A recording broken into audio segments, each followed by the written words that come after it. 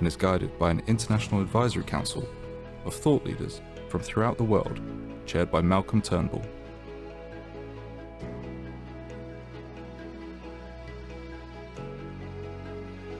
With the generous support of leading private sector donors, CAPRI overcame numerous challenges to become the first international non-governmental organization to be established in Taiwan in nearly 40 years. As the Asia-Pacific hub of the Reform for Resilience Commission since 2021, CAPRI recommends policy reforms as the world emerges from the pandemic. I'm really delighted to have this opportunity to join the CAPRI Advisory Board. I know the important work that has already been done in all matters related to resilience, namely health, but also the environment. And I'd like to share also some of my experience in dealing with this subject, so very much looking forward to our cooperation. CAPRI is also the first regional hub of the Partnership for Health System Sustainability and Resilience, a collaborative initiative under the World Economic Forum. With the Brookings Institution, CAPRI is examining democratic resilience across Asia-Pacific countries.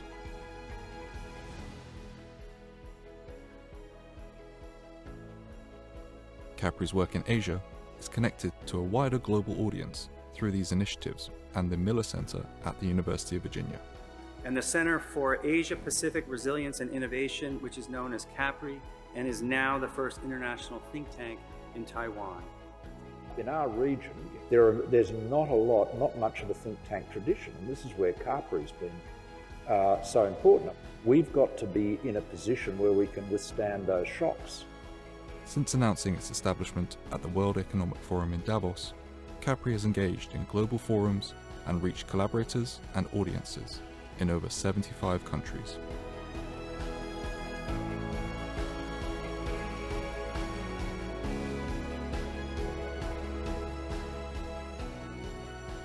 CAPRI's events so far have reached over 3,000 participants in person and online, and over 30 mentions in Chinese and English language media. With Taiwan as its base and partners in Europe and Asia Pacific, CAPRI is positioning itself to bring fresh perspectives to the region and the world. With a global network of supporters, CAPRI is aiming to increase international exchanges, conduct more advanced research, and cultivate interdisciplinary partnerships throughout the region to build a more resilient world.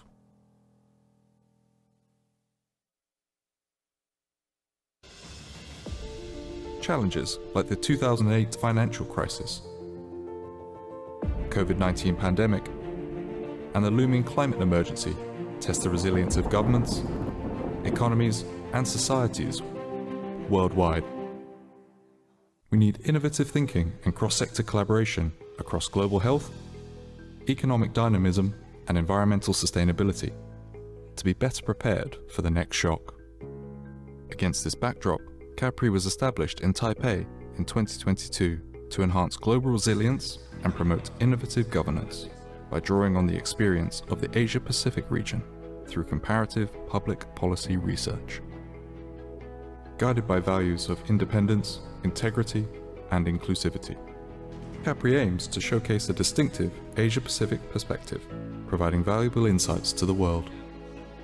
CAPRI is governed by a board of experts committed to evidence-based public policy analysis and is guided by an international advisory council of thought leaders from throughout the world, chaired by Malcolm Turnbull.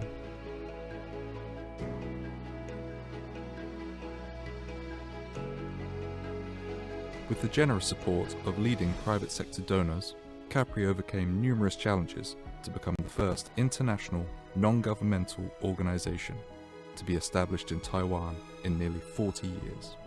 As the Asia-Pacific hub of the Reform for Resilience Commission since 2021, CAPRI recommends policy reforms as the world emerges from the pandemic. I'm really delighted to have this opportunity to join the CAPRI Advisory Board. I know the important work that has already been done in all matters related to resilience, namely health, but also the environment. And I'd like to share also some of my experience in dealing with this subject, so very much looking forward to our cooperation. CAPRI is also the first regional hub of the Partnership for Health System Sustainability and Resilience, a collaborative initiative under the World Economic Forum. With the Brookings Institution, CAPRI is examining democratic resilience across Asia-Pacific countries.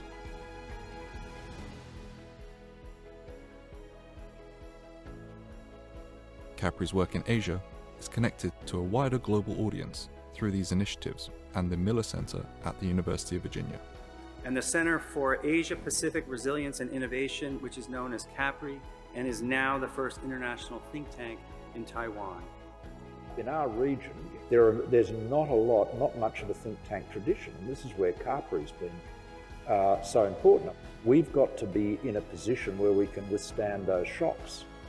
Since announcing its establishment at the World Economic Forum in Davos, CAPRI has engaged in global forums and reached collaborators and audiences in over 75 countries.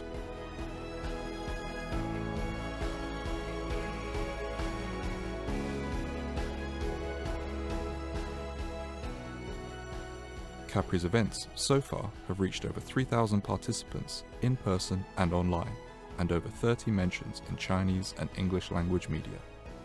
With Taiwan as its base and partners in Europe and Asia Pacific, CAPRI is positioning itself to bring fresh perspectives to the region and the world. With a global network of supporters, CAPRI is aiming to increase international exchanges, conduct more advanced research, and cultivate interdisciplinary partnerships throughout the region to build a more resilient world.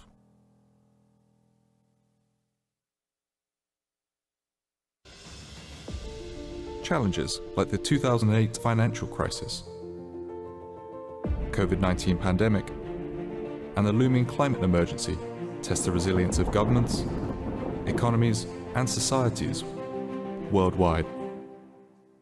We need innovative thinking and cross-sector collaboration across global health, economic dynamism, and environmental sustainability to be better prepared for the next shock.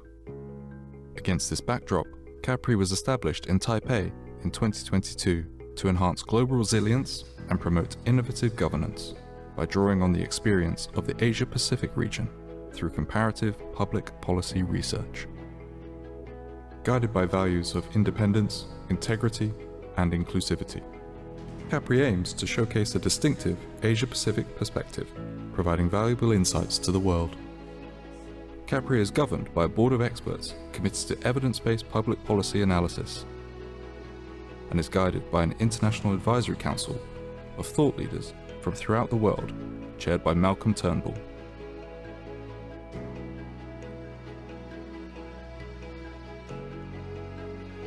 With the generous support of leading private sector donors, CAPRI overcame numerous challenges to become the first international, non-governmental organization to be established in Taiwan in nearly 40 years.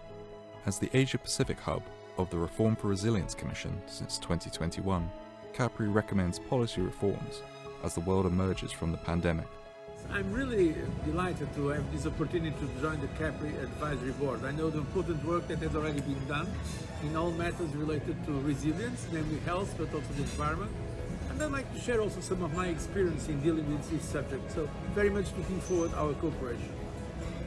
CAPRI is also the first regional hub of the Partnership for Health System Sustainability and Resilience, a collaborative initiative under the World Economic Forum.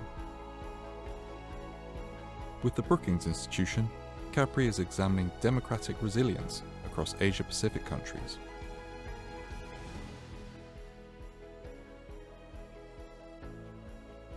CAPRI's work in Asia is connected to a wider global audience through these initiatives and the Miller Center at the University of Virginia. And the Center for Asia-Pacific Resilience and Innovation, which is known as CAPRI, and is now the first international think tank in Taiwan. In our region, there's not much of a think tank tradition, and this is where CAPRI's been so important. We've got to be in a position where we can withstand those shocks. Since announcing its establishment at the World Economic Forum in Davos, CAPRI has engaged in global forums and reached collaborators and audiences in over 75 countries.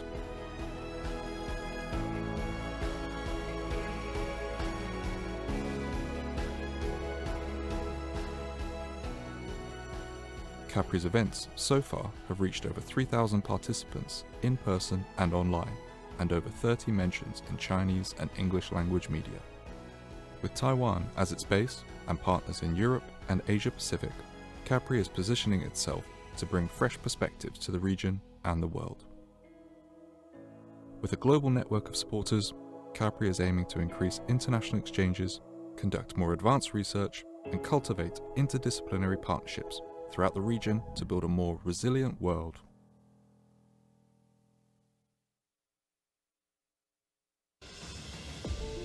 Challenges like the 2008 financial crisis, COVID-19 pandemic, and the looming climate emergency test the resilience of governments, economies, and societies worldwide. We need innovative thinking and cross-sector collaboration across global health, economic dynamism, and environmental sustainability to be better prepared for the next shock. Against this backdrop, CAPRI was established in Taipei in 2022 to enhance global resilience and promote innovative governance by drawing on the experience of the Asia-Pacific region through comparative public policy research. Guided by values of independence, integrity, and inclusivity, CAPRI aims to showcase a distinctive Asia-Pacific perspective, providing valuable insights to the world. CAPRI is governed by a board of experts committed to evidence-based public policy analysis and is guided by an international advisory council of thought leaders from throughout the world, chaired by Malcolm Turnbull.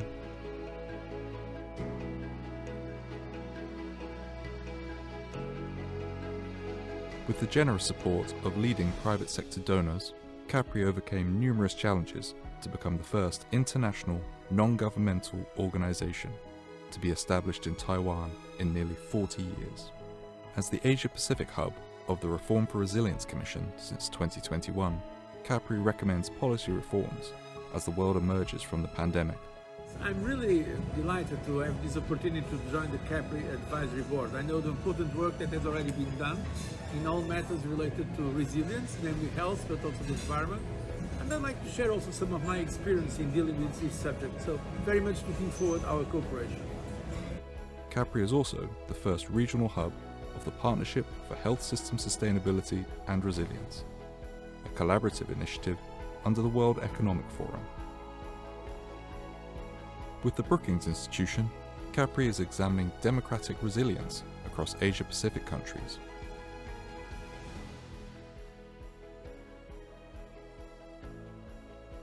CAPRI's work in Asia is connected to a wider global audience through these initiatives and the Miller Center at the University of Virginia. And the Center for Asia-Pacific Resilience and Innovation, which is known as CAPRI, and is now the first international think tank in Taiwan. In our region, there's not much of a think tank tradition, and this is where CAPRI's been so important. We've got to be in a position where we can withstand those shocks. Since announcing its establishment at the World Economic Forum in Davos, CAPRI has engaged in global forums and reached collaborators and audiences in over 75 countries.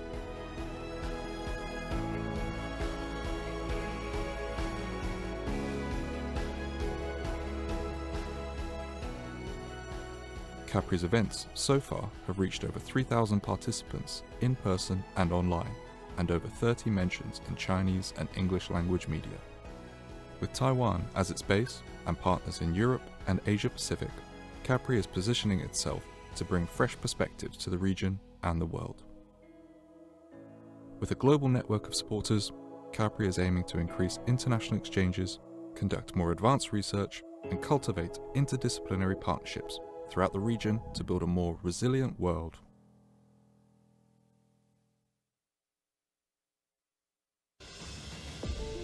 Challenges like the 2008 financial crisis, COVID-19 pandemic, and the looming climate emergency test the resilience of governments, economies, and societies worldwide. We need innovative thinking and cross-sector collaboration across global health, economic dynamism, and environmental sustainability to be better prepared for the next shock. Against this backdrop, CAPRI was established in Taipei in 2022 to enhance global resilience and promote innovative governance by drawing on the experience of the Asia-Pacific region through comparative public policy research. guided by values of independence, integrity, and inclusivity. CAPRI aims to showcase a distinctive Asia-Pacific perspective, providing valuable insights to the world. CAPRI is governed by a board of experts committed to evidence-based public policy analysis and is guided by an international advisory council of thought leaders from throughout the world, chaired by Malcolm Turnbull.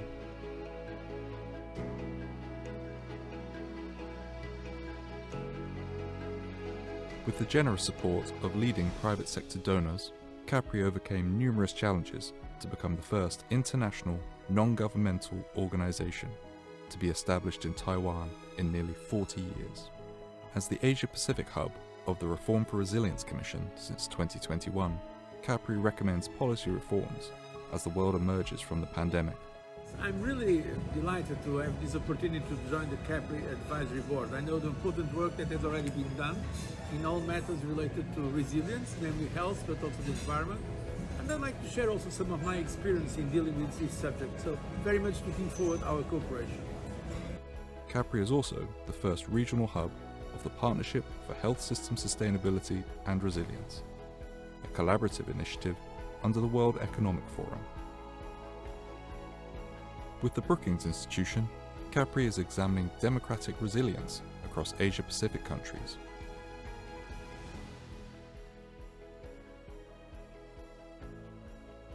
CAPRI's work in Asia is connected to a wider global audience through these initiatives and the Miller Center at the University of Virginia.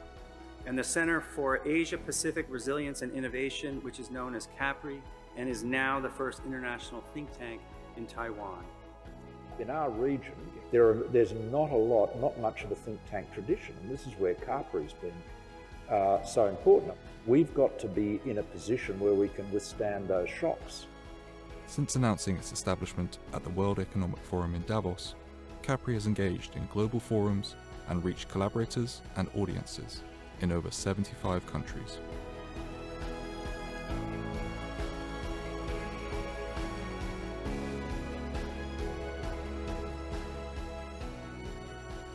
CAPRI's events so far have reached over 3,000 participants in person and online, and over 30 mentions in Chinese and English language media. With Taiwan as its base and partners in Europe and Asia Pacific, CAPRI is positioning itself to bring fresh perspectives to the region and the world. With a global network of supporters, CAPRI is aiming to increase international exchanges, conduct more advanced research, and cultivate interdisciplinary partnerships throughout the region to build a more resilient world.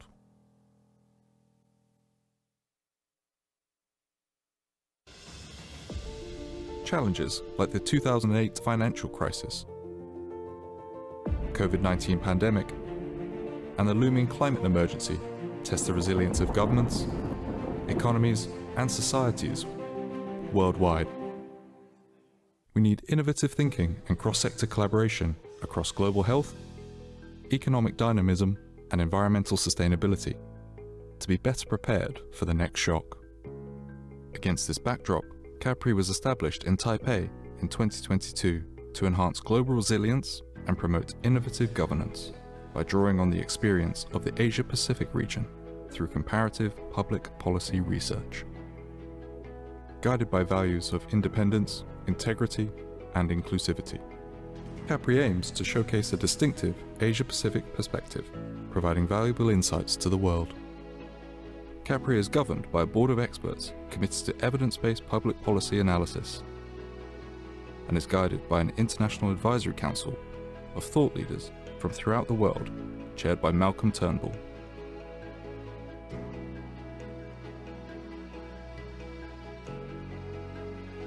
With the generous support of leading private sector donors, CAPRI overcame numerous challenges to become the first international, non-governmental organization to be established in Taiwan in nearly 40 years.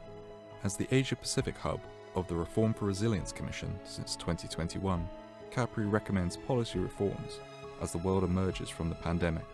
I'm really delighted to have this opportunity to join the CAPRI advisory board. I know the important work that has already been done in all matters related to resilience, namely health, but also the environment.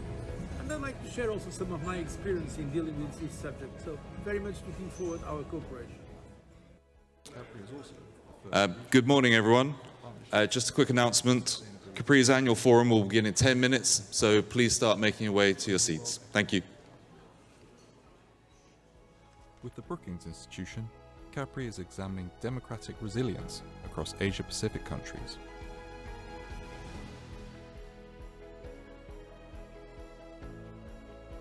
CAPRI's work in Asia is connected to a wider global audience through these initiatives and the Miller Center at the University of Virginia. And the Center for Asia Pacific Resilience and Innovation, which is known as CAPRI, and is now the first international think tank in Taiwan.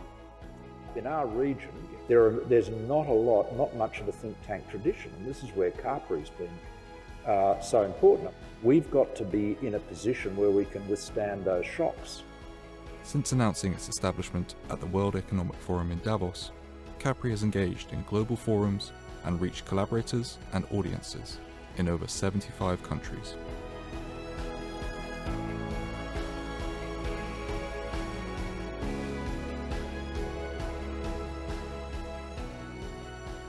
CAPRI's events so far have reached over 3,000 participants in person and online, and over 30 mentions in Chinese and English language media.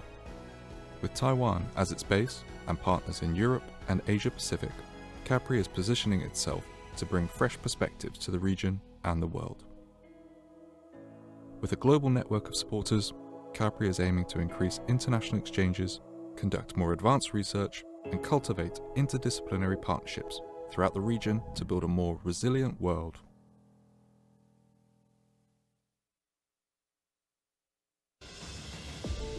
Challenges like the 2008 financial crisis, COVID-19 pandemic, and the looming climate emergency test the resilience of governments, economies, and societies worldwide. We need innovative thinking and cross-sector collaboration across global health, economic dynamism, and environmental sustainability to be better prepared for the next shock. Against this backdrop, CAPRI was established in Taipei in 2022 to enhance global resilience and promote innovative governance by drawing on the experience of the Asia-Pacific region through comparative public policy research. Guided by values of independence, integrity, and inclusivity, CAPRI aims to showcase a distinctive Asia-Pacific perspective, providing valuable insights to the world. CAPRI is governed by a board of experts committed to evidence-based public policy analysis and is guided by an international advisory council of thought leaders from throughout the world, chaired by Malcolm Turnbull.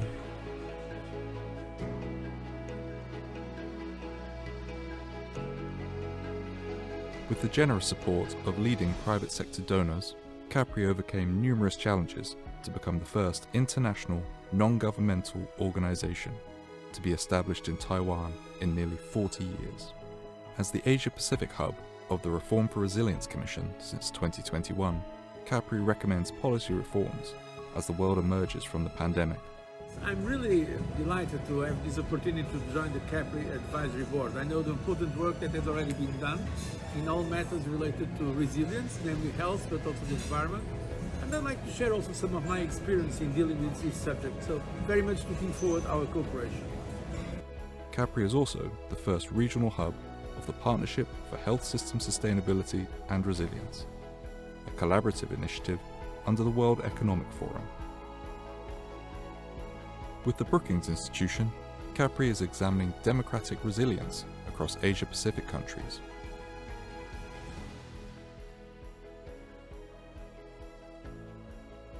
CAPRI's work in Asia is connected to a wider global audience through these initiatives and the Miller Center at the University of Virginia. And the Center for Asia Pacific Resilience and Innovation, which is known as CAPRI, and is now the first international think tank in Taiwan. In our region, there's not much of a think tank tradition, and this is where CAPRI's been so important. We've got to be in a position where we can withstand those shocks. Since announcing its establishment at the World Economic Forum in Davos, CAPRI has engaged in global forums and reached collaborators and audiences in over 75 countries.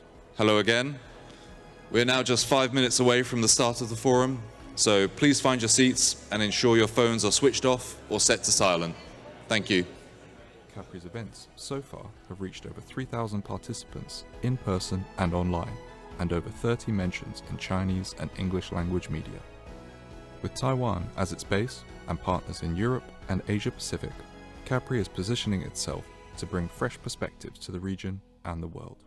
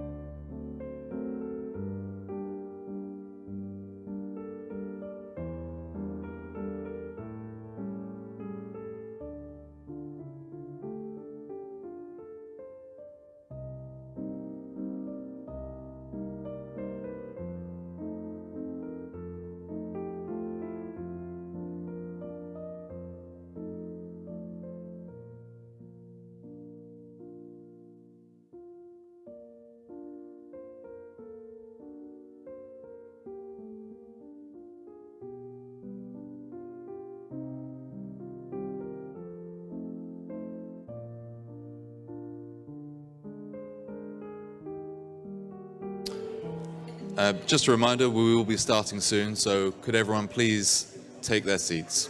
Thank you.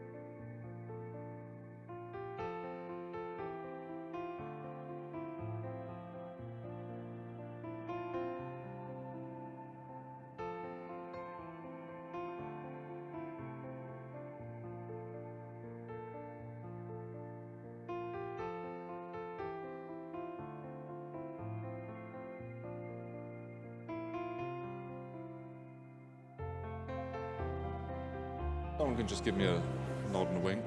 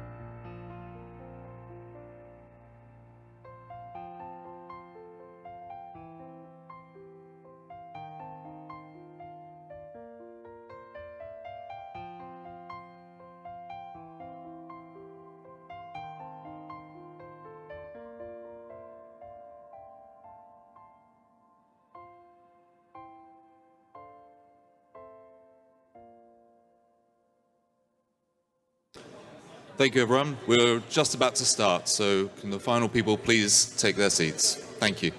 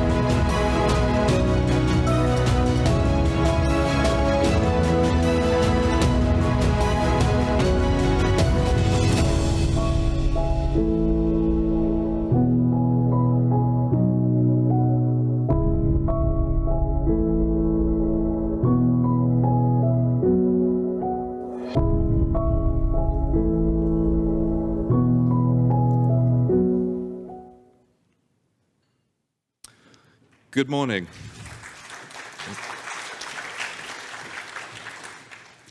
Good morning. Welcome to today's public forum hosted by the Center for Asia-Pacific Resilience and Innovation, co-hosted by Bloomberg, Commonwealth, and the Partnership for Health System Sustainability and Resilience.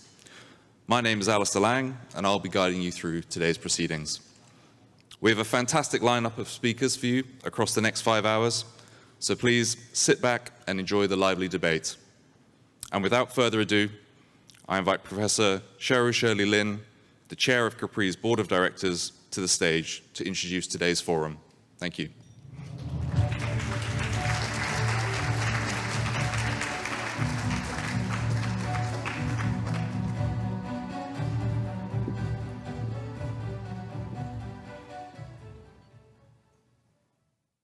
Good morning. That's great. Everyone's awake.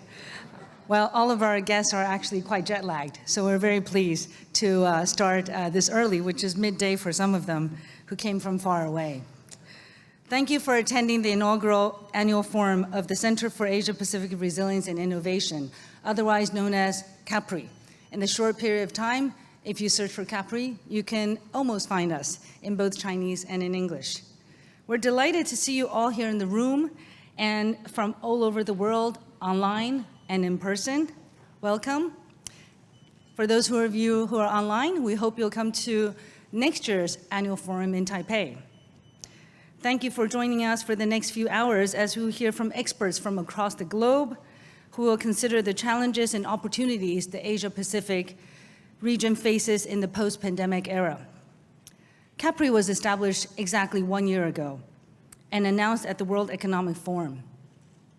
This annual forum not only marks our achievements over the last year, but also our fourth event as a nonprofit, nonpartisan, independent research organization focused on enhancing global resilience, promoting innovative governance, drawing from the experiences of the Asia-Pacific. 3 years after the world was first shaken by the COVID-19 pandemic, government, businesses, and the public are attempting to return to normalcy.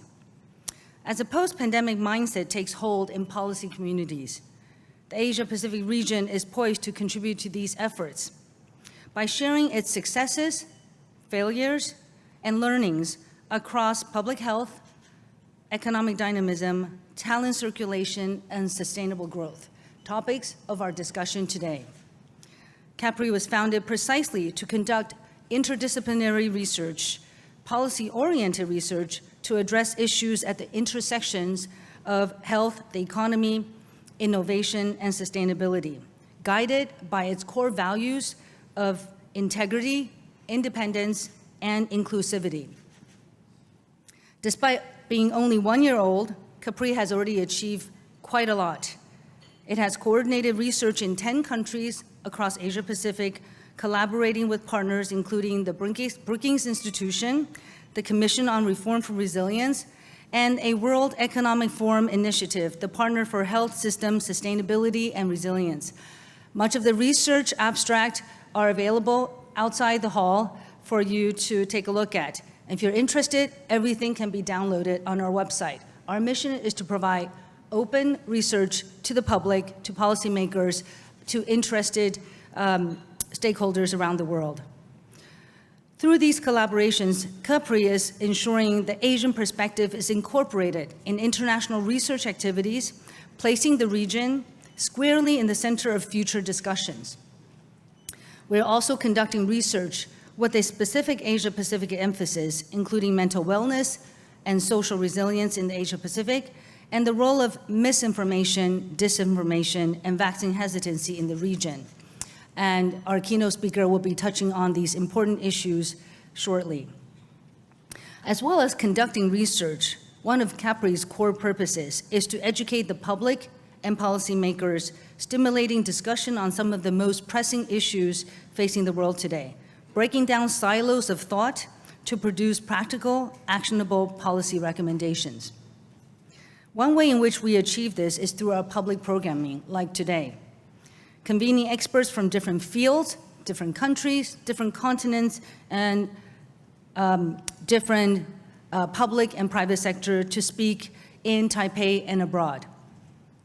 In 2023 alone, this is our fourth major public event. The year started with Matt and Ying Pottinger speaking here about the origins of COVID-19 and management of the pandemic, drawing on both of their experiences in advising the US government in early 2020.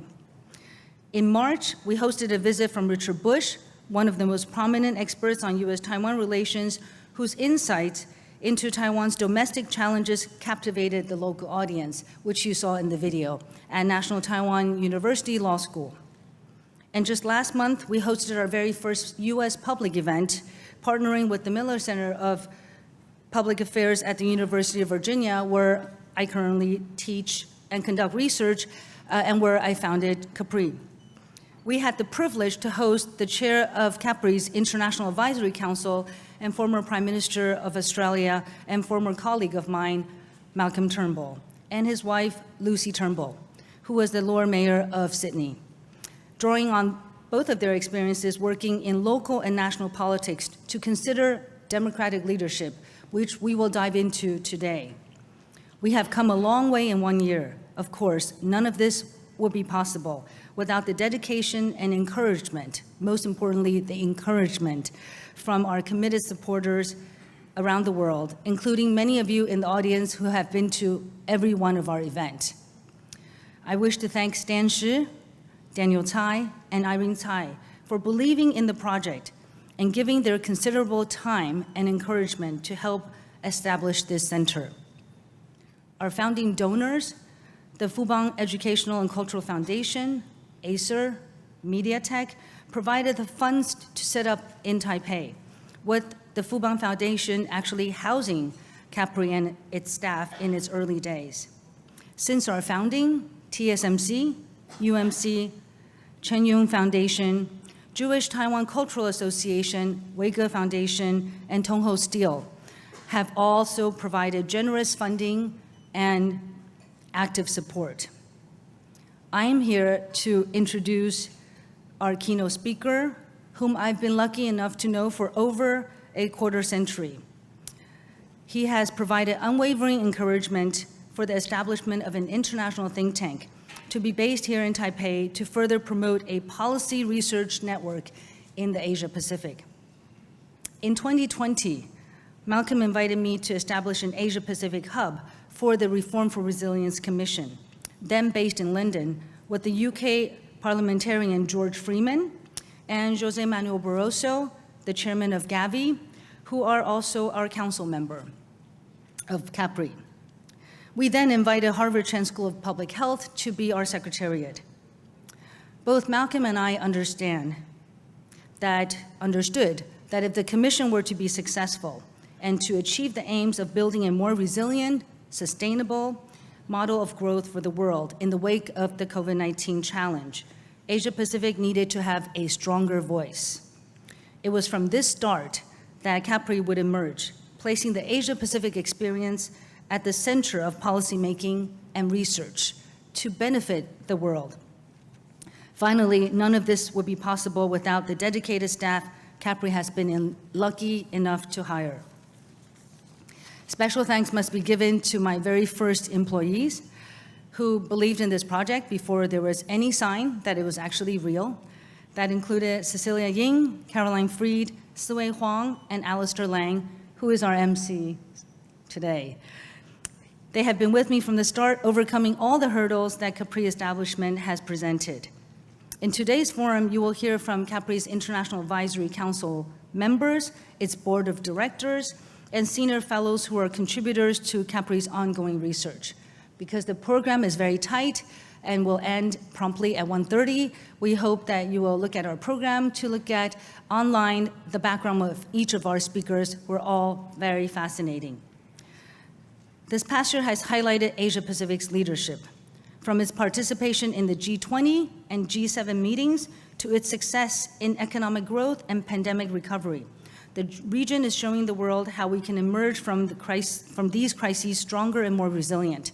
For these important gatherings, CAPRI has put out statements in conjunction with other organizations to put out, again, the Asia Pacific voice. As policymakers move beyond the COVID-19 pandemic, our annual forum is showcasing both the achievement and work that still needs to be done to build more resilient societies. Across 6 sessions today, you will learn about the pressing challenges to Asia-Pacific in resilience, with our experts offering not just the problems, but potential solutions as the region emerges from this latest crisis and prepares for future ones, which will surely come. And like the phoenix, both Asia and the world can rise from the ashes of the pandemic to build a more resilient, sustainable future for now and generations to come. I'd like to welcome my dear friend, Malcolm Turnbull.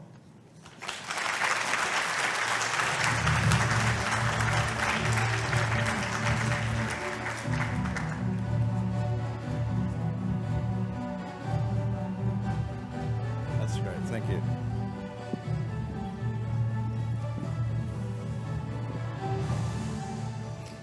Well, thank you, Shirley Lynn, for your characteristically wise and warm introduction, and for your vision in establishing the Centre for Asia-Pacific Resilience and Innovation, CAPRI. And I want to echo Shirley's thanks to CAPRI's supporters, advisors, and researchers. I believe this think tank can play a vitally important role in our region, and its location here in Taipei is of enormous significance. Taiwanese perspectives and experience are more important than ever.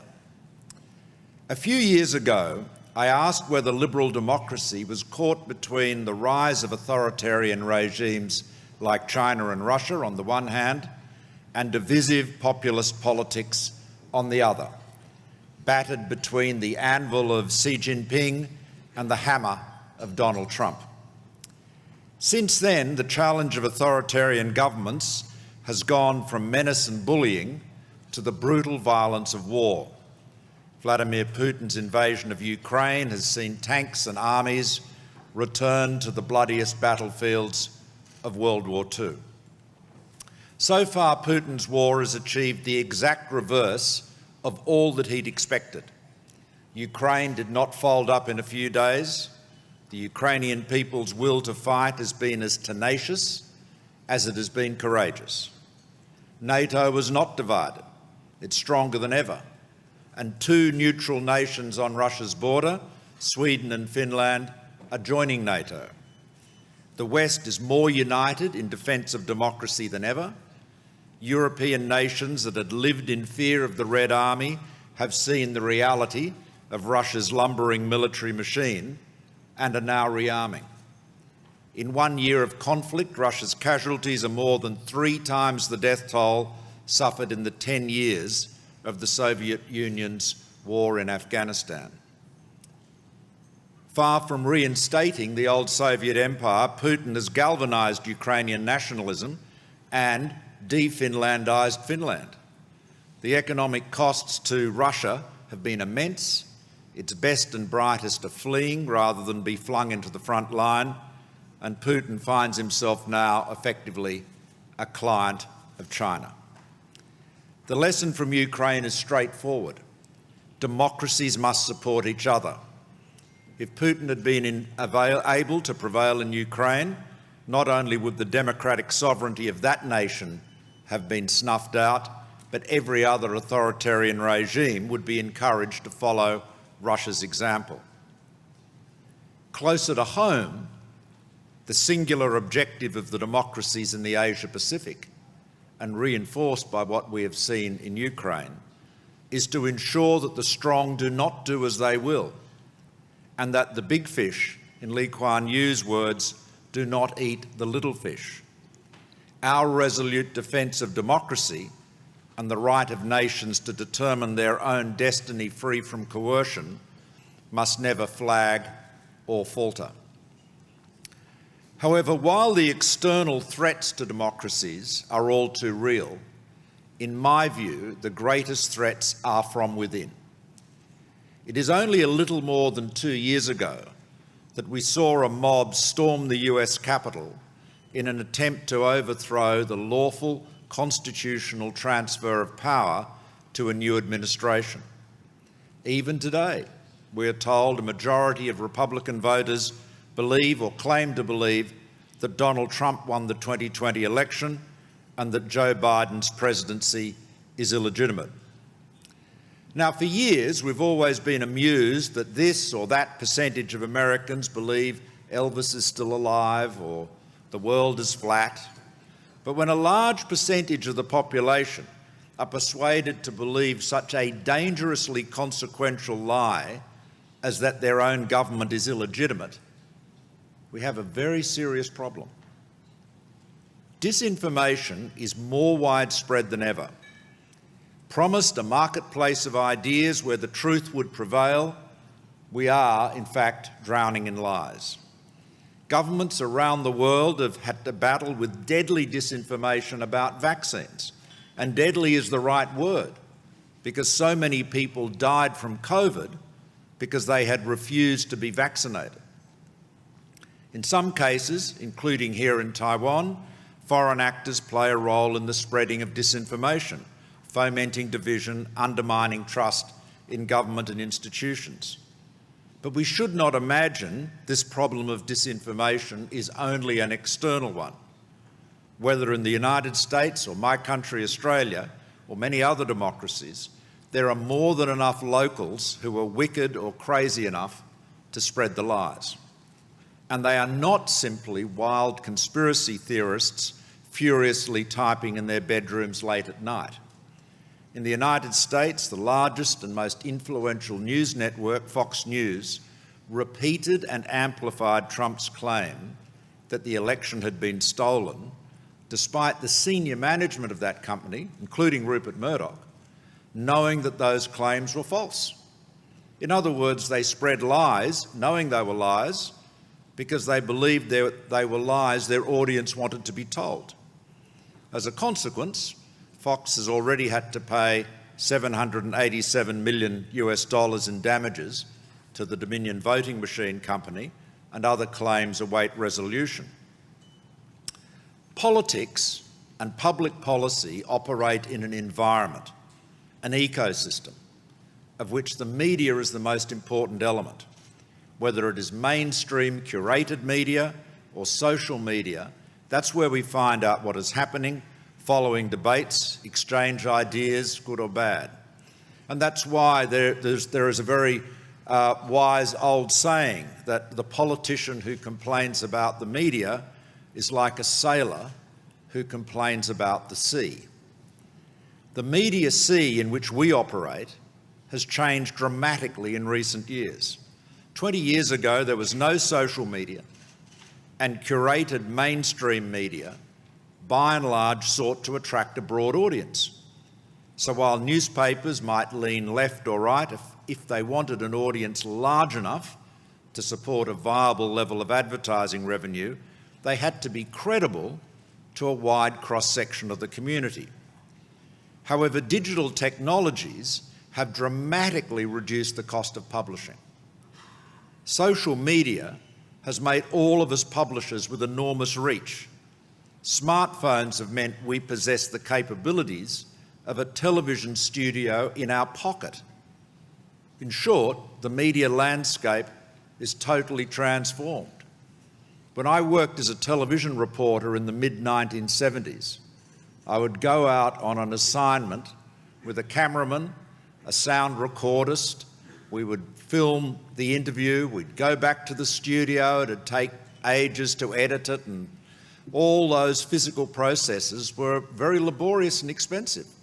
Nowadays, you see reporters on the road, literally armed with their smartphone, streaming live onto the air.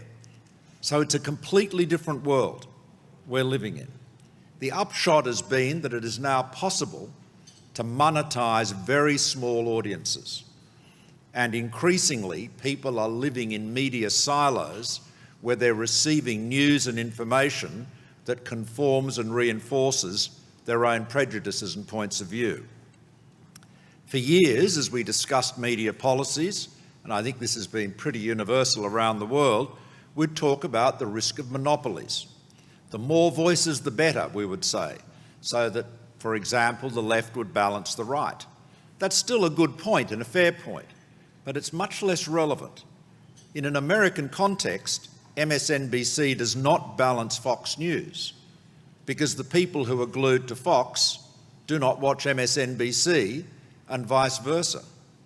At the same time, as competition for the attention of viewers, eyeballs, becomes more intense, both mainstream media channels and social media platforms seek to increase engagement by riling people up. So much news today is angertainment, and this is delivered both by the algorithms that determine your feed on YouTube or Twitter or Facebook, and by the producers, frankly, of many news channels. The consequence is that society becomes more divided, more angry, and less capable of resolving issues at the centre. Now, every democracy is different, but I think the United States is the best and best known example of this problem. There is no question that today that country, the democracy on whose stability all of us rely, is more divided than it has ever been since the Civil War, nearly 160 years ago. In politics, disunity is death, as we say in Australia, or as Lincoln himself said, a house divided against itself cannot stand. So what is to be done? How do we make our democracies resilient in the face of this challenge? We have to stand up for truth and call out lies for what they are. There used to be a received wisdom in politics that you shouldn't respond to wild and outrageous claims lest you give them oxygen, greater salience.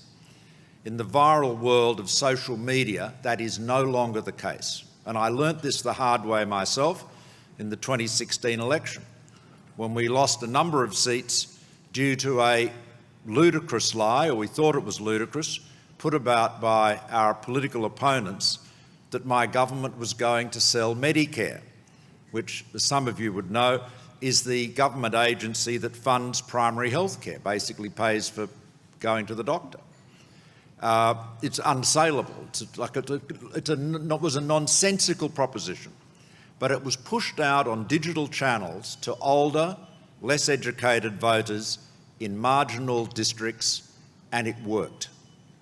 So the answer is that when lies are told, no matter how crazy, they have to be corrected and rebutted with great energy and speed. Our Electoral Commission in Australia, for example, has been very active doing that to counteract various lies and conspiracy theories designed to undermine faith in our electoral system. They use every digital channel and act immediately, quite unlike the usual stately government response, which, as all of us who've worked in government know, normally takes days, if not weeks. But that type of dynamic response, using what I call a whack-a-mole approach to falsehoods, really worked. Similarly, dynamic approaches have worked with respect to disinformation about COVID and vaccines. But this can't be left to governments alone.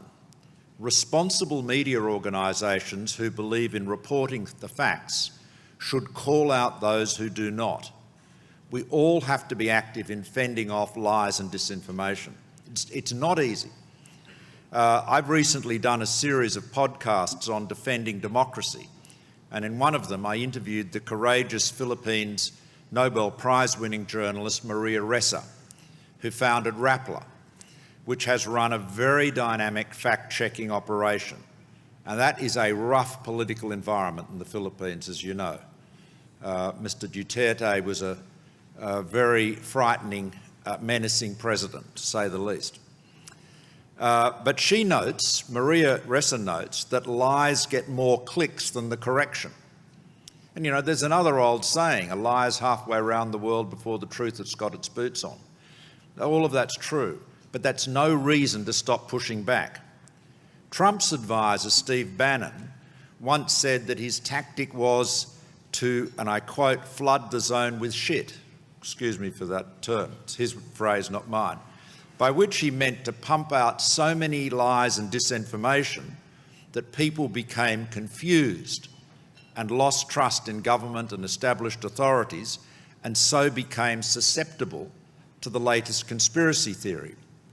Well, the answer to that, as my friend Theresa May said to me on another podcast recently, is to flood the zone with facts.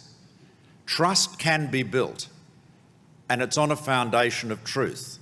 3 T's: truth and transparency build trust. And that's true whether you're in government or in business or in any line of work. Truth and transparency. Tell the truth, be transparent so people can see the basis for what you're saying and why it is correct, and that will build trust. And that's where those governments that had trust, built trust in their communities, as I believe our governments did in Australia and your government here in Taiwan did, had much better outcomes with COVID management, managing the pandemic, than those jurisdictions where governments were not trusted. Now, advertisers also have responsibility. If a news or social media platform is peddling lies and disinformation, don't advertise on it. And if you're a consumer and a particular company is advertising on a television channel that's peddling lies, tell them you won't buy their products. And this works. One particularly extreme and misogynistic radio commentator in Australia lost his job because advertisers didn't want to be associated with him. And even though he had plenty of listeners, they weren't paying the bills. So the basically consumer action, advertiser action held him to account. Now finally, institutions and electoral systems really matter. In my view, politics in a democracy is most effective when the debate or the contest is conducted at the centre. That's where most of the people are. And it also means cooperation and compromise are most likely to be achieved. The media environment has increasingly pushed politics in many democracies to the extreme. Again, the US is the best, or if you like, worst example. It's not helped by their voting system, which entrenches the 2 big parties, so that in most cases the contest that determines whether someone is elected to Congress is not the general election, but rather the party primary. Now, we have largely avoided that problem in Australia because for a century we have had 3 distinct features in our electoral system. In our parliamentary system, electorate boundaries, district boundaries, are drawn by an independent electoral commission. So there's no gerrymandering. The politicians can't draw their own boundaries. Secondly, we have compulsory voting. All Australians over 18 have to be on the electoral roll and have to vote. We estimate that of all Australians over the age of 18, 97% are on the roll. And the Electoral Commission's looking for the other 3%, I can assure you. Our turnout is typically about 93%. And that means candidates do not have to run off to the extreme to rile up their base to get them out to vote. And Australians do have a very strong sense of civic responsibility in voting. In end of 2017, when I was PM, we held a national plebiscite on whether we should legalise same-sex marriage. It was a very difficult and divisive political issue. And it was entirely voluntary, absolutely voluntary, postal ballot. 80% of people chose to vote in a completely voluntary ballot. And 62% voted yes, so it was legalised. Now, thirdly, we have preferential or ranked choice voting, and I think in many respects this is the most important thing. So if, for example, there are 4 candidates for a position, a seat in Parliament, you have to number them 1 through 4, 1, 2, 3, 4, or 4, 3, 2, 1. You can number them whichever way you like, but you have to fill in all the squares. Now, this makes it much easier for independents to win. And this was the most interesting feature of the election last year, where there was a change of government. That's obviously important, but what happened with these independents was the most significant. My party, the Liberal Party, is, despite its name, the centre-right party, equivalent of the Conservatives in the UK.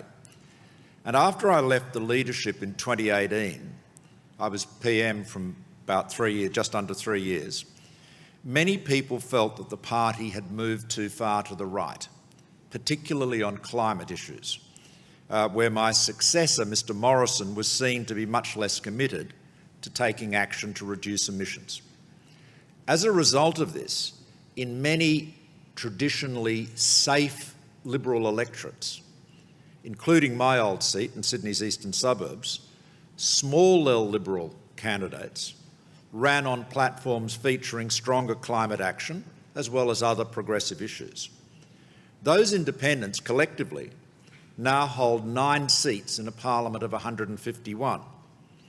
All of them are women, and all of those seats had been super safe, large L Liberal seats.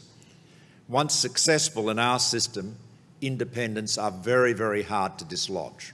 They generally only leave the seat when they, choose to or die.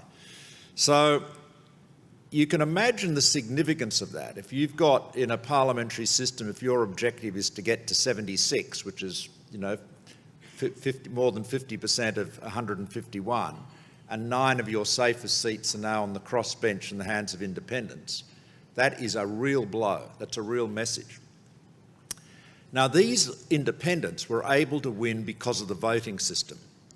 Typically, the incumbent, large L Liberal candidate's primary vote dropped from over 50% to around 40%.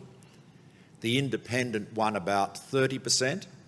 And then, when preferences were distributed from, say, the Labor Party, the Greens and other parties, they won on the fully distributed votes, what we call the two-party preferred votes. Now, interestingly, in the United States, the 2 jurisdictions where they have ranked choice voting at a national level are Alaska and Maine, 2 very small states. But they are nonetheless, their Republican representatives are much more centrist than they are anywhere else.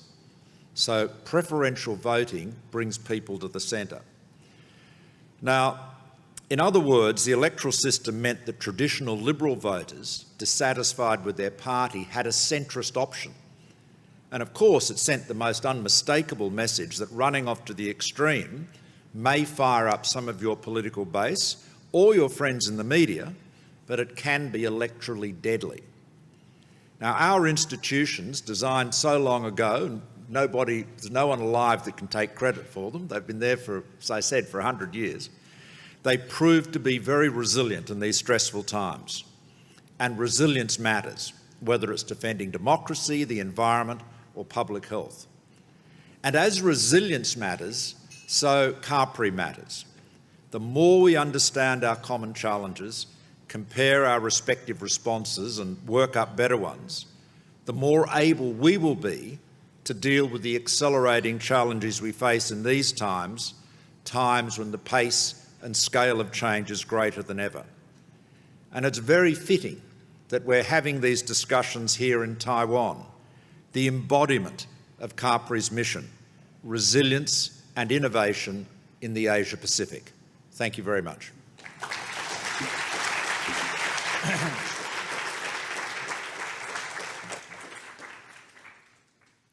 Thank you, Mr. Turnbull. I'd like to take this moment to tell our in-person audience about the QR codes on the back of your lanyards. The top code will direct you to our feedback form, where we'd love to hear your thoughts on today's events, so CAPRI can continue to provide interesting and informative public events in Taipei and beyond. The bottom code will direct you to the CAPRI website, where you can find details of our events, research, and plans for 2023.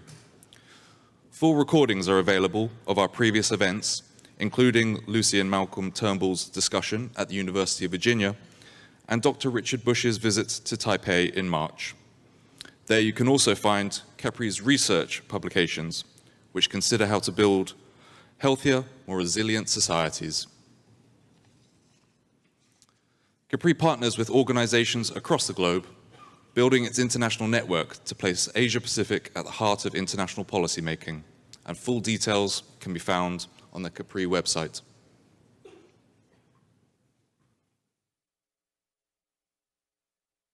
And now I wish to introduce our first panel.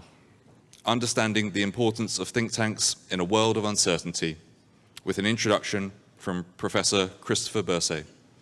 I invite the panelists to the stage for a photo, followed by opening remarks.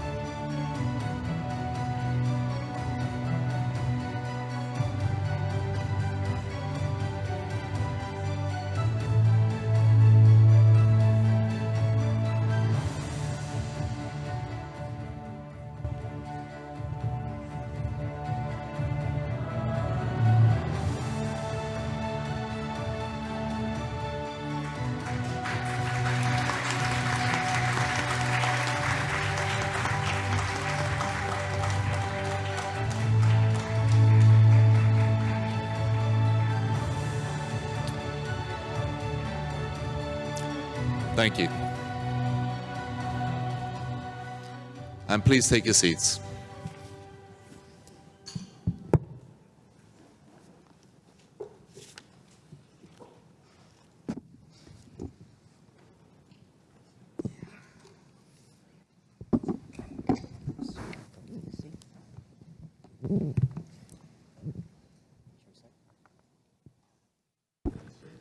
Okay, good morning, everyone. Morning. I would have wanted to greet you in Chinese, but I don't want to make fun of myself. I haven't practiced, so let me just greet you in Filipino. No? Isang mapagpala at mapagpalayang araw po sa ating lahat. In English, it's a nurturing and liberating morning to us all.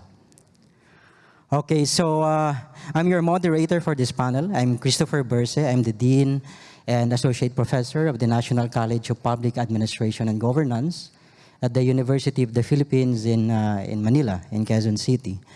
And I work primarily in the area of disaster risk management, climate action, crisis management, and policy mobilities. And we're lucky to have with us today for this panel, of course, a distinguished, panelists, panel of experts, and starting off with here to my left, Sanjoy Joshi, who is the chairman and CEO of Observer Research Foundation, ORF, which is the 20th, ranked 20th globally among think tanks in the world, including US think tanks, so, and number 2 in Asia. And of course, that's because of Sanjoy's leadership.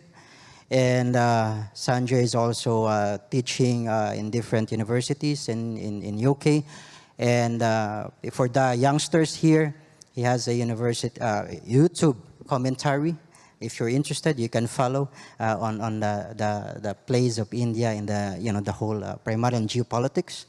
And next to him is of course Harry Harding, maybe a familiar face to us all here.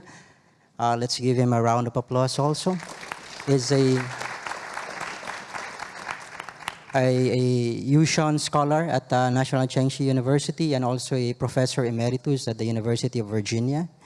And he's one of our well-published and well-respected scholars on Asia and Asian-US relations. So, Harry, here for you. He is also working on an upcoming book to tracing the relationship between U.S. and China from Clinton to Trump. So better watch out for that. Maybe you can talk to him afterwards. And last but not the least, we have Alicia Garcia Herrero. Oh, yeah.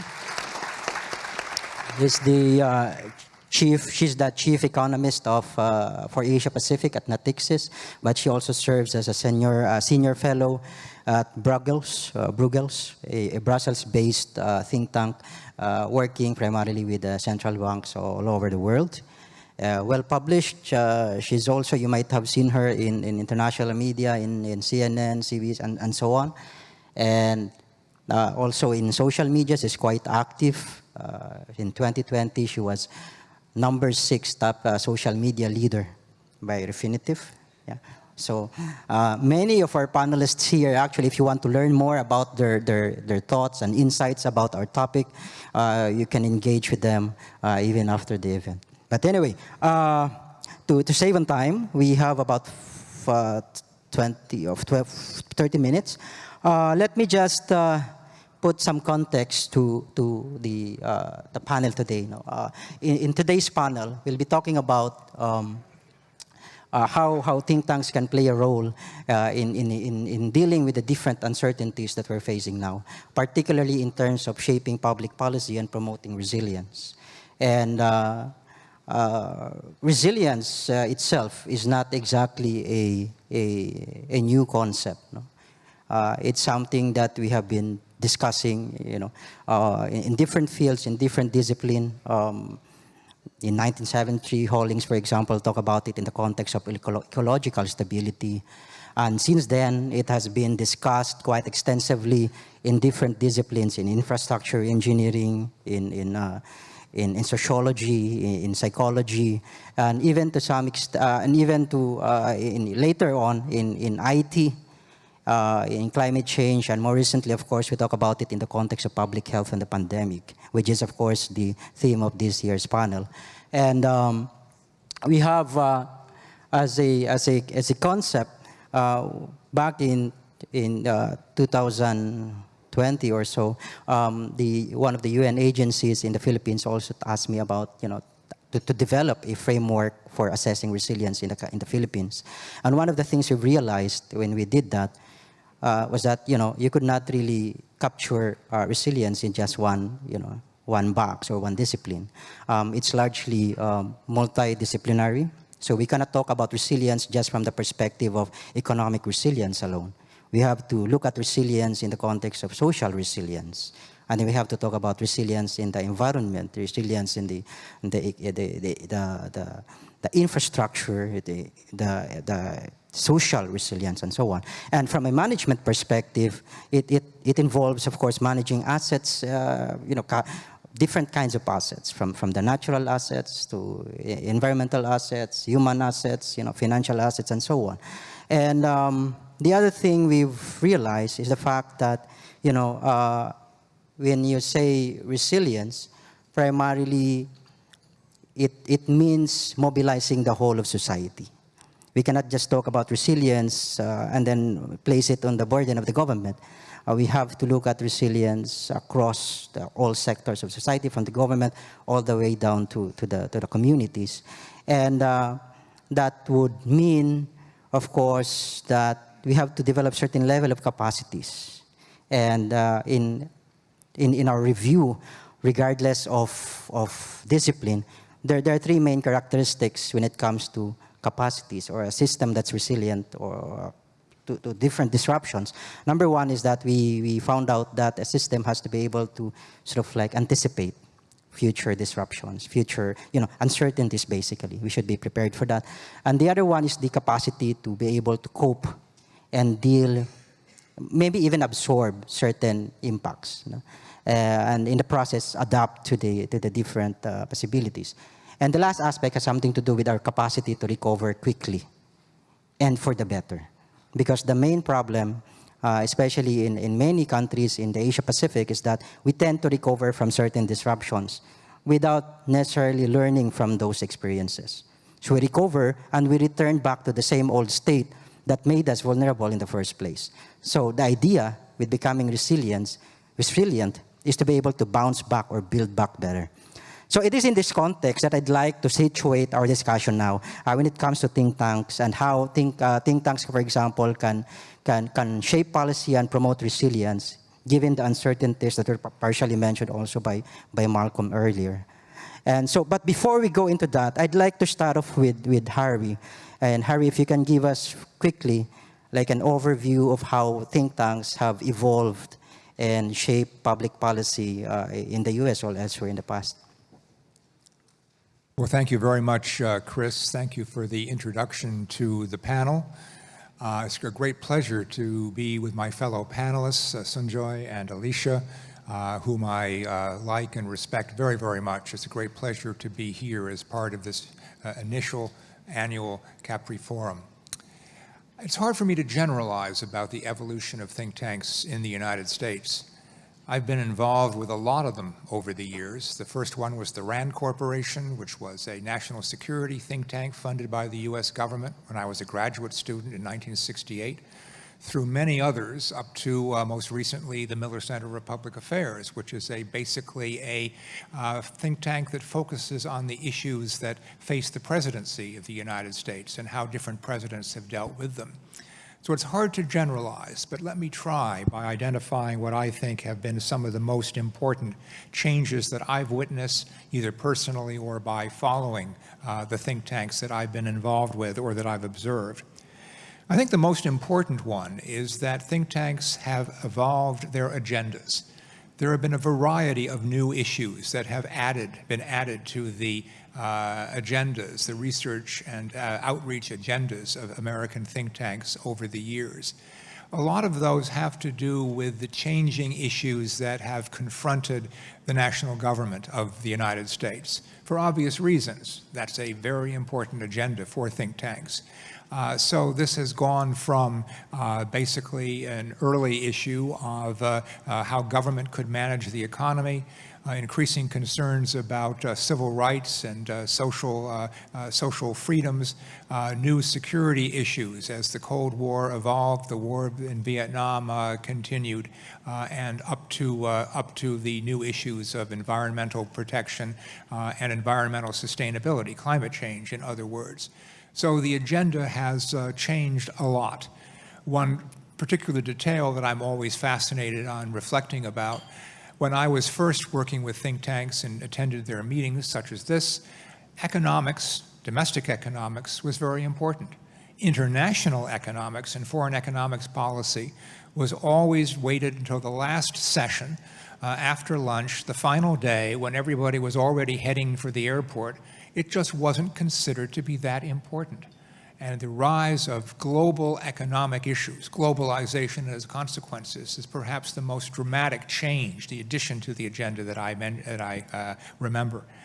The second one is that think tanks in the United States have become more political, more partisan, and more ideological over the years. My first serious think tank experience was working in a long-term appointment at the Brookings Institution. It had the reputation of being a democratic think tank. That's Democratic, capital D, Democratic Party. It had the reputation of being liberal. I, at that point in my young life, was a Republican. I didn't consider myself to be that liberal. And so I had great doubts about joining this think tank that I might not agree with. So I was on the alert in the interviews. If anybody asked me, what is your political party affiliation? That would have been a no-go for me. Had anybody asked me, I would have seriously rejected the position. I was even on the alert for people asking me questions, okay, Harry, you're a China specialist. What should our China policy be? In other words, are we going to agree with what you write? That was another red line. They never asked. The question they asked is, if you come here, what would you like to do research about?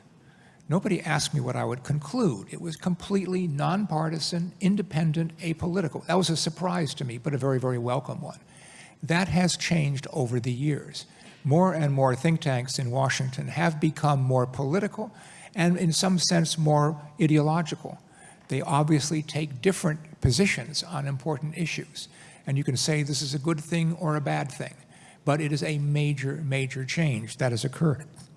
Third and finally, is the change in the media through which think tanks in the United States express their recommendations and their analyses.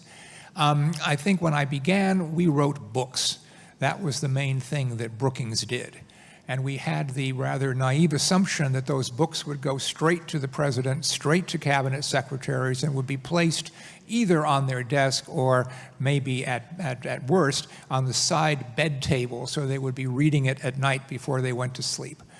Unfortunately, we eventually discovered that busy policymakers do not have time to read long books. especially long and detailed ones of the sort that Brookings put out. We found, and this was in the years before Amazon, that we were selling books, obviously not through online bookstores like Amazon, but through real brick-and-mortar bookstores. But the main sets of bookstores to which our books were sold to our readers were university bookstores, which meant that much to our dismay, it sounds better now to me than it did at the time, we were basically writing very classy high school textbooks. That's not what we had in mind. So like many others, we changed our media and we began to think about shorter opinion pieces. We began to have meetings for the general public, not just press conferences, with all respect to our press journalistic friends here, not just press conferences where we would report on our research. And of course, later to podcasts, to various online ways of reaching audiences. So I'd like to put it this way. We went from being typing fingers or writing hands to talking heads. And now I think Sanjoy has taught me to say, you should say hashtag publicist, you could say. That's been another major change. So I think that there will be changes that will continue as the agenda changes in particular, and as changes in the media change as well. So the continuing, ongoing story of American think tanks is not yet concluded. Thank you. Thank you for that, Harry. On that note, let me ask Alicia, because I don't want the economic expert to be the last. Can you share us a bit about your experience working with Bruegels and some of the maybe success stories in shaping policy, working with central banks and so on? Thank you, Chris. This is a challenge because I'm going to talk actually going further as to what Harry just said on the value chain of think tanks. This is, I guess, something that the audience will relate given your role in the semiconductor value chain. But this is about think tanks, and this is what I think Taiwan really needs. And this will be the last point of our panel. But before, I need to convince you that you really need this. And I'm going to do that. I just had to go through the long list of think tanks I've been involved in and what are the differences between them. And I happen to be involved in 3 think tanks which are university-based, because we kind of thought all of the think tanks are just think tanks. It so happens that universities also have research institutes, policy-related research institutes. So the East Asia Institute at NUS, Hong Kong, University of Science and Technology has quite a few think tanks research, policy research think tanks, Cornell. All of these are great venues to transform research into policy ideas. But the reality is that they tend to transform their own research. So it remains slightly silo because, and I'm not saying it's not useful, but it's the first step of the value chain of think tanks. A first step that then actual think tanks without university affiliations develop further. And that's, the example of several others. I'm involved in a China-centric, actually, quite interesting, China-centric think tank in Berlin. And of course, more of a security one in Spain, and Bruegel, which is your question. And I want to dwell on Bruegel because I think it can be quite inspiring for CAPRI. And why is it the case? It's because Bruegel had the same challenges that, in a way, CAPRI is facing, because it started as a dream of European nations being less nations and more European. And in a way, the idea here is, and it was all about civil society, kind of downplay a little bit the sovereign states and talk to people. What do you need? And take research from universities and research-related think tanks or policy research centers and convert it into something that people can understand all over Europe, and by the way, all over the world, because by now Bruegel has around 100,000 subscribers. and half of them are outside of Europe. So the whole idea was to get all of these 28 countries to share views and then bring those European views already to the world and the world to Europe. Was it easy? No. And why wasn't it easy? Because, Harry, you're talking about how more political think tanks are in one country. Just imagine in 28 countries. Yeah? I mean, the push of the sovereign to kind of, which by the way, finance Bruegel. So, you need to make sure that all of these sovereign don't overdo what Bruegel was trying to do. And that's hard. And the second thing is you don't want to be dominated by technicians. You know what I mean? Technicians. Ideas that nobody understands. So you need to transform that to be understood all over the place, which is not easy. So communications is key. No more books, although books need to be read, by the way, for the hashtag. You cannot just hashtag if you don't read the books. Somebody has to read those books. That's the role of think tanks. So you can't remain shallow. You need to go deep and back to what people can understand. That's, in my view, the role of the think tanks, independence, and finally, be quick. And I think the pandemic showed us how important think tanks are to come to policy options that everybody needs. So for me, think tanks have become more important than ever because our problems have become more urgent than ever, quicker than ever. This is not only public health, obviously public health, but also technology. How fast is now ChatGPT into our lives and nobody understands what the impact is going to be? So no matter how much basic research or social research in the case of that specific problem can do, we need think tanks to react very quickly, possibly not with a national view, but with a global view, at least a regional view in the case of Asia. So that would be all from my side. Thank you. Okay, thank you, Alicia. Thank you for that. Sanjoy, can you share with us some of the good experiences you've had, success stories you've had with ORF? Thanks, Chris, and Lisa, it's a pleasure being back in Taipei after the pandemic for the first time, thanks to you. And being part of CAPRI has been a great experience for me. Chris, your question about success. Success is relative. Many times, I'd like to paraphrase that with a statement saying, success often is not a matter of who you are or what you are. Success very often is a matter of where you find yourself to be at a particular point of time. And with regard to ORF, for whatever we have done, we've achieved or not achieved, let me get into take Harry's point as to how think tanks evolved in India. It's a different story. In India, there were no think tanks. There were a few shark tanks which were run by the political parties, but no think tanks really. Then 1990 became 1990 at the same time, which is a very important year for, I think, a decade for Taipei, Taiwan. For India also, India was going through a crisis. We had a severe balance of payments crisis. We had a weak government in power. We could not build consensus.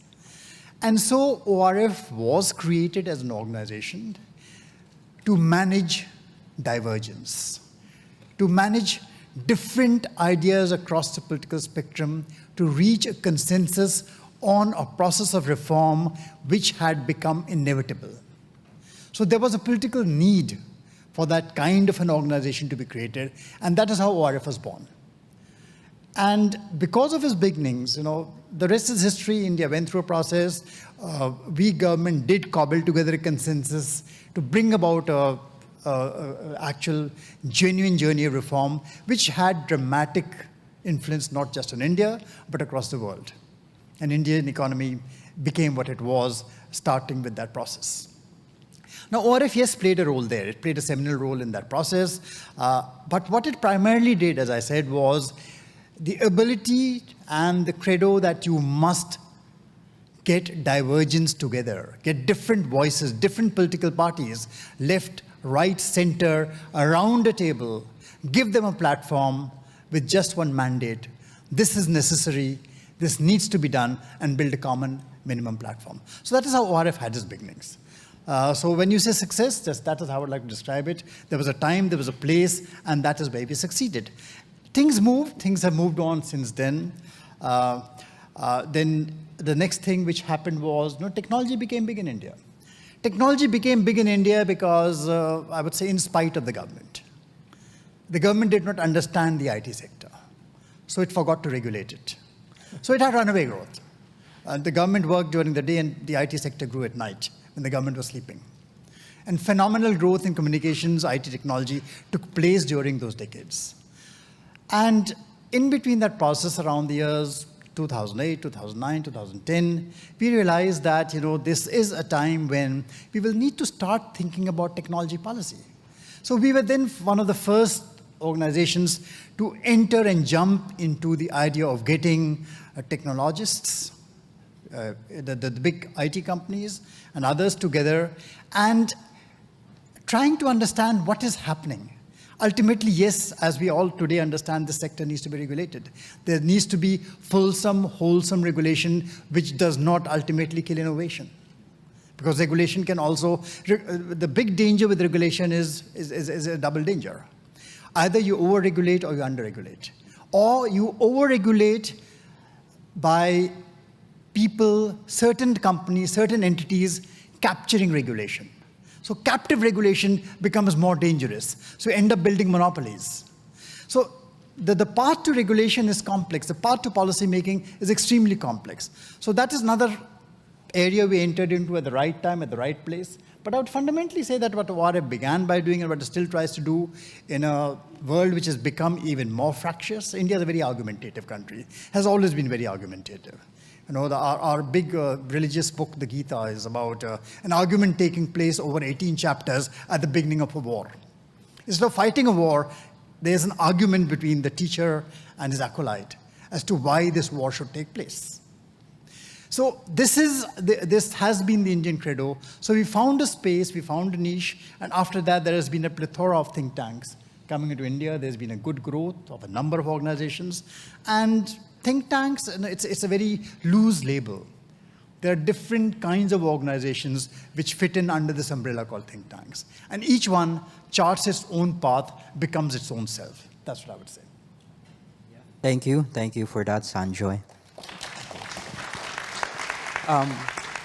You mentioned already some challenges that the think tanks have encountered over the years.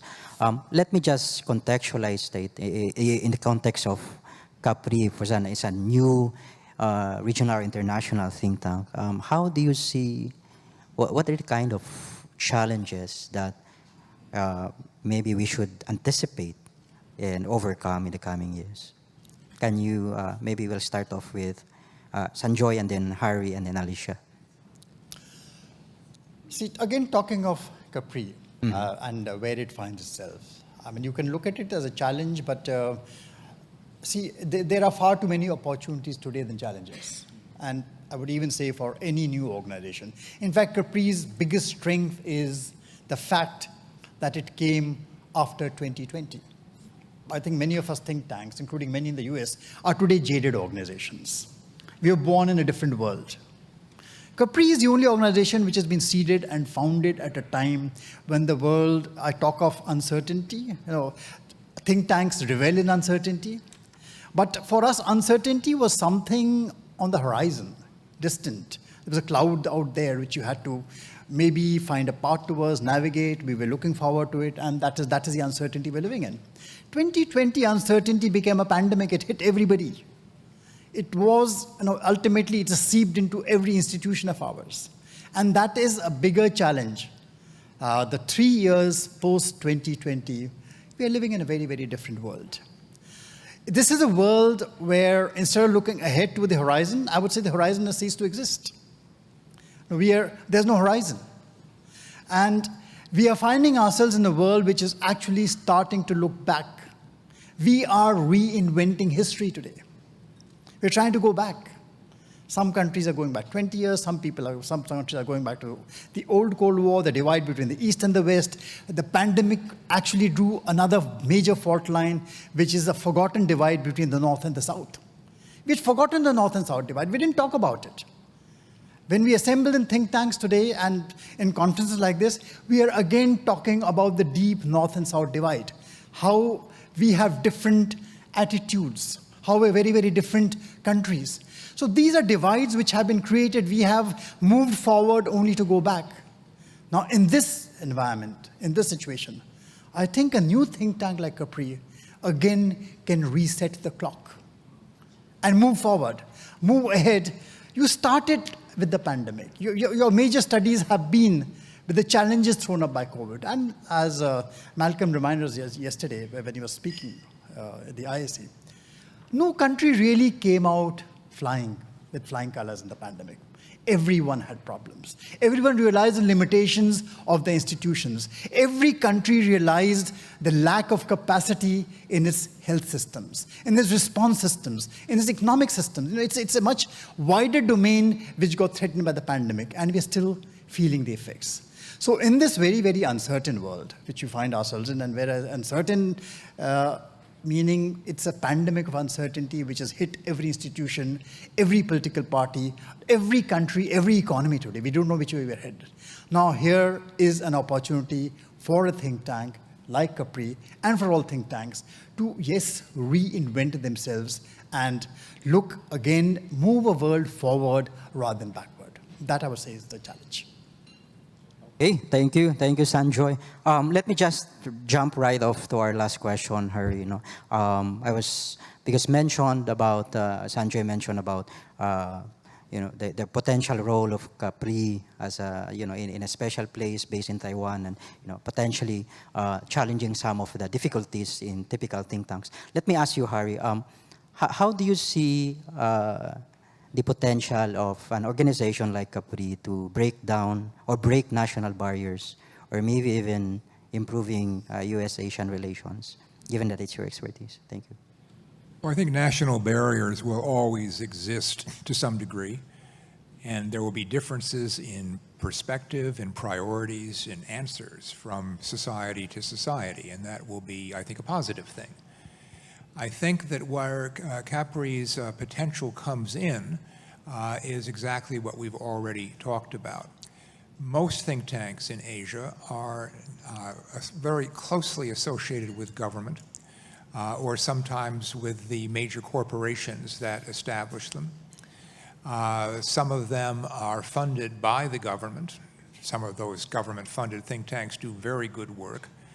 But I think that what we can do is to set a model for independence and for dialogue across different sectors and across different issues. And try, above all, to draw the experience from Asia, looking at it as objectively and independently as we can, to identify strengths, weaknesses, successes, failures, to draw those lessons and to convey them to the rest of the world. Not to be copied, but to be studied, to be considered, to be learned from. And as several of us have already said, there is a very vibrant Asia-Pacific region, but it doesn't talk to each other as much as you actually might think. There are very few think tanks that think and act regionally, and CAPRI would like to provide that regional voice, regional research, and regional solutions or suggestions for the rest of the world. I think that will be what CAPRI can actually accomplish. We're going to try very hard to do that. It won't be easy, but we're going to try hard to do that. Okay, thank you. Thank you for that, Hari. I'd like to end this with the last question for Alicia. Well, we've discussed about it already last night, but basically, what would set CAPRI apart from the others? What do you think would be the, I would say, deal breakers for CAPRI to really make and advance this whole concept of building resilience, promoting innovation in the region? Thanks. So actually, I think everything has been said, but I'll try to wrap it up because I think it's a mixture of what Sanjay said and Hari said. From Sanjay's side, it's really about the fact that we are new, and we can choose the topics that are most relevant today. So I'm not arguing that security isn't relevant, but it's a national topic. Here we're talking about global, certainly regional, but even global topics that affect everybody. And that's clearly the case of resilience, as you well explained in your introduction. There are no borders for resilience. We learned that from COVID. And whoever can become more resilient can teach somebody else to become more resilient, because that is by no means a problem for the first, isn't it? It's a solution, because we learned from COVID that it's just about, you know, the weakest point of the chain, as we've said. And that's why this is totally encompassing and a great area of research to share, because that's what CAPRI is about. And although for innovation, we could think that is also, you know, like technology transfer that we shouldn't share, we've learned that that doesn't go anywhere either, yeah? And therefore, I think the choice of topics is essential. We can talk about also mental health, yeah, which we've learned the hard way, how important it is during COVID. So all of those topics are not there in traditional think tanks. First of all, they don't have the people. They're stuck with the old topics, and we can do much better on that. And finally, this is Harry. The idea of CAPRI is to trespass borders, which is so hard in Asia. It's hard everywhere. I gave the example of Europe, no matter, you know, the fact we have even a monetary union, and we still have this intrinsic national interest. So I think by choosing the topics that are not linked to national interest, we are already, by definition, trespassing those borders and being able to have an Asian view for the world, and the world involved in the Asian view, so that we're not like far apart, creating silos. So that's what I think CAPRI can do. Okay, thank you for that, Alicia. Yeah, I think that would end our panel, but let me just quickly summarize. What we're getting is that an organization, a think tank like CAPRI, really does, has a potential to play a critical role in overcoming, traditional barriers that we see, in geopolitics. But of course, the road ahead is not going to be laid with a better process. It's not going to be easy. It's going to be challenging. But as I would always say, if it's not difficult, then it's not worth doing. So again, thank you very much. Thank you to our panel, Sanjoy, Harry, and Alicia. Let's please give them a round of applause. Maraming salamat. Sheshe.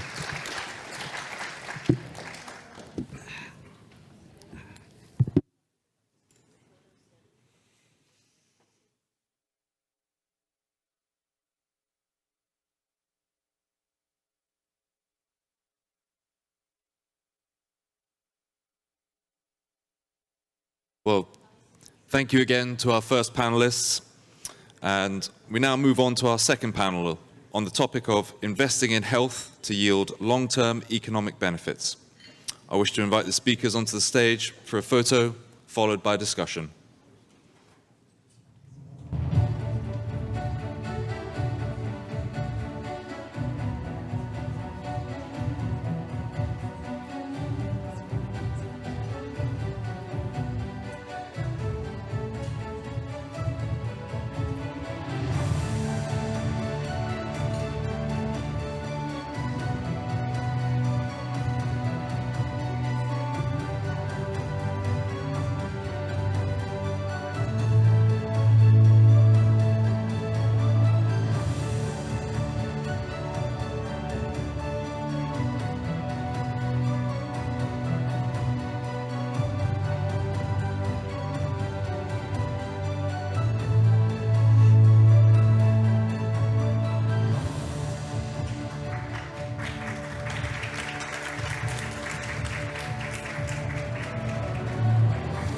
And please look to the back. Thank you.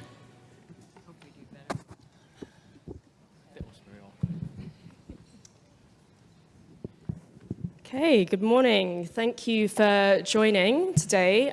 We've got a really interesting panel today on investing in health to yield long-term economic benefits. Now, I hope I won't be doing our panelists an injustice by keeping their long and distinguished CVs very short, because I'm very keen to move on to the conversation, but I'll try to keep it brief. So we have at the end over there, we've got Professor E.K. Yu. He is currently at the Chinese University of Hong Kong as the Director for the Center for Health Systems and Policy Research. He's also the former Secretary for Health, Welfare and Food for the Hong Kong government, also advisor to WHO. We also have Professor Margaret Foster Riley, who is a Professor of Law, Public Health Sciences and Public Policy at the University of Virginia. We also have Professor Mina Kang, who is a professor in the Department of Public Administration at Ewha Women's University. And here we have Professor Ying Teo, who is the Dean at the Saw Swee Hock School of Public Health at the University of Singapore. So thank you everyone for joining today. And I find with these kind of discussions, it's good to really start with, looking at what's essentially at stake. And I think we can maybe start with Professor Kang here, just to maybe explain why resilient health systems are so integral to maintaining a healthy economy. So why don't you kick us off? Thank you very much. Well, thank you very much for this valuable opportunity to talk about my understanding of resilient health system and how it can contribute to a healthy economy.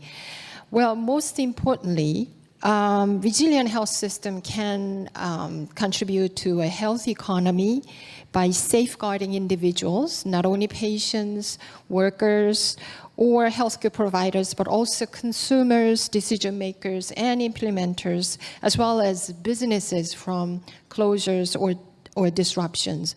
In addition, there are many other ways that resilient health system can contribute to a healthy economy, including, first of all, resilient health systems are better prepared to respond to health emergencies. A society with a resilient health systems have the capacity to detect and manage threats, mobilize resources efficiently, and implement effective response measures which can minimize disruptions to economic activities, safeguarding the functioning of essential sectors, and reducing economic losses. Also, a resilient health system can protect workers. A healthy workforce is crucial for a productive economy.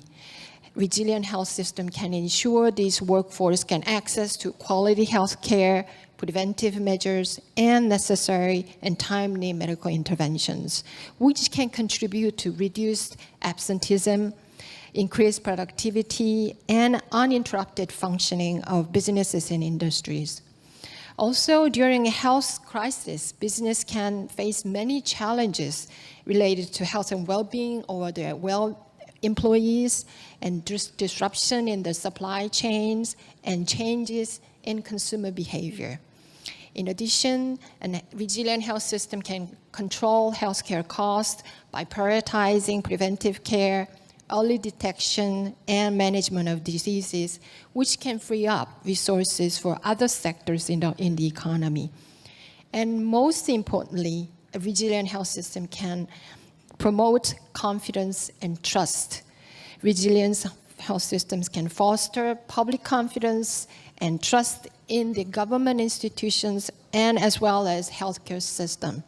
We all know that when individuals have trust in their government, they can be more likely to seek necessary healthcare services, follow public health guidelines, and cooperate with containment measures. Well, having said that, I'd like to ask a little bit further, and then asking you, what sets resilient, quote unquote, resilient health systems apart from conventional health systems? One of the most critical characteristics of a resilient health system actually is the decision to prioritize sustainability, transformation, and flexibility over mere efficiency. Let me give you two examples. The first, one of the components that for a resilient health system, according to many literature, says that maintaining diversity and redundancy is critical for resilient system. Well, let's talk about redundancy. Usually, we consider redundancy as a waste, which should be reduced to maintain efficiency. But many scholars argue that redundancy, when combined into diversity, can act as an insurance when there is a loss and failures in some part of the society. And also, another intriguing component of resilience system is the presence of slow variables, such as social factors encompassing legal systems, values, traditions, cultures, and deeply rooted customs. These elements can contribute to society. There's system strength, consolidation, long-term sustainability, particularly in time of crisis. Well, during a crisis, our attention often leans towards some of the immediate variables like prompt response and how to be efficient in making our decisions. Paradoxically, the literature says that these slow variables are most significant in times of crisis, and because these aspects provide a social framework that supports resilience and ensures stability even in the face of adversity. Well, thinking about this slow variable gives us one valuable lesson for all of us. During the last painful 3 years, we have all made some type of mistakes. However, we all succeeded in different ways also. In the end, we are all resilient.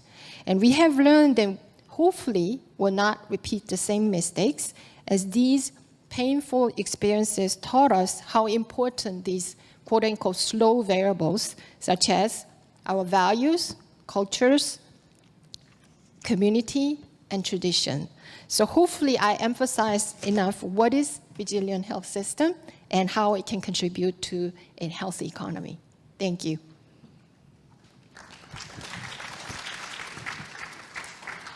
And maybe we should focus on a specific place. Looking at Hong Kong, Professor Yeo, of course, Hong Kong had experience with SARS. How resilient was Hong Kong's health system to the pandemic, and what role did that play in maintaining its robust economy? Thank you very much. I think I'll be talking from my background in my 4 careers as a clinician, and then moving on managing the Hong Kong's health system, and then in policy managing the outbreak during SARS, and then now my 4th career, and I hope my last, as an academic. I think it's quite interesting because of the time required. I'll be going on also to talk about how health systems should be managed. I think in Hong Kong during 2003, and there's colleagues here that will all share the experience, we obviously went through a very different experience. But after that, we had an expert review, and then we revamped the system. We invested in infection control beds because when I was managing the system, we only had like 100 infection control beds for patients with SARS, so it was impossible to manage. So we built 1,400 infection control beds. We set up a new agency of Center for Disease Protection in Hong Kong. We also gave the universities $500 million to do infectious disease research. So those are some of the infrastructures. And then we also made sure that we had 3-month supply of personal protection equipment for our health systems. That was very good when the COVID first broke, so we were able to control it. We had different waves. We had been periods where we had no cases for 3 months, and then we suddenly had this big outbreak of Omicron in 2021, and the whole system was overwhelmed. So whatever preparedness you do, you can never anticipate the unanticipated. And there must be not just surge capacity, but contingencies. Because during contingencies, when this thing exceeds your ability to manage incrementally, you cannot continue to do more of the same. So you've got to really review all your systems. And going on to healthcare in Hong Kong, and we have invested a lot of money. The amount of money we put into healthcare is now about 7.5% of GDP. It used to be about 5%, and it's gone up so much. And yet, we continue to have problems. We have long waiting times to get a consultation. We have problems of long-term care that patients, because we do not invest in the right places. So it's not just amount money of what you invest, but how you invest and how that money is being spent, the return on investments. And I think for the future health systems globally, not just in Hong Kong, because yesterday we heard about all the commonalities of countries, developing, developed, undeveloped countries, they all have the same problems, right? They're about human resources, about management, about governance, about the demands, the technology advances, and the expectations of the community, and then also lifestyle-related problems. So to me, I think future health systems will look at three things: the what, the why, and the how. And to me, the important thing now is we should be talking about precision health, not precision medicine. It's not about disease, but about illness, not about morbidity, but about health, not even about population health, but individual wellness. So one of the problems in public health, we talk about population health. We think that everyone is the same, but we are not. It's the individual experience. What is it important for me as an individual? That's important. What does wellness mean to me, not to the population? So we do a lot of these things that are aggregated, but they have no meaning to the person that's going through the life experience. So I think that's quite important in terms of changing our paradigms of how we deliver care, how we actually govern care, how we finance it, and how we research it. And then there are also the why is beyond social determinants, because there's no talk about social determinants, but there are intermediate determinants in terms of why we are well or not: the education, occupation, material resources, and health systems. And the pathways are the exposure to life threats, vulnerability, the access, and the impact. And it's different for each of the different socioeconomic groups. The inequity in our system, social justice that you talk about, it affects each person individually. These are still aggregate, but it's the individual coping, the biological coping of myself, the behavioral coping of myself, and then also defining myself in terms of what does health mean to me and wellness means to me, which is to me is important. And there have been estimates of a productivity loss of inequity, that in UK, they found that £31 billion a year is productivity loss from inequities. In the European Union, economic growth is affected by 1.9% of GDP from inequity, welfare losses of 9.4%. And they're also not just that, but human costs and the value of humanity, which is important. So those are the so-called the outputs and what we should be aiming at. Then finally talk about the how. I think we should have a person-defined, not person-centered, how we define our integrated health systems, how the person defines it and how we organize it. And WHO talks about financing, resource, delivery, and govern. But we also need to look at how these things are designed, organized, researched, and implemented in partnership with people. And to also within that, the outputs would be the policies need to appreciate our own shared humanity. Because each of us, the value of human life, we in many of our developed countries, we only look at the productivity, we look at what drives the economy, we don't look at the human costs of the millions of people, the majority of people that will never make it into the top 1%. And the 99% is what counts. It's not the 1%. The 1% contributes to the economy. 1% provides the resource to support it. But the policies enable that 1% to capture that 99% of the economy. But then how do they actually contribute? Why should policies not look at the individuals that are not up there will never be so the experts, the people that sit up here, the people that are not even in this room? They're equally important. To me, that's what health systems should be all about. Thank you.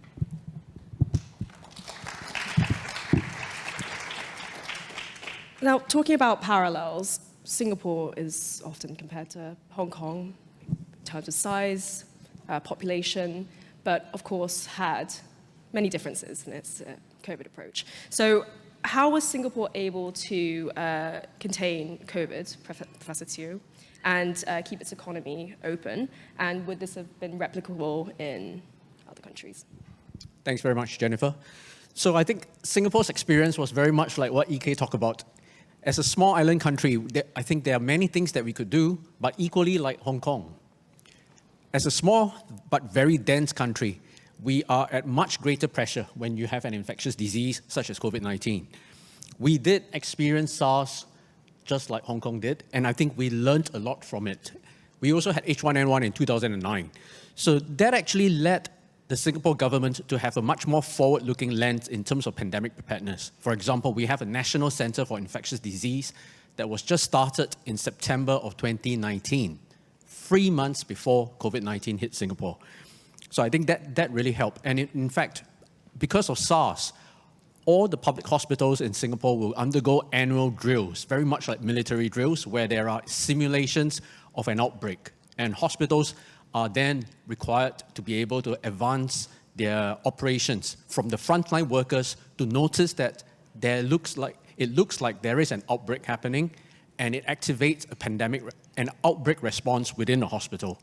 So I think those have helped Singapore manage SARS in the very early days. We also benefited from a country or government that has an economic war chest that was built up over generations. So from an economics perspective, making sure that lives and livelihoods, which were commonly talked about during the pandemic, were maintained as much as possible. So we put in place financial support to all the frontline workers, including taxi drivers, food delivery workers, which will be at the highest risk of an infection, to make sure that any economic loss from not being able to carry out the professions will be supported by the government. And you immediately see that this helped to maintain a degree of infection control within the community. So the government, in a way, I like to think that our government is pretty technocratic. They tend to look at problems from a solutioning space. And so there's a lot of investment in public health that has been put in since the founding of Singapore. And because of that, we recognize that when COVID-19 hit Singapore, it was not just a health problem, but it was actually a problem that was spanned across multiple government ministries, agencies, and also multiple sectors. And in fact, the solutioning actually has to incorporate all these partnerships from the multiple sectors. I talk about what the government, the public hospitals have done, but equally, the resilience that Mina talks about was actually provided through the cooperation from the military response, through even the participation from the civilians in helping to perform contact tracing, to perform temperature screening, and so on. So I think that helped. And Singapore, we do benefit from a high degree of trust between the people and the government. And that meant that a lot of the problems that Malcolm talked about in his plenary speech around the distrust in government state actors, we typically do not have that, because I believe that our government, we have been very privileged to have a government that was very responsible in the way it communicated to the public, based on evidence, based on data and facts that have been collated through scientists, not just from Singapore, but international science, including guidance from the WHO. But that's not also to say that Singapore did everything right. And I think there were areas that we have identified that we could have improved. And in fact, we have an after-action review, and the white paper has been published publicly, and you can download it.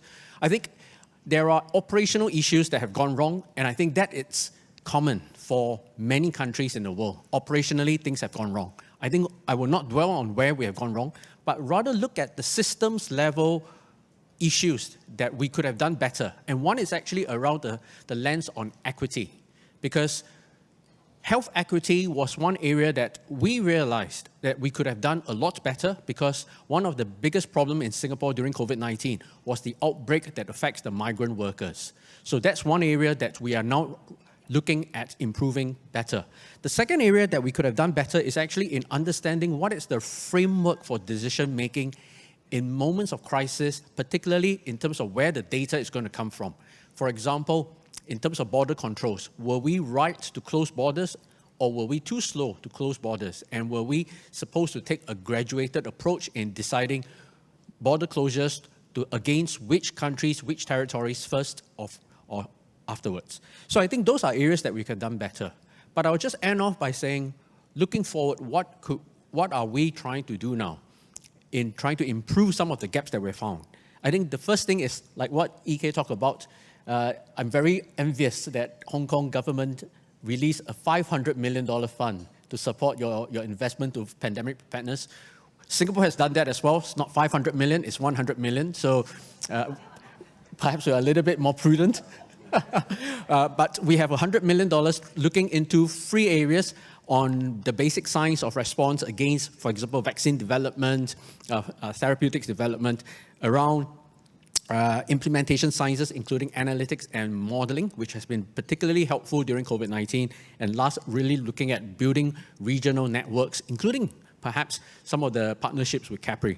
Now, the second area that Singapore has improved is actually to restructure some of our pandemic preparedness and communicable disease responses into one single agency that will look at both the clinical response as well as the public health response. And trying to merge this in a communicable disease agency has been one of the development post-COVID-19. And the last is really, I talk about the gap that we have around migrant workers. And we now have a migrant workers health register, which is quite a significant step forward in really being able to track the health of all the migrant workers that are in Singapore and contributing to the growth and economic growth of Singapore. Now, Jennifer, the second part of the question was actually, are there lessons that Singapore has that would be transferable to other jurisdictions, other countries? And I think those lessons have been broadcast during COVID-19 by the WHO in weekly sessions by Dr. Tedros, by Dr. Soumya Swaminathan, the Chief Health Scientist, to many jurisdictions and countries that are part of the United Nations, WHO. And I think what is important to highlight is that many of the lessons are very useful and generic, but recognizing the context specificity is very important. What worked well in jurisdictions like Singapore, Taiwan, Hong Kong, may not work well in North America and Europe. And we have to recognize that, because otherwise we will always run this problem of the East criticizing the West criticizing the East, without really understanding or looking from each other's perspective. Why didn't this work? Perhaps simply because the trust between the government and the people were never there in the first place. Now, I think earlier on, Mina also talked about this issue on resilience and sustainability. I think it's more fun if I offer a slightly a differing opinion. And I think when it comes to health systems, a resilient health system could be one that has a lot of surge capacity within itself. And over here, I'm not talking about partnerships with other cross-sectors, because once you involve the civilians sector and then the military sector, you could build a lot of surge capacity in that front. And I think the right form is to involve other sector. But for a health systems in itself to build in resilience, it typically means that there may be a lot of redundancy. And Mina, earlier on, you used the phrase redundancy. I worry when health systems have too much redundancy, because at the end of the day, health systems need to survive economically. And usually redundant health systems may run the risk of sustainable challenges. Where would the financing come? So I think for crisis management, the surge capacity perhaps may have to be provided from other sectors. And I'll just stop there. Over back to you, Jennifer. Great. So talking about collaboration, maybe Professor Riley, you can speak about the US. How were the policies of the US CDC and other health departments aligned with the economic interests of the country? And which one do you think should take precedence or did take precedence? So this isn't as happy a story as the other stories. And I actually want to emphasize, I don't think it's a US story either. I think some of the things I'm going to talk about here were across the world. And so as we look at this, one of the things we first should think about is, were they aligned? Yes, they really were aligned. I don't think there may be a few exceptions. I don't think anyone sought to kill the economy. I don't think anyone was hoping that people were going to die. So they were aligned, but they weren't coordinated. And some of that has to do with how siloed we are. If you look around this room, we're in a multicultural context, but when we look at government and agencies, you're also in a multicultural context, and it's even worse in academia. So if I'm talking about an economic world, what you're going to see is a different language. You're going to see economists looking at different data. You're going to see economists have a very different culture. Until recently, they actually thought people behaved rationally. They're learning to move off that a little bit. But there's a real belief that that kind of behavior will go on. In public health contexts, it's similarly different. You have a different language. They're focused on epidemiology. They're focused on disease transmission or health more generally. They're not focused on how that's going to necessarily impact the economy. And so that has a real effect because they're not talking to each other as they go along.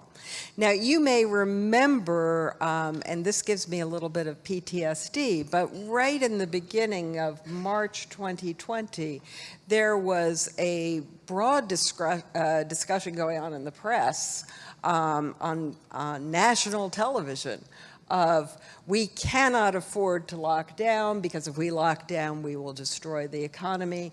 And on the other side, if we don't lock down, millions, and unfortunately in the United States, millions did die, but millions would die immediately. And that was not the kind of discussion that's needed. What we needed was actually those two groups talking to each other and trying to figure out how to make that work. What would be the right way to do it?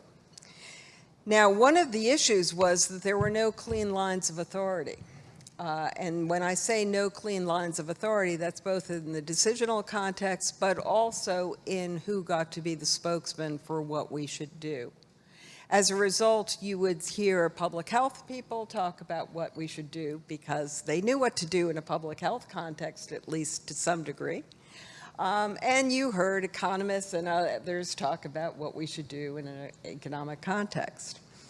And some of this is looked at as a problem that the United States was somehow unprepared.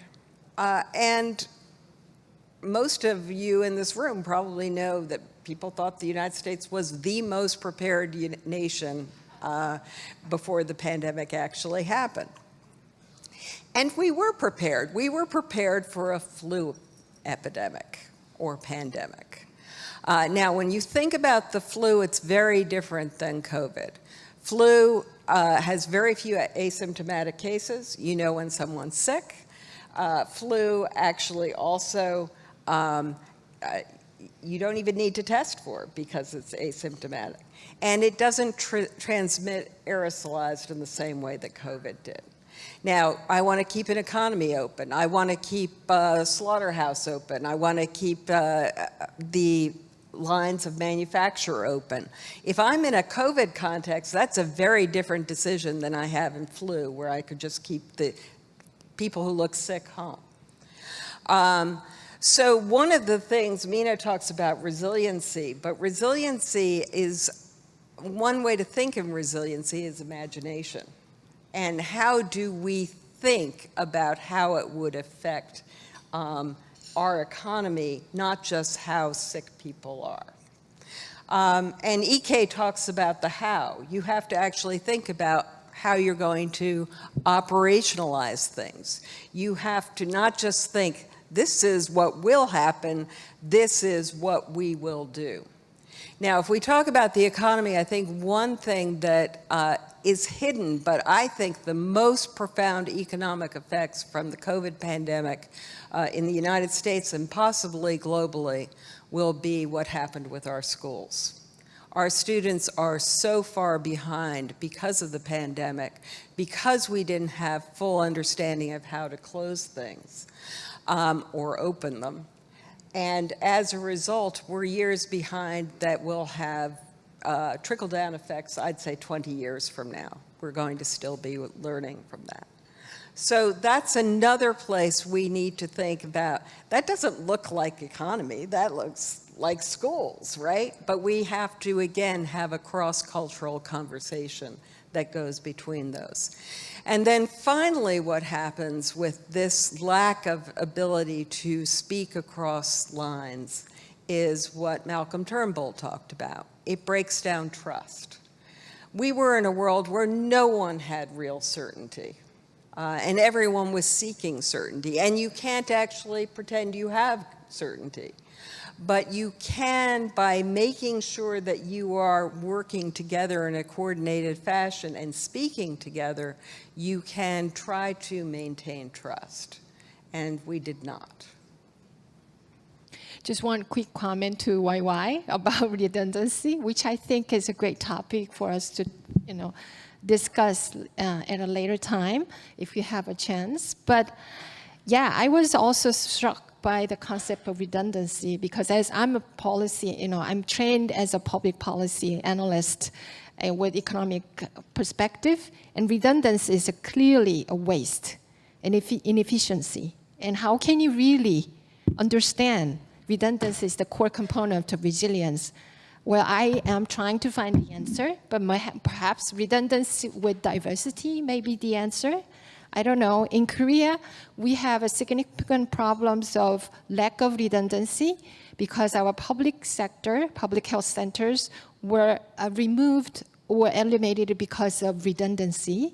And then when the crisis hit, we were in desperate needs of public health centers. So, well, this is going to be a really interesting topic for us to go further. Also, chip in here.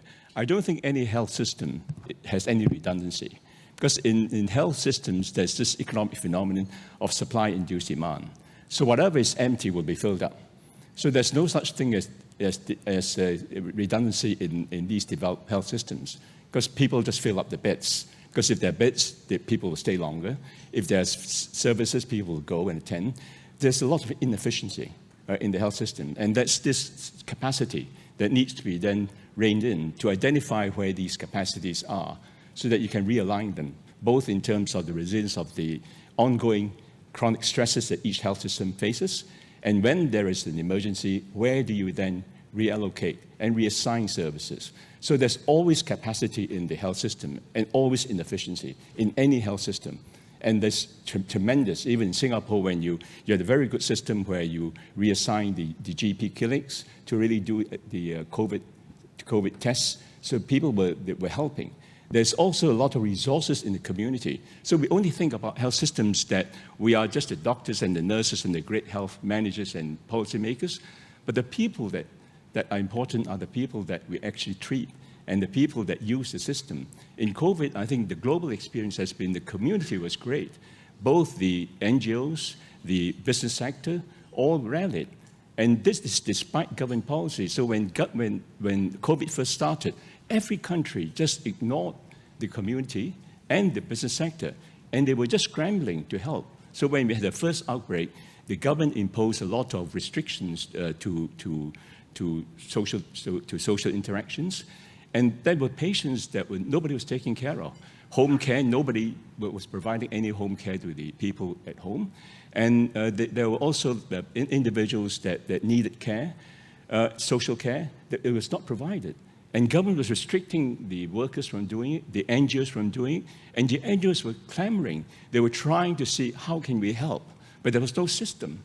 There was no system, no preparedness, no understanding of who was going to what, and not only that, there were barriers for them to be able to contribute. So I think we always do not recognize the vast community resources, the individuals, the persons in the community, the altruism of both business and non-business private sector. And these are a lot of resources in our health systems in a pandemic and in peacetime must be really looked at and then harnessed and then embraced by government as part of the health system. Thanks, EK. And I thought, keeping to the theme of this session around investment in health, to yield long-term economic benefits, I thought it's useful to actually follow up from what the previous speakers have mentioned. And I think this is exactly the kind of decision-making that needs is needed in government, that decision-making, whether it's during crisis or whether it's just in relation to health, must actually adopt a lens where they look at what are the economic cost to a particular decision that's taken. Now, it might sound very cold and hard when I just use the phrase economic cost, but because this is the language that is easier for policymakers to understand.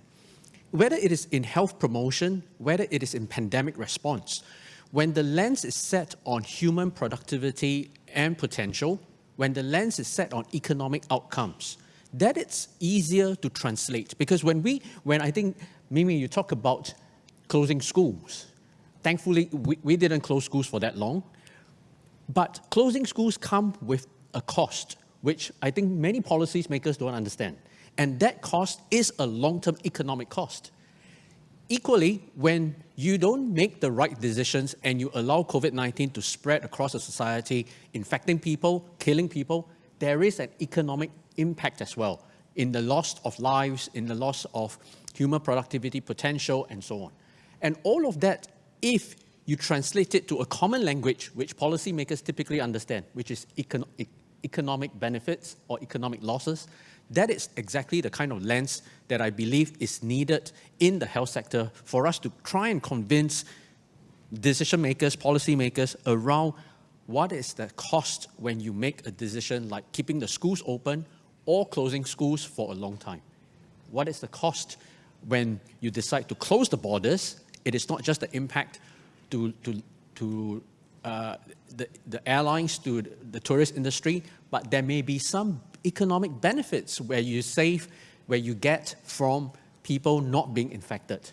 Doing that cost-benefit balancing provides a better judgment for governments to decide, should I take on this decision at this particular point? So I'm going to make one short comment to that and say, I think you absolutely have to think about the economic costs and go through it, but boy, you better be careful when you're saying it, at least in my country. If you start talking about calories and how we're going to measure what a life is worth, well, Malcolm Turnbull could tell you, you wouldn't be, that's a politician's nightmare. If you want to be reelected, it's not going to happen.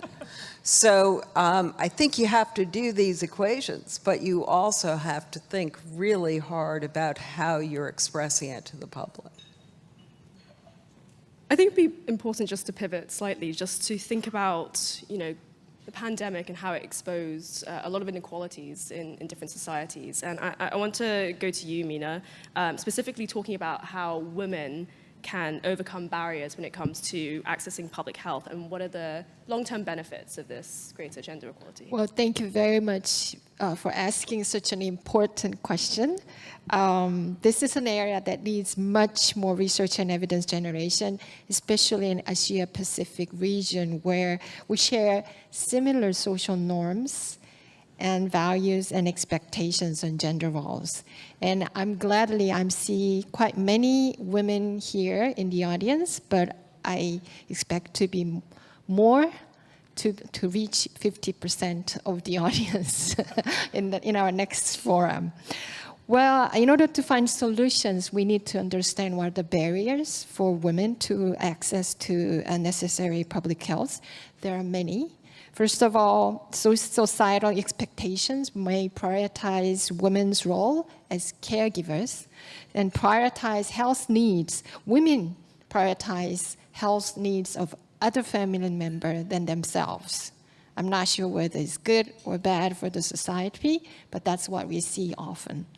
Also, in some, and actually most of Asian cultures, women may have limited decision-making power regarding their health due to hierarchical family structures or societal norms. And what about jobs? Women take jobs, mostly jobs in informal sector, which provides many barriers for the necessary public health services. And also, there are some stigma surrounding issues on women's health, cultural taboos, and social judgment may prevent open discussions about women's health issues. And also, geographic barriers inadequate transportation, limited financial resources for women who are busy taking care of their children, the elderly at the same time, work as a worker in their job offices. They have significant barriers to access necessary public health services. And among the factors, social norms and expectations are most significant barriers. We recently conducted a systematic review of public health studies on gender roles. And while women take many important roles as caregivers, healthcare providers, and so forth, most of the sub-studies describe women as victims or beneficiaries rather than decision makers or enablers, which needs to be changed. We need to change our attitudes, understanding, and social norms and expectations about women, not necessarily as only victims or beneficiaries, but also important decision makers or enablers in this society. What should we do? We first change our social norms and attitudes. Also, we should provide resources for women who are taking multiple roles as caregivers. We need more data on gender gap, and as well as gendered medicine. What are the impact of these medical services and healthcare services for women, how they are different from men, and most importantly, have more women in decision-making roles, and perhaps Shirley can be our role model for that. Okay, so by overcoming these barriers for women to access public health services, we can truly achieve the genuine, resilient society which values diversity and redundancy. Thank you. Okay, we have a few minutes left, and maybe we'll go to you, EK, just to close us off. Taking kind of a forward-looking approach. As populations age, what investments in health are required to ensure that an economy can grow? I think I've covered some of the areas about health systems and what needs to be done in terms of reorienting our whole health system. But also in very practical terms, because we've been looking at the resources that we have. Each country, in fact, put a lot of resources in health. And to me, the resources are not well invested because it's really in terms of what you invest in. In Hong Kong, we have been, like in Singapore, because of our segmented health system, we put a lot of money into primary care in the last decade. But the way that it's been done, it's been really wasted because we invested the money in, but it has no impact on access to primary care because we have a very segmented public and primary care. So it's really how we invest, which things we invest, how we design the systems. The design is so important because I'm doing the evaluation for the government of the investments they're put into these two big chunks of primary care systems they're put in. They're put in like $1 billion US, right, for this, and it's produced nothing. It's actually produced nothing because the people still can't access primary care. So it's how we invest and how we then design the systems. We also have problems about technology. We talk about technology driving it. It's really how we harness technology. Technology is driving up costs. It's driving up complexity of health systems because in our systems, and I'm sure it's the same in every country, in developed country, a patient will be seeing 5 or 6 specialists for the same presenting illness. So our doctors in medicine will be referring from diabetology to renal medicine to cardiovascular medicine within the same specialty, within the same hospital. And then each one of them will be diagnosing, will be trying to investigate different aspects. The coordination is the problem. So the management of modern health systems is so complex, right? So, and then within that, obviously, there are going to be a lot of medical incidents, untoward effects, related deaths and mortality.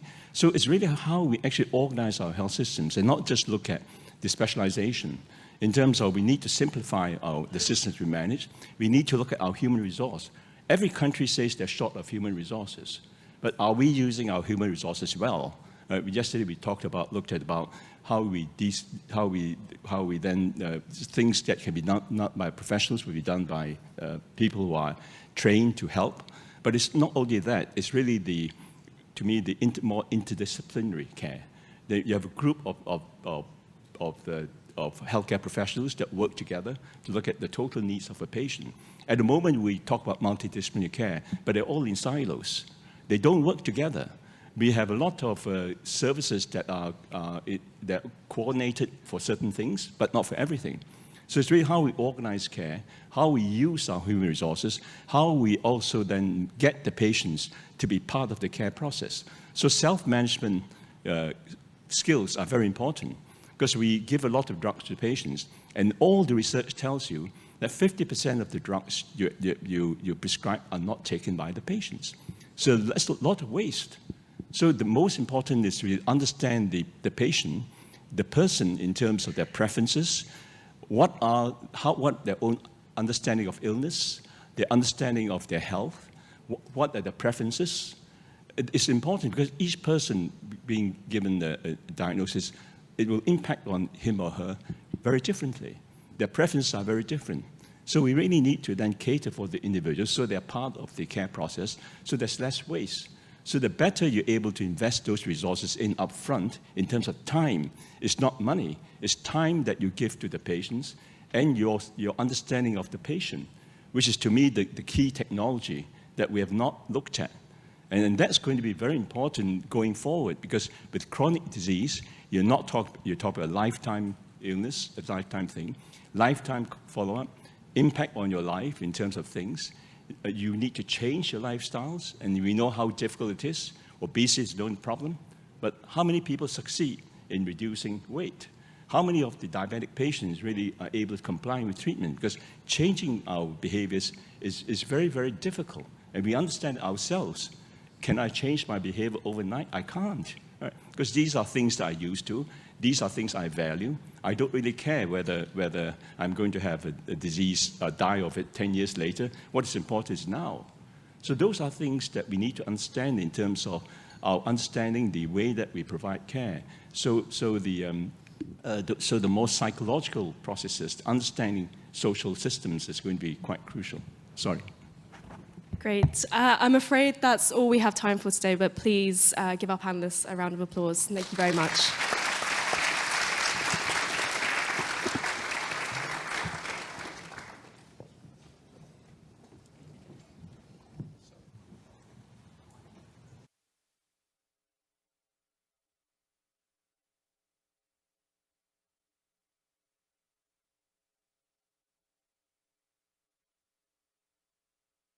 And thank you again to our panelists.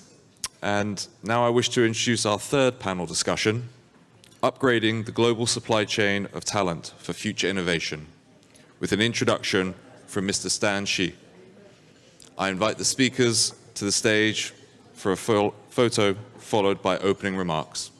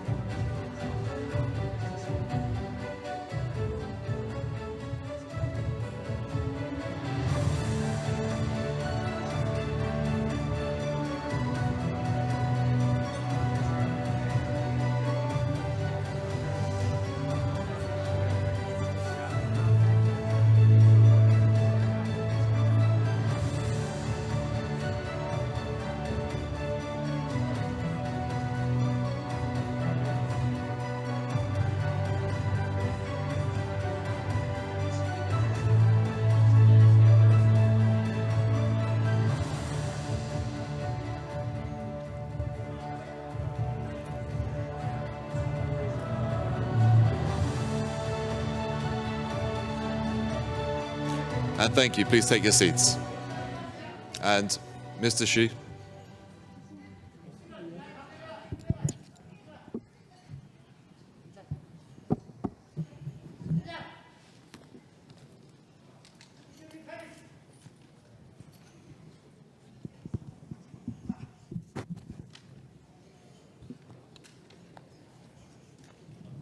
Good morning. The talent development I consider is the key responsibility of the leader. I am going to use my personal experience to share with you.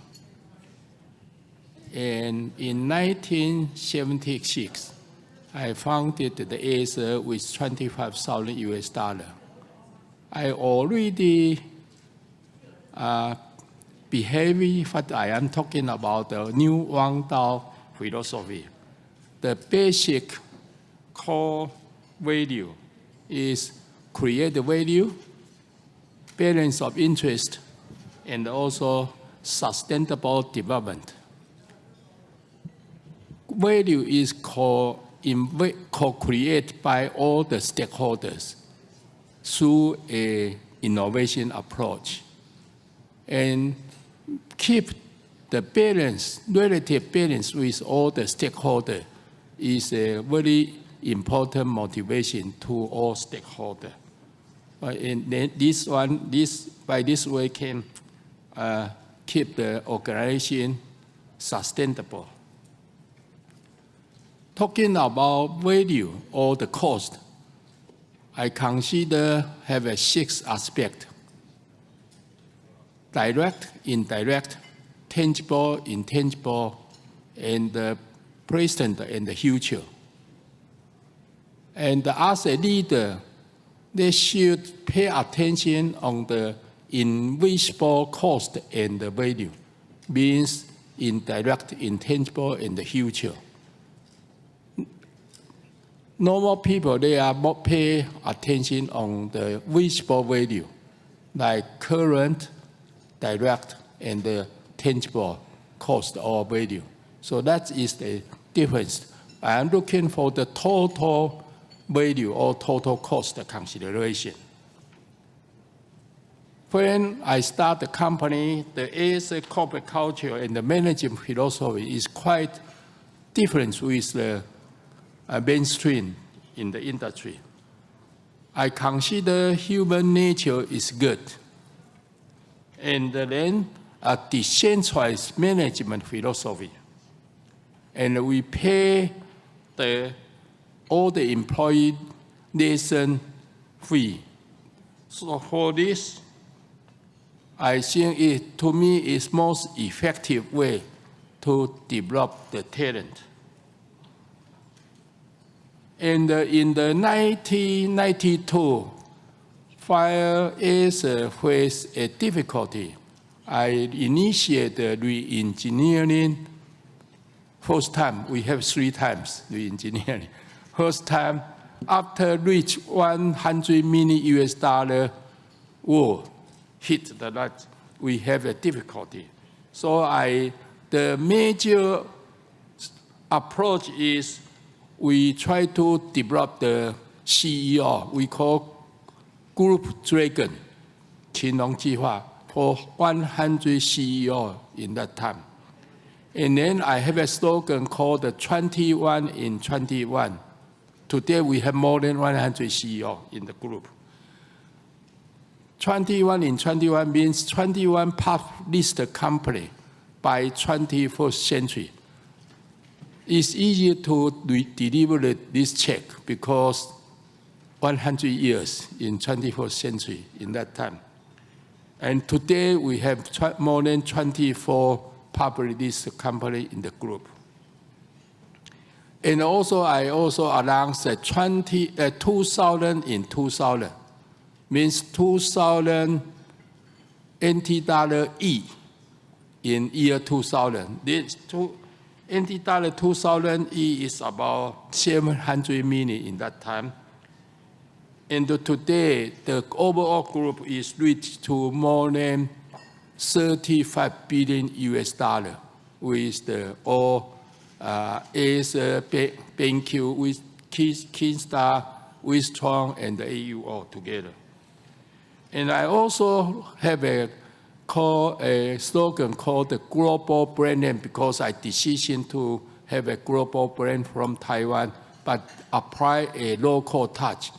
Local management. That means, again, it's a decentralized management philosophy. So today, 2/3 of Asia employees is non-Taiwanese, work all over the world, and they make most of the decision for the company. Okay, and I believe Asia is one of the most global company.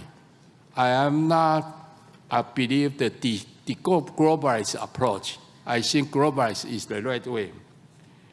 And in that time, I also make announcement that I am going to retire at 60 years old, quite early in Taiwan society.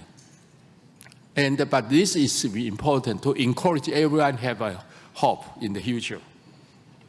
So after I retire almost 20 years, I'm going to retire from the Asia, but I'm not to retire from the society. I still keep busy. And I don't have any position to fulfill corporate social responsibility, CSR. But I have a PSR, personal social responsibility. So I'm doing quite busy. The cultivating the STAN's foundation is cultivating the talent is their main mission. So the talent, I like to do more contribution to the society. The only way is develop the talent. That's much easier for me. And then I am in 2011, I start to promote the new Wang Dao philosophy. We even have a Wang Dao management program, start with train the global leader, Chinese leader in China and Taiwan.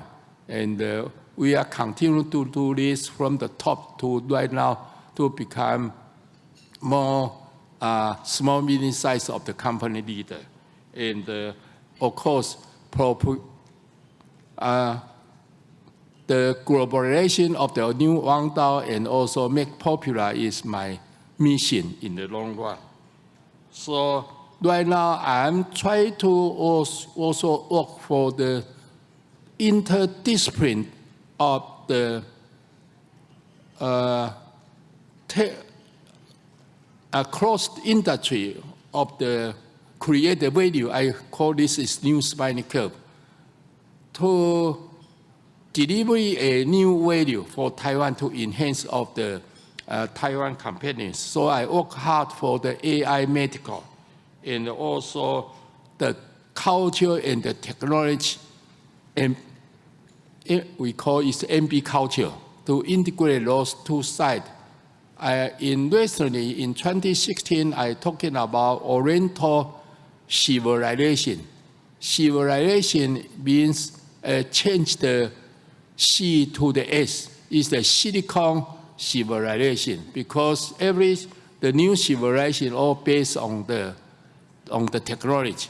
I work very hard on that because I am also an opportunity to become a chairman of the National Culture and the Art Foundation. So I believe this is my responsibility, and also I can contribute a lot for the Taiwan, contribute to the global society in the future. Thank you. Thank you so much. Thank you, Stan.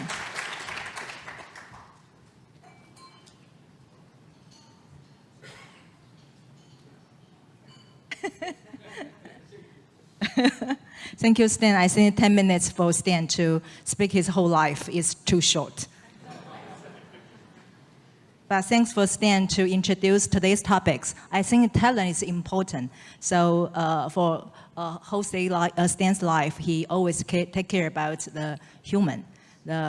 Even leadership is also about human. So I think today talent shortage is serious issues. I think the Stan Pan Siliang 先生 understand that a lot. And yesterday, I just learned from our three distinguished panelists.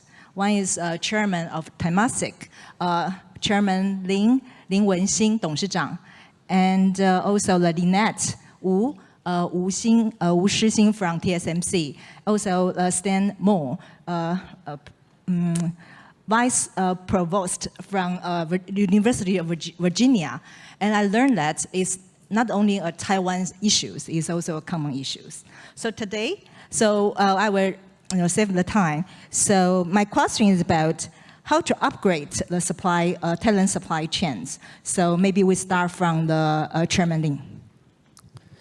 Well, first, I think there is generally an education deficit around the world.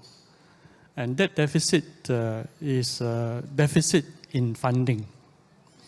I think that most governments underspend on education.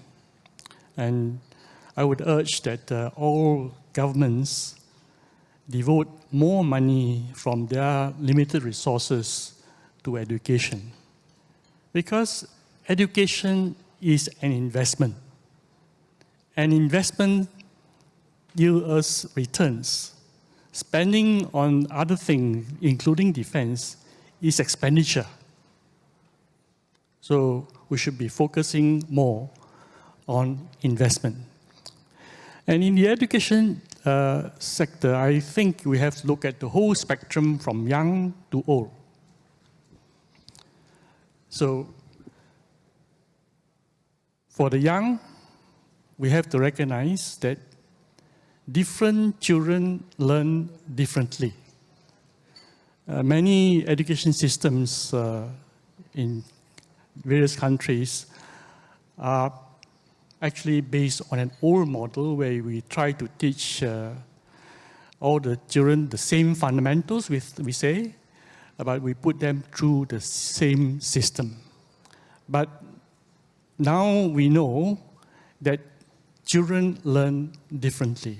Not everybody is suited for the academic stream. Others learn better by other means, whether it's vocational training or by doing.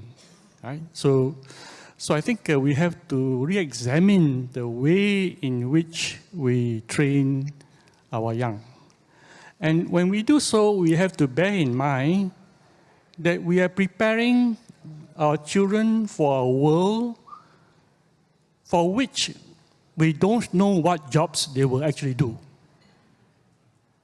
So, therefore, the greatest lesson we can teach to the young is the need for lifelong learning.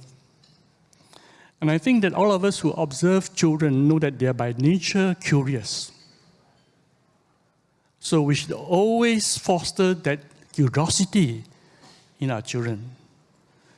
I think too often, both in terms of the education systems that we have and parents, we push our children into a very narrow path towards education, and we stifle their curiosity. And if we talk about innovation in business, when you have lost your curiosity, you cannot innovate. So I think that's the key thing that we need to do for our children. Then we must not forget that after schooling, they go to work, and the jobs change.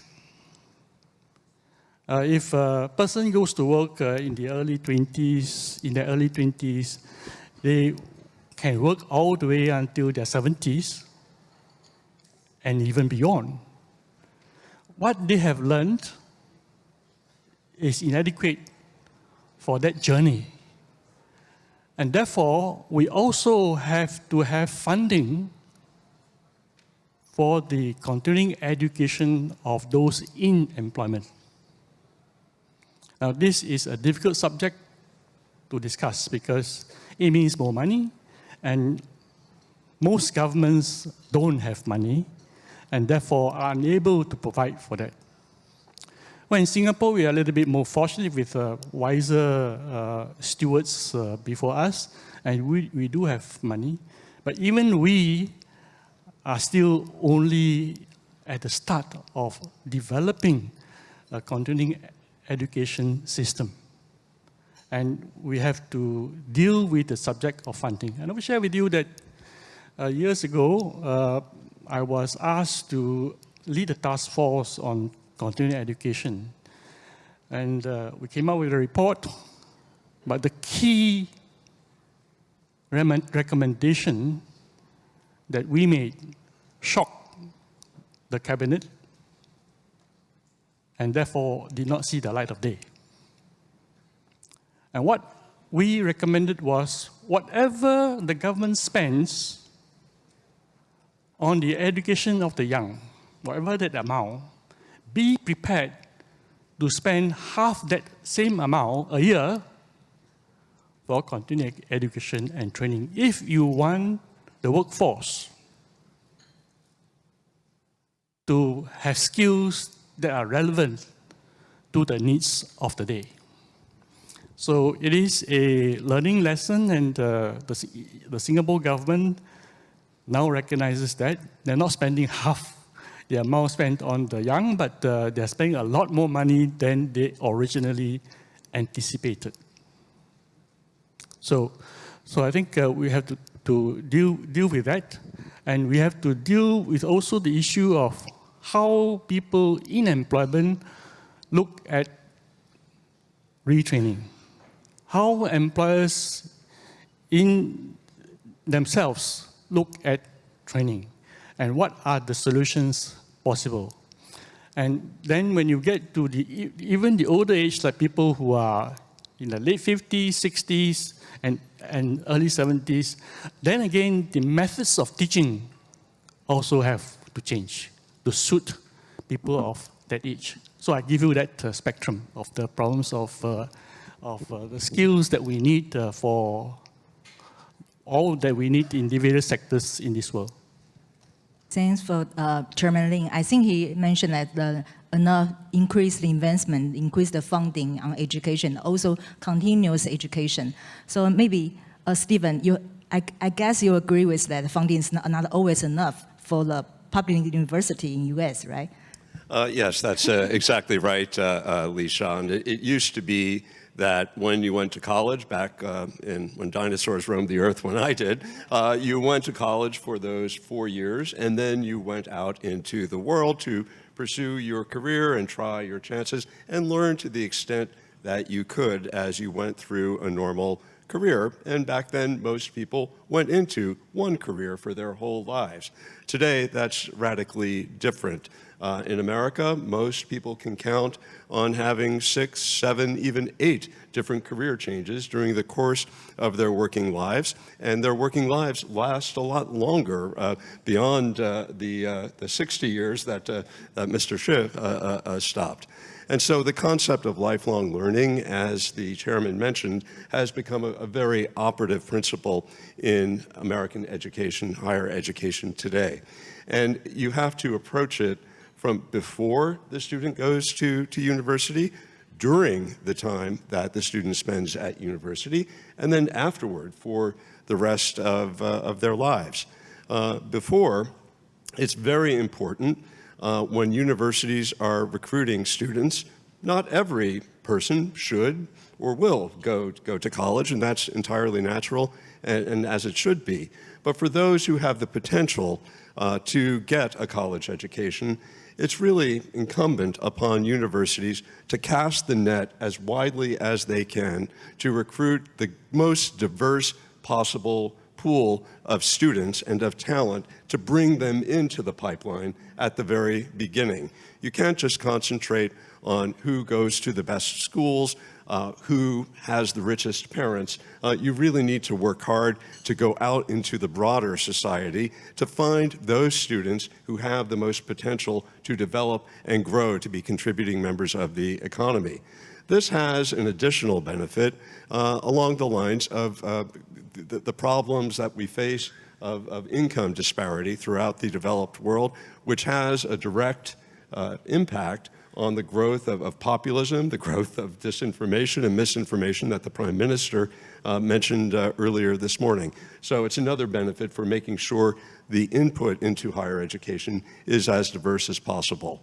Now, say you do that and you have the students there with you. What are the principles that you need to follow in making sure that you're developing that talent pool?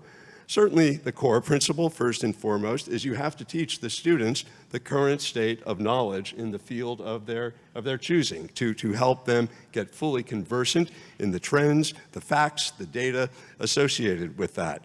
But that's not alone enough anymore. You need to connect that to other key principles. I can think of just 6. One, you have to put that discipline into a multidisciplinary context.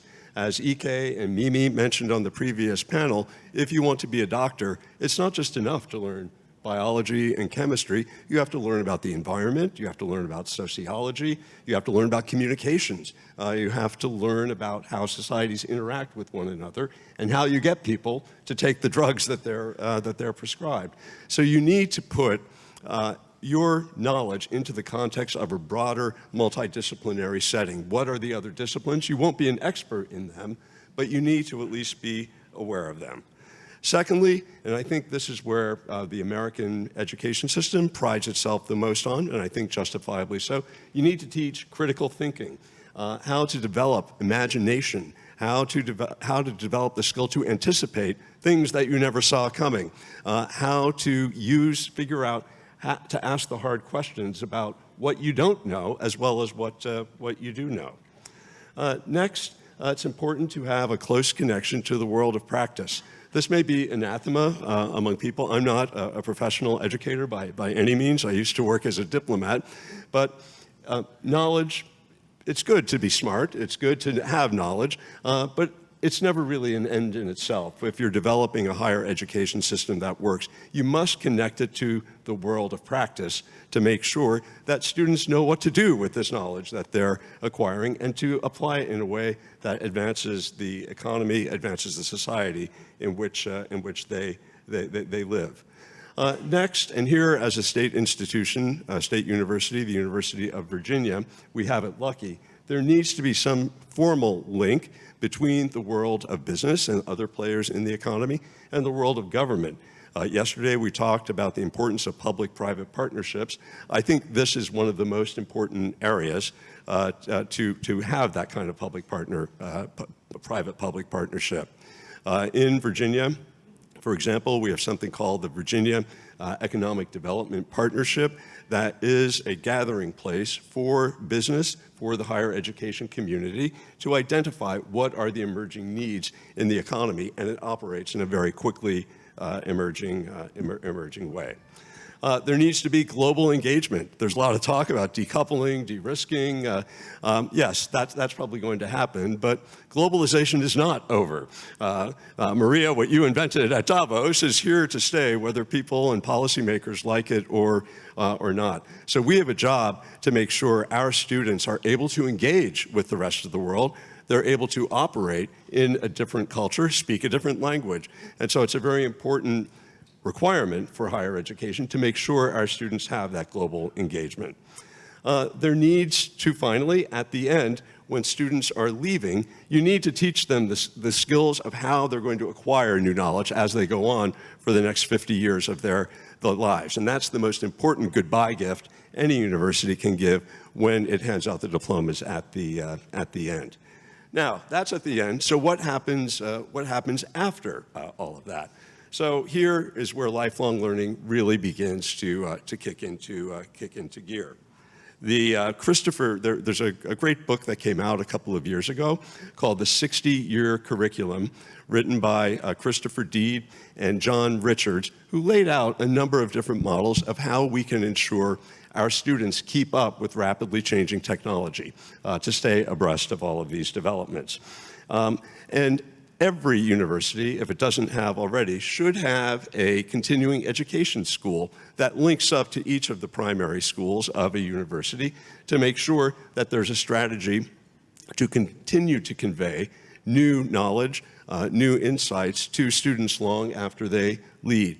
Alumni engagement is also very important. So for example, next week, when I get back to Virginia, we have a big alumni reunion that happens every summer, and there's a whole syllabus of courses that happens during that. I'm going to have to give a lecture on updates on what's happening on foreign policy issues, and there'll be somebody from the engineering school to talk about that, somebody from our data science school to do that. So that's obviously very informal and not very systematic, but it's an important part of doing it. It's important to bring educational facilities close to the workplace. So either through online engagement, which we're in the process of developing, as many other universities are, or to bring actual campuses to where there are people working. So for example, at the University of Virginia, we're about 2 hours away from Washington, D.C. We're opening a campus right in Washington, D.C., where people can go over the weekends, in the evenings, to continue to develop their knowledge. So I think as long as you concentrate on the before, beginning, and after, that will lay the foundation for good lifetime learning. Thanks. Thanks, Stephen. I think you already provide the solution to the question you found. But maybe Lynette, I think when you listen to Stephen, he mentioned about cooperation across the nation, across the countries.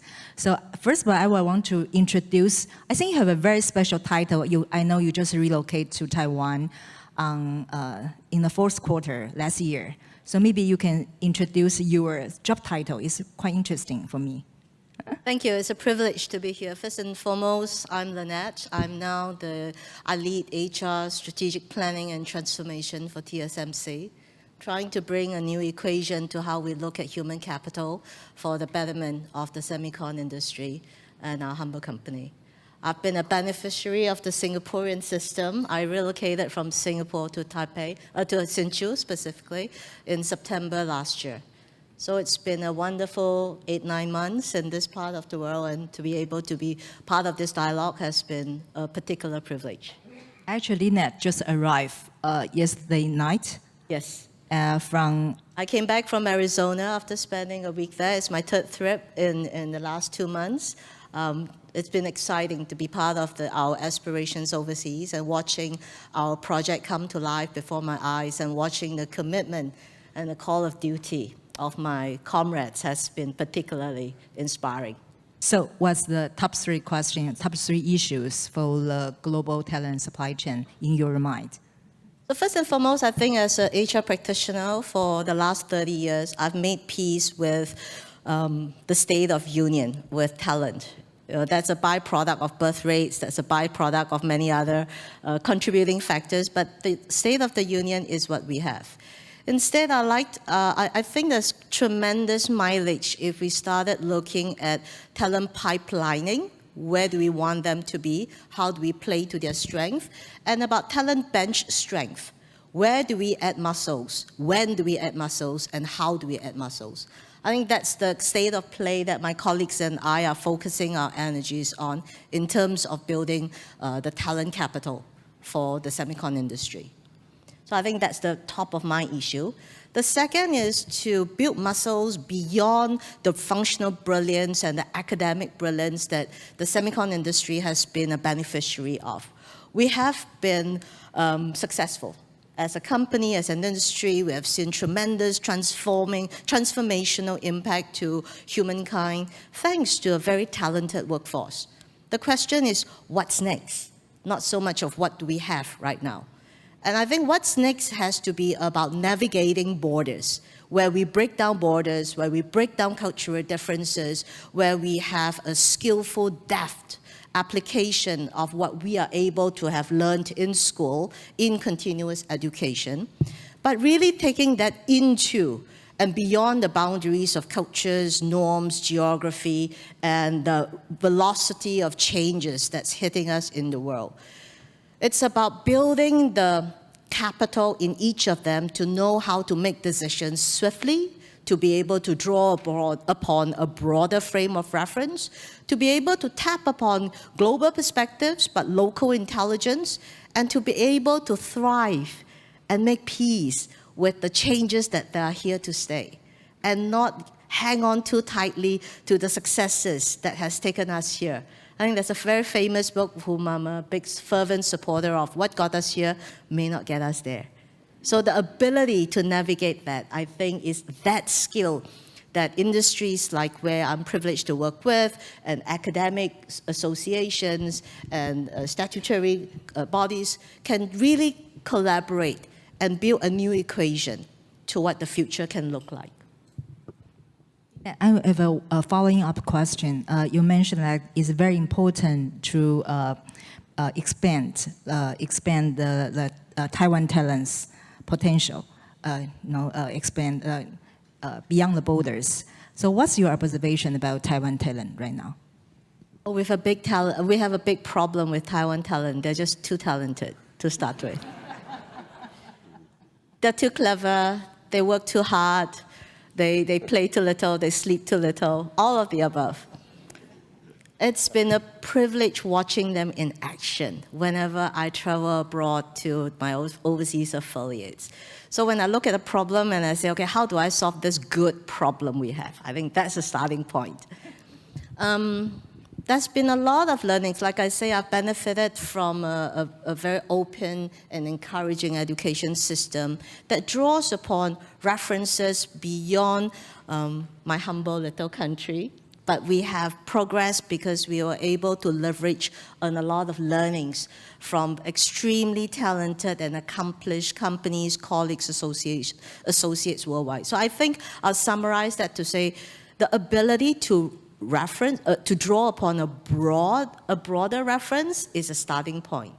The second is really to what Chairman Lim has said, that sense of curiosity, to really keep nurturing and giving oxygen to that sense of curiosity and not be too bound by one's successes within one's function or one's country or one's company, but really to break all of that away. I think that's the second. The third is to be really earnest, really diligent in tapping on continuous education. And I like to stretch that a little bit. Continuous education may not just mean online learning, offline learning. It means really throwing ourselves at immersion into doing something different, that immersion of participating in cross-pollination projects, that immersion of applying our best and paying it forward in a different country, in a different arena. Because that exchange itself is so educational, is so enriching. And when giving, I think in Chinese we say 施比受更有福. So as we give, we learn. So that giving in an enterprise perspective involves participation in different projects, in the curiosity and the openness to be willing to share and to be challenged and to learn that there's something else we didn't know before. And there's another way of delivering success together. I think that sense of collaboration would really change what the future could look like. So it's about going from good to great and constantly staying in that humility and that curiosity. In our private discussion, I think Lynette actually mentioned one interesting point. She told me that when the talent become very specific on one profession, it's hard to expand that. So according to your profession, when is the best timing for the Taiwan talent to become like more international and more willing to take the broader challenges? I like to engage talent, and I think first of all we have to break down the concept of early or late away from biological age.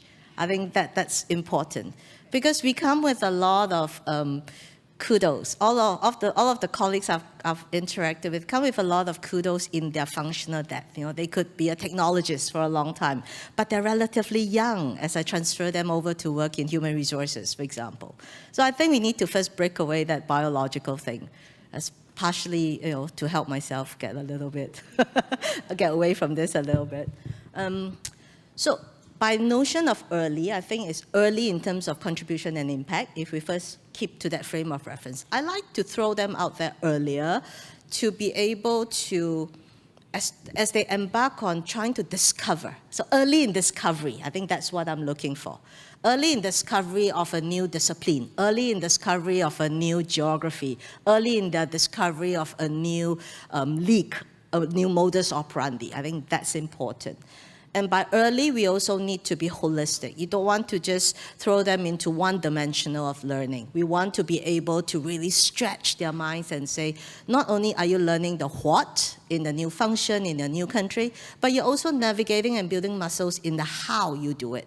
So a constant navigation between the what and the how would really keep them, to help them first unlearn the muscle memory they have, and then learn new muscle memories and build that practice. So we got to start it early. If they are starting, for example, as they're finishing college, we are working on an initiative where we start blending industrial practice with college. No, there's nothing new in that. You know, that's been as long as conventional wisdom has for us. But the magic, the alchemy lies in the how. How do we do that? How do we get the different collaborators all to be in that mode of curiosity and learning? So we we help our managers learn how to manage new colleagues coming in differently. We help the new associates from the schools, the new students from the school joining our ecosystem to learn differently. So I think that's where the alchemy is. Thanks, Lynette. I think the next round we are discussing about the role of the company in the future talent supply chain. So I know that Temasek actually invests a lot of companies, and the chairman actually initiated a very interesting conversation called Temasek, a three-party conversation between the investor, Temasek, and the company they invest, and also the working force. I'm quite curious about this conversation. What's the result? And do you think that the company should play more important role to improve this kind of working environment? If you don't mind, it will take a little longer in replying to your question. In Singapore, we thought that employers had a role in continuing education and training. So what we did was to impose a payroll tax of 2%. And then tell the employers that when you embark on training of your employees, you can claim from the skills development fund. It's actually a commingled fund, so you contribute so much, you can actually draw out more if you are creative. And I know some companies actually did that. So that was to encourage the companies to retrain. However, not all companies retrain. And I say so because not all companies are forward-looking, and not all companies know where they want to go to. Not all companies know what the skill sets are required. And therefore, that scheme worked only for the forward-looking advanced companies, right? Now, how do we get companies to be involved in training? Some companies actually get involved in training by necessity. But I think we should make a necessity a virtue. So in the shifting supply chains, companies will move to less developed countries and start out new factories. But you don't have the workers with the skill sets required for those factories. So what do? They set up their own training colleges. So if I take the example of Vietnam, Samsung has their own college, and I believe it is to train the people for themselves, plus extra for the industry, if so be it. Dynamism company Win Group has set up their own university, I think also for the same purpose. They're going into different things, including electric vehicles, so obviously requiring Vietnamese workers with skill sets for these new industries. So there is a role for companies, and large companies actually have embarked on it. And I think that if we push this further, that more can be done in all countries with the private-public partnerships. So that's, I think, a very good example of what can be done and it's in Vietnam. And if I stay with Vietnam, the Vietnamese government wanted to develop the IT industry. So they set a goal of training 1 million talent. And they have been successful in training IT talent. So I was recently curious as to how it was done. I did a bit of work on my smartphone to try to find out which ministry and how they did it. I came to a website, on the government website, that mentioned it.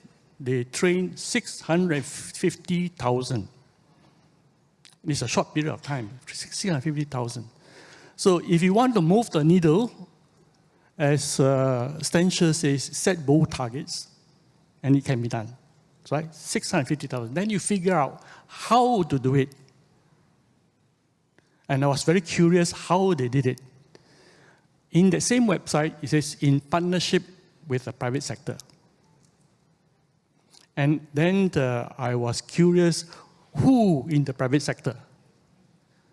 Because that website didn't tell me. And I did a bit more work. I found that Google was involved. Subsequently, I had the discussions with some Vietnamese friends and found that another company called FPT in Vietnam was also involved. So it is a private-public sector partnership for a national program of quickly training the skill sets needed for industries that were coming into Vietnam. Now, if I then move on to your specific question about what we're doing in Singapore, apart from the Skills Development Fund part, is that we have a portfolio companies, and we know that there are certain trends and changes in industry, and this will affect our portfolio companies. And so therefore, they too should be alive to it on the why, the what, and the how. So we have been conducting what we call the Temasek tripartite conversations with the companies in our portfolio, the management, the union representatives, and the government agencies involved. And we discussed the change that might happen in the sector. So last year, it was on climate change, on sustainability, how that's going to affect the companies in this particular instance in the mobility, the transport, and the built environment sectors, right? So it was a necessary conversation to bring everybody at least to a common basis to discuss the subject. Right? So you must have some knowledge. So we got a consultant to tell everybody about that. Different people at different stages, so bring everybody to the same reference line. And then to understand what it means for the business of the company, and therefore which areas they should be start looking at. And then to understand how the jobs are going to change, how the existing employees are going to have to relearn, adapt to the new things which the company may be doing. Right? So this builds common understanding and therefore facilitates the collaboration within the enterprise. That was last year. We are going to do a follow-up in September this year with the same companies on what are the things to do. And this year, we are bringing a different set of people together to discuss artificial intelligence and the impact of artificial intelligence on business and what it means to jobs. If they doing nothing, what's their punishment? we are encouraging. I think that when everybody understands what is changing, the management knows that if they do nothing, the business is going to decline, and therefore it's in the interest of the company to do something. As far as the employees are concerned, I think employees worldwide, as far as I know, because I've spent many years in the trade unions, working for the trade unions, every worker wants some assurance that I can do a job, I can earn an income that will feed my family. If you address that fundamental aspiration of the worker, I believe that all workers will be cooperative. Germany actually have a very strong background working in the trade union, right? So I think you believe the workers' power. Yes, power, but not power as is exercised in many countries. Because in many countries, the exercise of union power is brawn power. Because they don't understand what's going on, they don't know what to do, and the only thing they know is to resist and to fight and to stop things from changing. We take the approach that we have to educate union leaders and workers about change and what they can do. Give them the confidence that they can change, they can adapt, and therefore actually life can be better because they be doing a better job, earning a better pay. It is work that has to be done all the time, but unfortunately it's not done in most countries. We have 2 minutes left, so my question for Lynette and Stephen. I think I'm curious about, from your perspective, what's the most effective way for the company to participate with the university, and what's the best way to co-work with the university? Maybe 1 minute for each. Well, speaking from a university perspective, what's increasingly popular in the United States, certainly with us at the University of Virginia, is creating spaces for business and academia to interact immediately in real time. So, for example, we've just decided to create an Institute for Biotechnology with a substantial contribution from our state government. A private philanthropist donated $100 million, and business is also donating money. And this Biotech Institute will provide a venue for our scientists and researchers to work side by side. They'll be co-located with an incubator of startup biotech companies. And so that will provide a nexus for cutting-edge research to be shared with cutting-edge business. We're just at the beginning of starting it, but I think it's a really exciting model for promoting that close cooperation. How about Lynette? Well, from the perspective of an enterprise, I think it comes from two main things. First is to be very generous in offering what we have to offer to the academics, and TSMC does that. We have academic and research collaborations where we share perspectives and information about our technology to advance the learning and the design. Secondly is to be shameless in asking for what we want the future to look like. To think together, what are the future capabilities that we imagine that are required in the future, and co-creating that, building that curriculum and building those muscles together with the colleges, the universities, earlier in the system, and providing the bridge for the students to be able to access the real life, when rubber hits the road, what does it look like, that kind of world, to the students way earlier in their careers. So the idea is not only to nurture, but to inspire and to provide them with a flavor of what the reality is like. And hopefully that gains traction and that builds not only the muscles, but that passion in them way earlier. On that note, thank you for having me. Time is up. So hope you enjoyed today's conversation. So let's thanks three distinguished panelists again.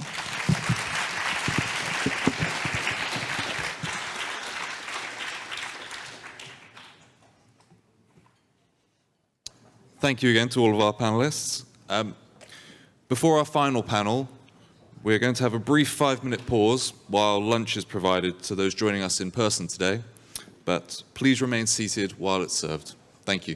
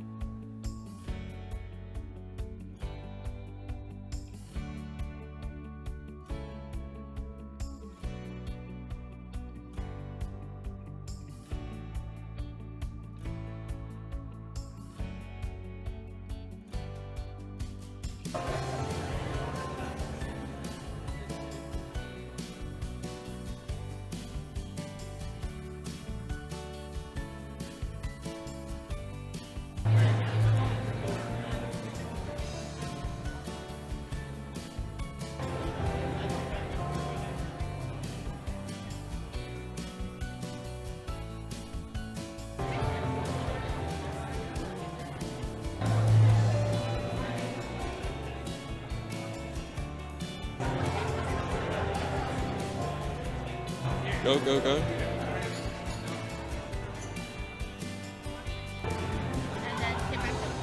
Yeah, so I'll give them a 1 minute warning now. Okay. If I could have everyone's attention, we will be resuming the program in 1 minute, just 1 minute. So please return to your seats. Thank you.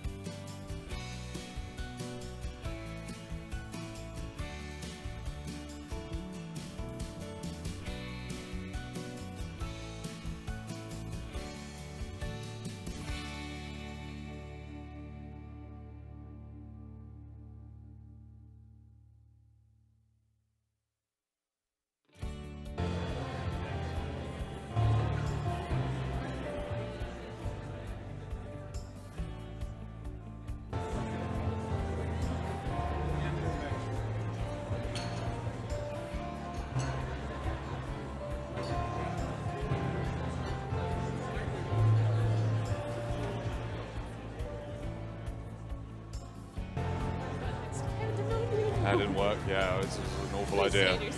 Yeah. I know.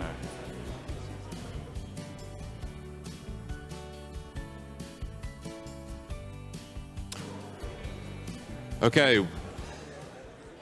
Thank you, everyone. We're now going to resume the panel discussions.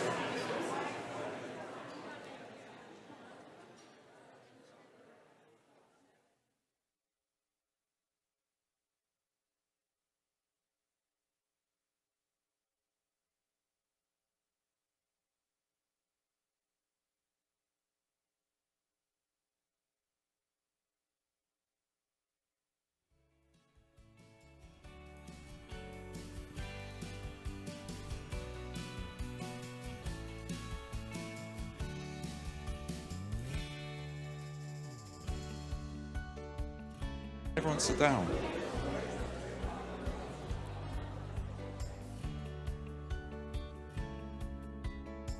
Hi, David. Yeah.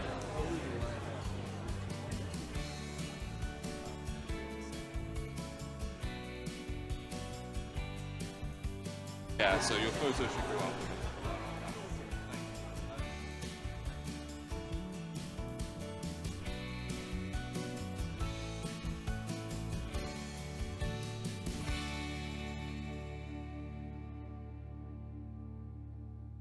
Wait for Malcolm to sit down. All right, thank you. So it is now time for our fourth and final panel discussion.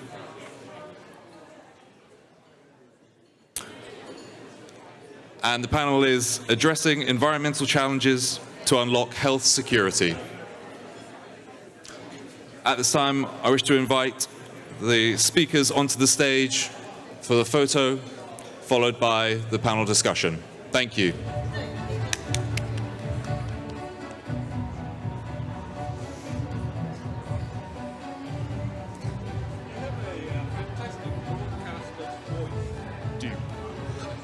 Yeah.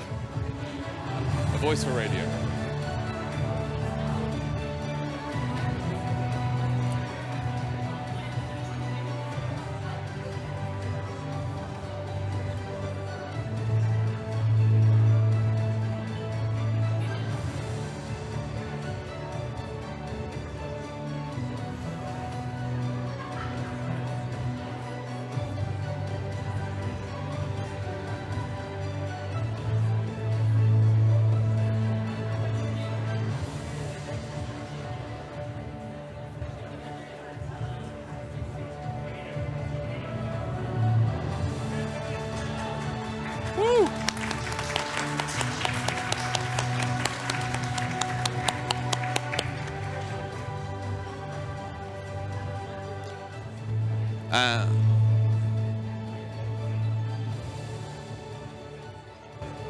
Thank you.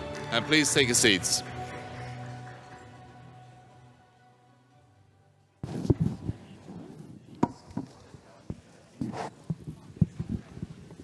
Okay, thank you very much, everyone. Welcome today for this talk on addressing environmental challenges to unlock health security. I'm once again going to very unfairly condense our panelists' long careers into just a mere few sentences, but let me just introduce them to you first. So at the end, we have Professor David Heyman. He's a professor of infectious disease epidemiology at the London School of Hygiene and Tropical Medicine.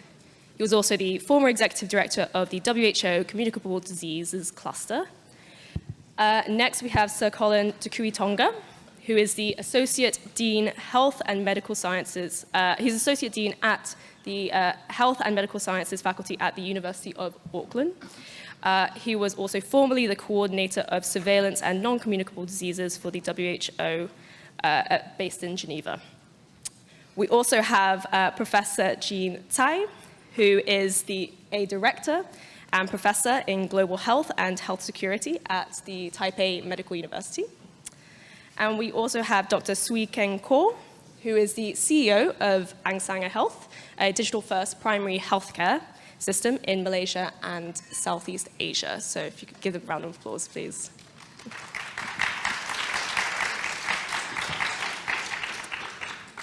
So I think in order to kick this off, let's look at the challenges, the dual challenges of climate and health security, and maybe David, you can help us help start us off in terms of how the One Health framework offers a sustainable solution to both of those problems, and maybe you can explain a bit about what the One Health system is. Thanks very much, Jennifer. You know, we've just been through a pandemic, which has occurred because there was a virus from the animal kingdom that entered humans and spread around the world, and we've heard a lot about that in previous panels. And after that, people have been talking about One Health. And it's really important, I think, to understand what One Health really is. And One Health is a focus on three different areas in our lives: our environment, animal and plant agriculture, and human health. And if we can keep the focus on that, we're working with One Health. But we need to do more than that. We need to understand the factors, the risk factors, that cause the emergence of a new disease in humans. And that requires cross-sector work between the environment, animal and plant agriculture, and humans to identify those risk factors and to either mitigate or prevent the risks from occurring. And many of you will know about the Swiss cheese model, which is a good example of how infections emerge. Swiss cheese, as you know, is a cheese with holes in it. And if you want to pass an arrow through 4 pieces of Swiss cheese, you have to line up 4 holes. And those holes are lined up, and then the arrow can pass through the Swiss cheese. Using that with emerging infections, if you use those holes as risk factors, when those risk factors line up, there's the emergence or a public health event. And a good example of that occurred in East Africa and in the Middle East recently. In fact, this was involving Rift Valley fever, which is a virus, Rift Valley virus, carried by ruminant animals, sheep, goats, cattle. There's a vaccine to prevent Rift Valley fever. But that vaccine was not being used in East Africa because the production facility in Kenya wasn't able to continue producing the vaccine. So the first hole in the Swiss cheese, or the first risk factor, is actually the fact that there were no vaccinations in ruminant animals. The second hole in the Swiss cheese was an El Nino event. El Nino occurred in the Indian Ocean area, and there was flooding. And flooding led to 2 more risk factors that lined up. One was increased breeding sites for mosquitoes, and mosquitoes are the way that the Rift Valley virus is transmitted among ruminant animals, from animal to animal, but also from animals to humans. And in addition, the blood of those animals can infect humans. So there was an El Nino event, an increase in breeding of mosquitoes, and at the same time there was flooding, which caused animals and humans to become closer together. The result of the alignment of all those risk factors was a public health emergency, really. It was the emergence of Rift Valley fever in humans, which caused an outbreak and many, many deaths. Now, to prevent that outbreak, there would be many things that can be done in the short term and long term. In the short term, you could be vaccinating animals, and hopefully animals will be vaccinated in the future. But in addition, there are some mitigation factors, educating people about the disease, using mosquito nets to prevent mosquito bites. So that's the emergence in the short term. In the long term, though, there are other things that can be done, and that includes speeding up our activities with the climate change treaty, for example, to prevent events that cause flooding and cause emergence, and also at the same time to work closer with the World Trade Organization, because the follow-up to this outbreak was that unvaccinated animals went to Saudi Arabia and Yemen and caused outbreaks in those countries as well. And now in those countries they're having to vaccinate to prevent the infection in humans. So the emergence occurred, and that's the way factors line up. Closer here to Taiwan, there are typhoons, which continuously cause flooding and the risk and many times outbreaks of cholera. And there's rice, animal, and humans who all use antibiotics. Rice culture uses antibiotics to prevent certain blights, as does the pork and poultry industry to prevent infections in humans, and does the human community to treat infections. So we've got antibiotics in our environment which are selecting out resistant bacteria which then infect others. And so we've got a whole series of events that are happening in this area, as in the rest of the world, which are lining up the risk factors to cause an emergence. All of these and future events have long-term and short-term solutions. Short-term is good public health, but long-term is solidarity among people living on this planet.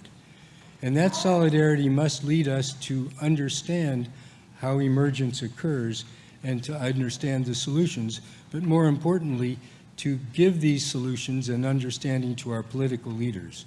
And that's why CAPRI is so important, because it's creating a solidarity among technical workers and people in this area, which will eventually develop the information which political leaders will hear. So that's what One Health is, Jennifer. I hope that's answered your question. Yeah, absolutely. And you did touch upon Taiwan there, and maybe that's a good segue for Jean to make a comment about a Taiwan-specific issue in terms of the challenges that Taiwan faces in securing its health and climate security. So maybe you want to comment on that. Okay, thank you first for the question. First of all, I would like to say it's my pleasure to be here in the panel. And also, it's a really exciting experience for me to communicate with the world in Taipei rather than in Geneva and also DC. So I would like to thank for CAPRI and also Shelley for the platform and also the opportunities. Regarding the issues and challenges of Taiwan face for the climate change and health, I would like to start from two facts of climate change in Taiwan. First is the temperature changes. So Taiwan is more and more hot over decades, like the other parts of the world.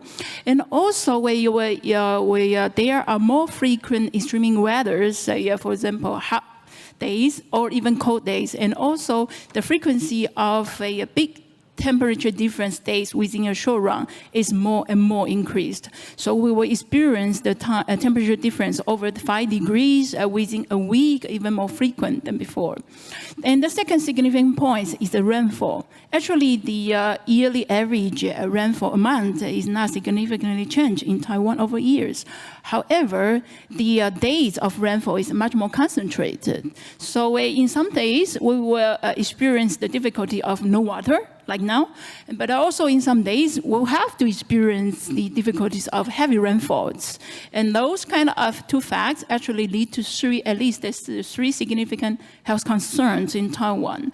And first of all, of course, due to the temperatures. So the hot weather actually brings the increased risk of heat wave and a heat stroke.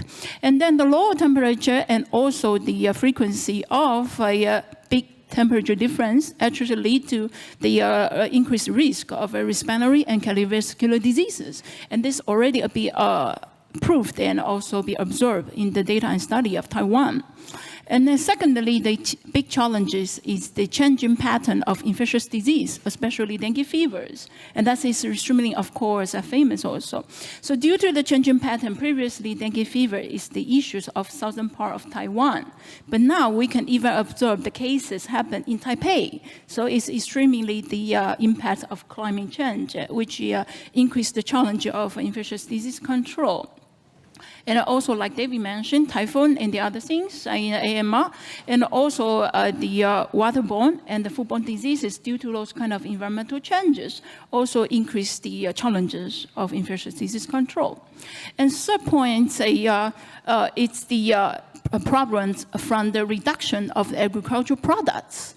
So because of those kind of climate change, the reduction of the agricultural products actually lead to the risk of food security and also the malnutrition issues in Taiwan. So we can already experience a little bit, and I think this is only the initial stage of these worries. So I would like to say that would be the three key areas that challenge Taiwan now. Thank you. Yeah, and maybe it's a good kind of segue to Colin as well, just to talk about the Pacific Islands in terms of the health and security challenges and how the two are interconnected. Could you maybe speak about that? Well, thank you very much. It's a pleasure to be here. The climate crisis and all its ramifications is the issue for the Pacific Islands, and many in the region are a little bit annoyed about those who continue to deny that it exists. In the first 6 months of this year, I live in Auckland in New Zealand, and the first 6 months of this year we've had this dreadful weather, Cyclone Gabrielle and too much rain. And if it wasn't so serious, I find it amusing that people panic and don't know what to do. And I tell my colleagues and friends, actually, this is what the people in the Pacific Islands have to go through every year from November through to March. It's going to get worse, and get used to it. The climate crisis affects pretty much all of, for the public health practitioners in the room, the determinants of health. The air we breathe, the food we eat, the water we drink. But there are three main consequences, I guess, for the Pacific Islands. The media and the public get very excited about severe weather events, tropical cyclones or typhoons, as you call them, severe flooding, and so on. It's always dramatic, and it captures the attention of people. And of course, it is a major risk to health. Fortunately, in the Pacific Islands, mortality associated with severe weather events is actually pretty low. And I think that's more a function of population density and scattered populations than any good planning. It's fortunate, obviously, that mortality is associated. Severe weather events, of course, cause a lot of damage. In 2015, severe tropical cyclone Pam decimated Vanuatu, crops, schools, infrastructure, some $700 million worth of damage. In 2020, Tropical Cyclone Harold did a lot of damage. So from a public health viewpoint, there are clearly risks, but it's obviously far more important in terms of the economy, people's property, crops, and so on. The second thing that happens that always in the media is sea level rise and stories of some islands, Tuvalu going under. That's rather dramatic. But clearly sea level rise is a consequence, and it will affect places, islands. In Fiji, I was involved in plans for relocating some 70-odd villages away from the coast. But these are obviously manageable. The one that probably is less dramatic and less visible and less in the minds of people is ocean acidification and warming and its damaging effects on coral and subsequently fish and sea life. Pacific Island people are people of the sea. 80% of their protein source come from fish. And if your food chain is compromised, people turn to tinned fish and rice and flour and processed food, which, by the way, is the second or first equal public health problem for island communities. And so ocean acidification and warming is a major problem in the Pacific Islands. As I say, there are clearly multiple effects of the climate crisis. People in the islands are a little bit grumpy with the rest of the world. This is an issue of social justice. Less than 0.03% of the harmful greenhouse gases generated by the Pacific Islands, and yet they're at the front end of all the negative stuff associated with the climate crisis. So there's an issue of social justice, and they've been very vocal at Global Forum about people needing to do the right thing. And I have to say, I agree with them. And we need to act decisively on the measures that need to be taken to curtail, to curb. There's a lot going on in adaptation and mitigation activities in the islands, but you got to turn the tap off.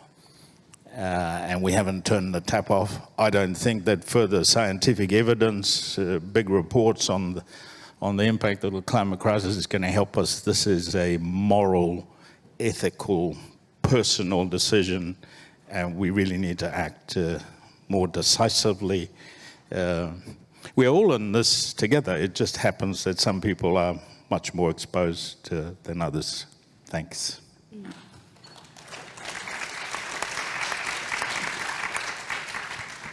Now, Swee Kang, we talked about a lot of things already. We talked about mortality, food security, malnutrition.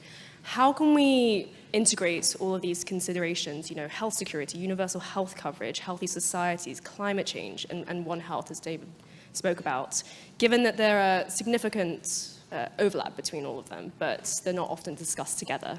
Maybe into that. Thank you, Jennifer. Jennifer's raised several topics. So the first one is health security, which we can define. I'll start by providing some definitions and then providing a little bit of context on how to unite these very different themes in health. The first one is health security, which means protection from disease. Number two, universal health coverage, which means everybody should get the healthcare that they deserve when they need it without going financially bankrupt. Thirdly, there's health promotion, which is all the series of preventive and promotive activities to improve the health of societies and the well-being of societies. Fourthly, there's climate change. And fifthly, there's One Health, as David has explained earlier. These are 5 separate concepts. In any typical health ministry in any country, these 5 concepts usually have 5 different departments or units in the same ministry or agency that are responsible for each of the 5. And how do we get them to talk to each other and have a united, common, and shared vision? That is Jennifer's question. To answer this question, let me provide 2 thoughts for potential answers. And these are very boring answers. Why is it boring? Because government is supposed to be boring. When done correctly, governments are boring, which is good because you don't really realize that they're there. So the first step is public administration, and the second step, or the second solution to bring all 5 units together is shared funding and shared KPIs, or key performance indicators. Let's talk about public administration. In South Korea, a country I admire very much, is the Ministry of Health and Welfare. In Japan, it's the Ministry of Health, Labor, and Welfare, which means that health, labor, welfare, family, they're all interconnected. So that's one way to just change the public administration of a country to get all 5 pieces together. What are the 5 pieces again? Health security, universal health coverage, health promotion, climate change, and One Health. Another example about public administration is to break the silos within the independent units and the independent departments, even within the same ministry. That could be quarterly meetings at a director general level, monthly meetings at a director level, and so on. A third way, which is a little bit requiring a much larger political commitment, is to do what Japan did, a headquarters for health policy, which is a cabinet-level position reporting directly to the Prime Minister. These are all public administration changes which are invisible, but yet get the job done. The second way to get all 5 parties together, and before I turn the floor back to Jennifer, is for shared funding. Meaning to say that usually these 5 sectors, then to repeat, health security, universal health coverage, health promotion, climate change, and One Health, most departments in any given ministry have the same problem of, my problem is bigger than your problem. So health security will say, I have a bigger problem than universal health coverage, and UHC will say, my problem is the most important one to solve before health promotion. So that my problem is bigger than your problem can be solved if you create shared funding mechanisms. This requires the Treasury and the Ministry of Finance to come and say, I will only give you multi-department, multi-ministry, or multi-agency, or inter-department, inter-ministry, inter-sectoral, whatever term you prefer. I'll only give you money if you have a shared program, rather than having you compete with each other for the same pot of money. So these are 2 public administration ways, changing the organizational structure, but also secondly, changing the funding mechanisms to encourage more collaboration. Great. Now, you mentioned this siloing, and I wanted to ask David, perhaps, when it comes to the WHO, do you think that the WHO acted quickly enough to reduce the impact of COVID? What could it have done better? Was this siloing, in other words, did that impact the WHO's response? Well, thanks, Jennifer. I don't like to make judgments. I like to put the facts out, and I like people to be able to make their own decisions. And it's clear that WHO was notified about the pandemic, or about the beginnings of the pandemic, on the 31st of December or the 1st of January in 2019. They announced this to the world on their website, and countries in Asia, by the 21st, I know Singapore and many other countries, we heard from EK and YY, were already dealing with this as an outbreak that needed to be stopped. They were stopping outbreaks that occurred, and countries in this part of the world, in the Asia Pacific, really reacted rapidly, while Europe and North America seemed to just be sitting watching. And by reacting rapidly, they were able to keep the virus at low levels. Still, it entered the countries, but at low levels.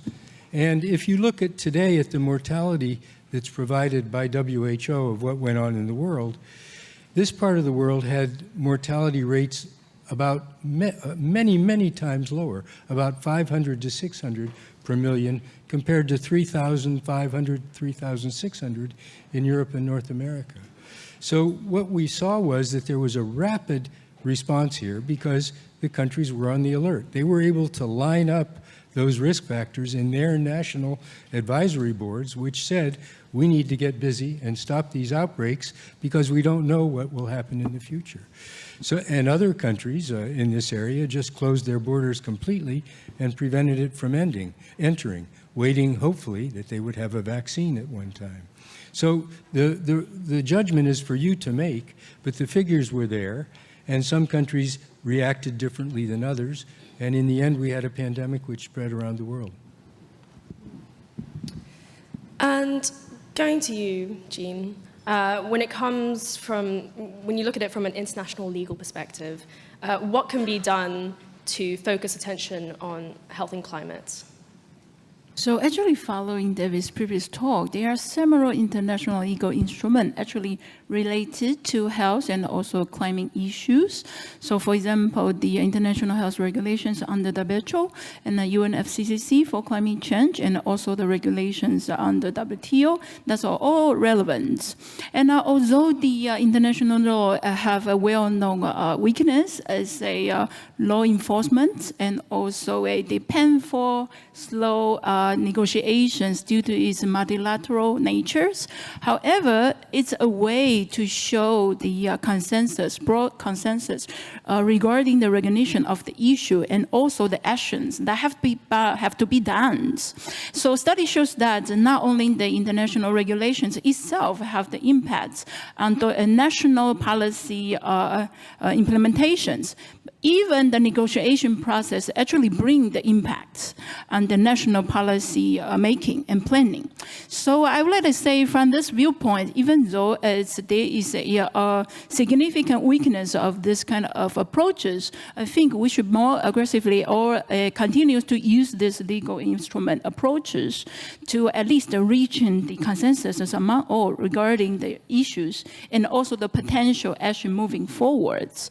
And also talking that, although a lot of people here in this room might say that globalization is almost die or already died, but actually you can see that after COVID-19, well, we suddenly see again the international traveling. Like today, we have a lot of international travelers here, and that's the blessing that actually even though the geographical difficulties, but we still have the mindset that we want to connect it with each other. So from that perspective, the globalization driven by international trade might bring, from the decades, bring the damages to climate and to the security of the health also. But then it could also be a reverse approach for dealing with the issues. So currently, for example, the green economy approaches or green banking approaches, investment approaches could lead to a possible surrounding international regulations for this kind of activities. And I think that is also a way that we can try to talk on the issue, to try to much more collaborative approaches to solve the problems. And I would like to emphasize again here today that also due to the geographical politics issues, I think the regional collaborations is even more important than before. So we can considering to use the regional collaboration approaches through either agreement or the regulations to form the much more strengthened chance to secure all of us in these regions. That's my answer currently. Thank you. Jean just mentioned a few of the problems that come out of increasing globalization, interconnectivity, and how that impacts the environment. And perhaps we can go to you, Swee Kang, about just in terms of health systems accounting for about 4.4% of global emissions. So what can be done to reduce this figure and make health systems more environmentally sustainable? Thank you, Jennifer. Excuse me. Health systems, they account for 4.4% of global emissions, like Jennifer has mentioned, and therefore healthcare systems and health systems are both a cause of global warming and a recipient of the damages from global warming. So it's a very difficult position for health systems to be in. Number two, philosophically, to decarbonize a health system is obviously important. Nobody will argue against that. We have to balance the acts of decarbonizing a health system with considerations of equity and access, meaning don't deny healthcare to people who need it just for the sake of decarbonizing. With that in mind, there are three ways. The first way for us to decarbonize the health system is to remove wastage, over-treatment, over-prescriptions in a health system. A specific example, one MRI scan. So if you've had an MRI scan before, that is 17 kilograms of carbon dioxide. And there is this phenomenon called doctor shopping. So when you see one doctor and then a second doctor and a third doctor, every antibiotic, every treatment, every x-ray, every MRI, every doctor's visit incurs carbon emissions. Therefore, if we can increase the efficiency, reduce wastage, reduce over-treatment, over-prescription, over everything else, we'll fix antimicrobial resistance, we'll fix healthcare costs, we can also reduce carbon emissions. As a crazy number, the US spends $4 trillion on healthcare a year. 1/3 of that is wasted. That's $1 trillion worth of healthcare is wasted every year. We need to reduce the wastage, and that will reduce carbon emissions. The second way is actually to move healthcare away from hospitals. This is a trend called dehospitalization. Hospitals are great, we love hospitals, but they're also very carbon intensive physical buildings. The building of the hospital, the machines that are in there. If there's a way that we can shift care to the community, primary care, digital care, virtual care, that you don't have to attend to see a doctor, all these things are going to reduce the amounts of emissions, meaning to bring care to the community. That's the second way. And the third and final way, let's call it the standard net zero pathways. The UK, the United Kingdom National Health Service has committed to be a net zero health system. They committed this in 2020. I think they've given themselves a 10-year roadmap. I think that health systems around the world should probably do a little bit more as well. Those are three specific ways that health systems can decarbonize. We haven't spoken about insurance and how insurance can drive decarbonization. We haven't spoken about private equity, the role of sovereign wealth funds like Temasek, and how these entities can also help the process of decarbonizing the health system as well. Jennifer. And Going to you, Colin, in terms of the Pacific Islands, what is the relationship between climate, health systems, and thinking specifically about mental health? That's something that you want to talk about as well. How does that relate to Pacific Islands?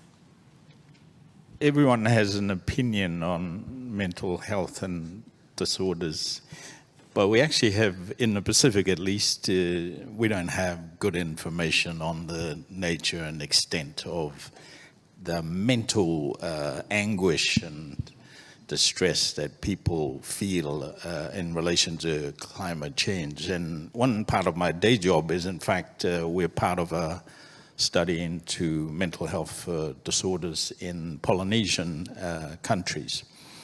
So clearly we need to learn more about mental health problems. But there's obviously a lot of literature on the effect of climate change on mental health, anxiety disorders, manifestations of loss. One of the key issues for Pacific people is the prospect of being dislocated or displaced and to move elsewhere. People are concerned about that, and obviously a lot of conversations. But people are clearly reluctant to be relocated. They've lived in those villages forever. The dead are buried around the houses where they live, and if they move, what happens to their ancestors? A whole lot of those issues. So, as I say, there's no doubt that there are significant consequences of the uncertainty associated with the climate crisis. But we need to know better. Mental disorders are about, they're socio-cultural phenomenon as much as a medical health diagnosis. And we've got to be much more precise and well-informed in terms of devising responses. Pacific people are resilient. They've lived on these islands forever, and they know how to cope with adversity. They know how to manage risk. At the beginning, when I talked about low mortality, in fact, in Vanuatu, they thought the low mortality associated with 2 Cat 5 cyclones was as much to do with the traditional knowledge about how things happen and how they react to these things. So I guess the short answer, Jennifer, is we need to be much more sophisticated about mental health disorders and well-being so that we can respond appropriately. One of the worst things we can do is to overreact and label things wrongly and put in place measures that are unhelpful. So clearly a problem, but we need to do better by way of more precise knowledge. Right, and thinking about being more sophisticated about tackling these kind of issues, that requires a level of funding, right, state-backed funding. When it comes to addressing the issues surrounding climate and health security, and I want to open it up to anyone to respond to this, is a different approach required for each country reflecting their income level? And can you maybe provide some specific examples? Anyone? Yeah. Colin, do you want to? I'm not sure that I fully understand the question. Clearly, for the Pacific Islands, given their small economies and limited resources, they rely heavily on the international sources of funding, and they have to be tailored in some way. The Pacific Islands receive a lot of official development assistance from Australia and New Zealand and elsewhere dedicated to mitigation and adaptation. The Global Fund is an important source of funding for these activities. But if you talk to people on the ground, of course, what's important is the ability to enable, to resource and to support communities to respond to the threats associated with the climate crisis. And so I think the Global Fund is a fantastic idea. I think people tell me that it's a bureaucratic nightmare to be able to access the funds, and it needs to be simplified in some way. So clearly, in terms of resources, at least for the Pacific Islands, people are accessing the resource that's required. Maybe I'd add a little bit. You know, no country is free of the risk of an emergence of an infection. No country. And we saw that when people were watching the Asia-Pacific area for H5N1, bird flu, avian flu, back in the early 2000s, there was a feeling that that would become the next pandemic. People were very concerned, watching closely here. And what happened? It emerged in the southern US, northern Mexico. That was the pandemic that emerged of influenza. It didn't emerge where people were looking. So we just have to understand that you can't predict when infections or when anything will occur. It's the lining up of those risk factors that's important, and they can occur in economies that are very highly developed and in lesser economies. Okay, so I try to answer these questions. I think I would like to learn from the previous panels that actually the solutions for each country is, however, have to adapt to the unique situations of the countries rather than only the considerations of income. So, for example, the culture and also the environment and all the social norm and all the things that they so every country might have their own unique or significantly common parts, but also specialize in their own national concerns. And so I would like to also share some information with SK that actually for Taiwan, we're also trying to have that cross-sectional collaborations for the issues. For example, our Ministry of Health is becoming a Ministry of Health and Well-being.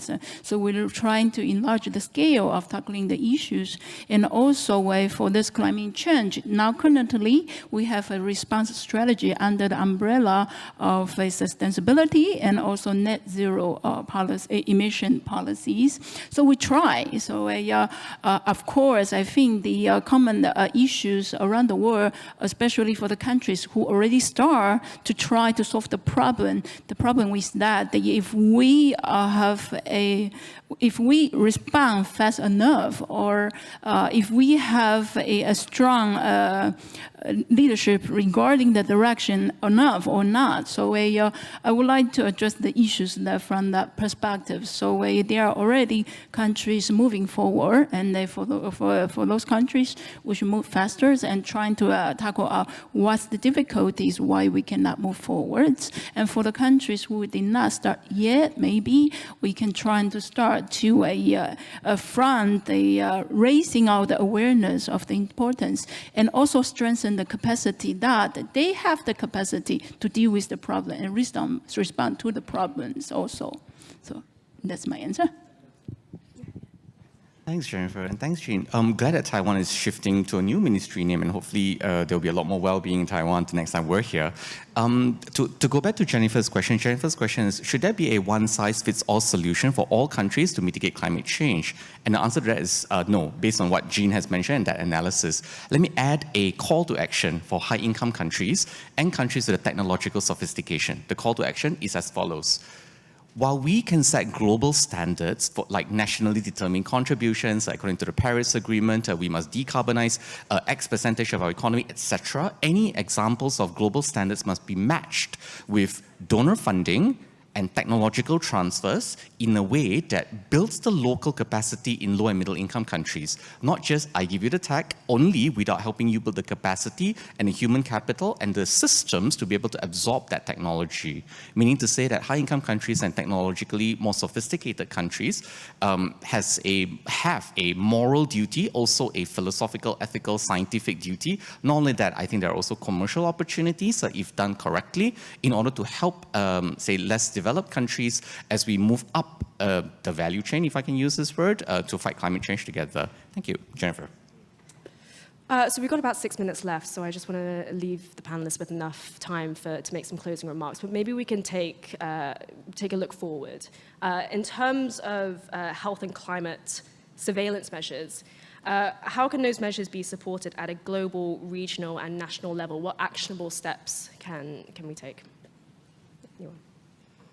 Well, at the global level, certainly we need to do more to get health involved in the climate change discussions and in the treaty.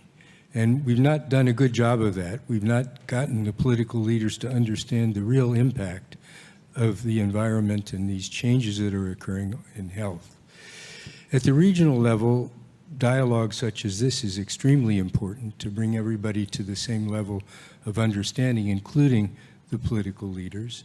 And then at the national level, such activities as joint risk assessment between the environmental people, the agriculture people, the human people, working together once a month, looking at those risk factors, looking at how they might align, look at the Swiss cheese model, and then try to interrupt some of those risk factors so that events don't occur. So there's importance at all three levels.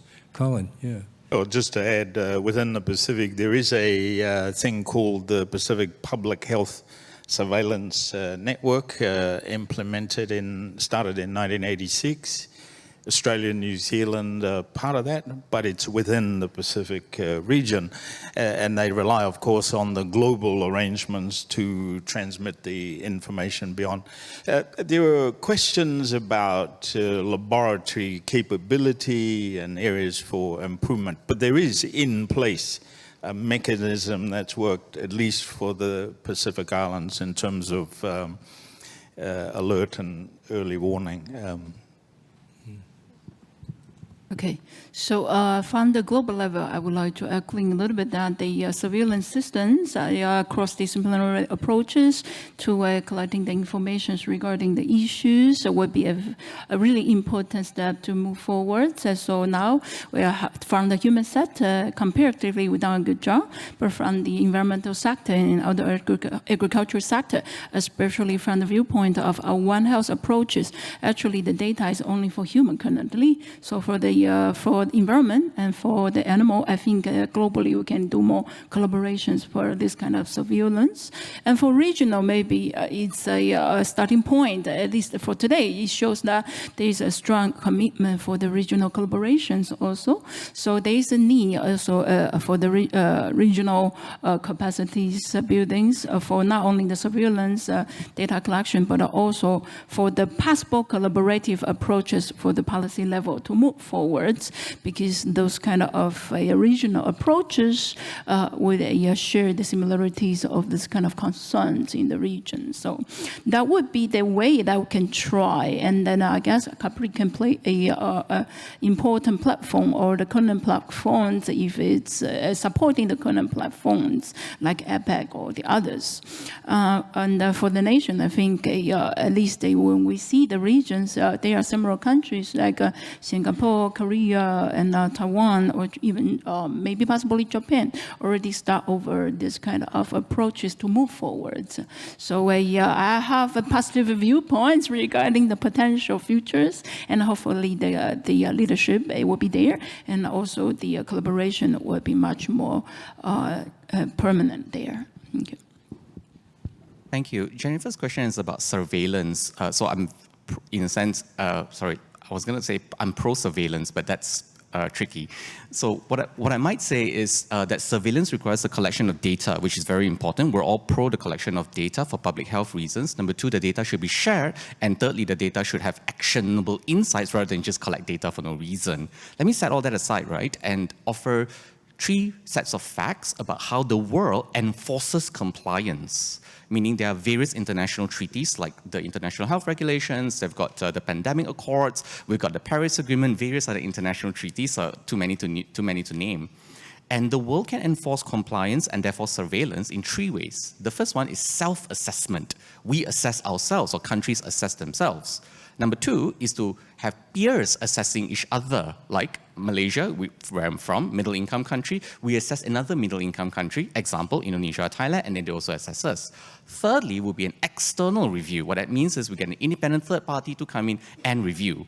So the self-reviews have taken place, for example, the Joint External Evaluation of the World Health Organization is an example of a self-review, or the Universal Periodic Review of the Human Rights Council, also an example of a self-review. An example of a peer review would be the World Trade Organization's Trade Policy Review Mechanism. An example of an external review would be the International Labour Organization's reviews of labour rights and policies, and also the Paris Agreement's nationally determined contributions. Finally, there are the very invasive reviews like nuclear weapons or Organization for the Prohibition of Chemical and Nuclear Weapons, that's very invasive, right? You go into a country without consent. That's a separate conversation. The point is that there are multiple ways for us to enforce compliance, not just surveil. Surveil's important, but accountability and mutual shared responsibility and appropriate trust, but verify mechanisms are equally as important. Thank you, Jennifer. Great, I'm afraid that's all we have time for today, but please give a round of applause to our panelists.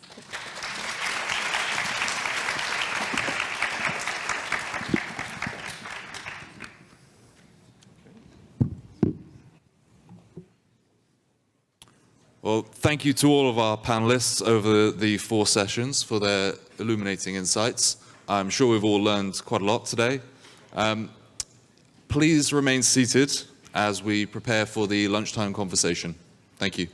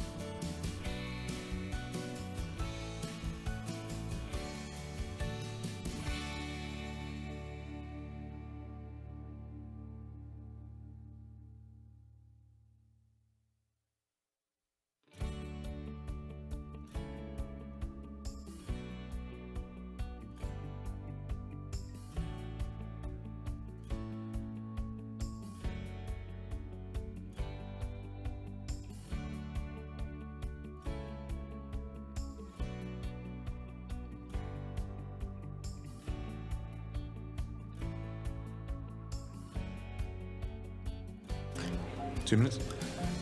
Everyone, can you please return to your seats so that we can start in 60 seconds? Thank you.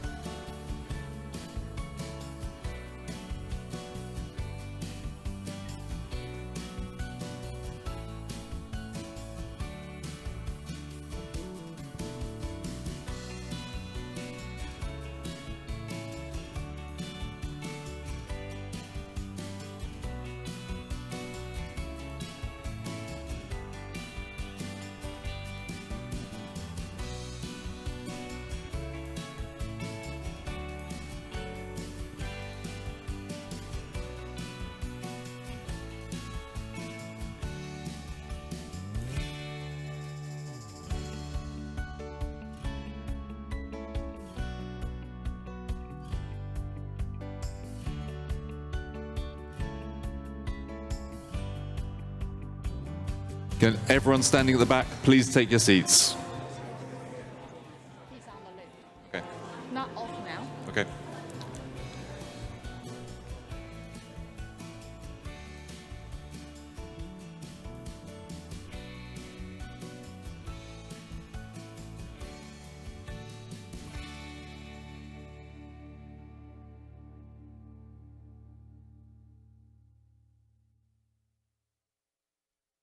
Again? Please. Off the lift. Okay.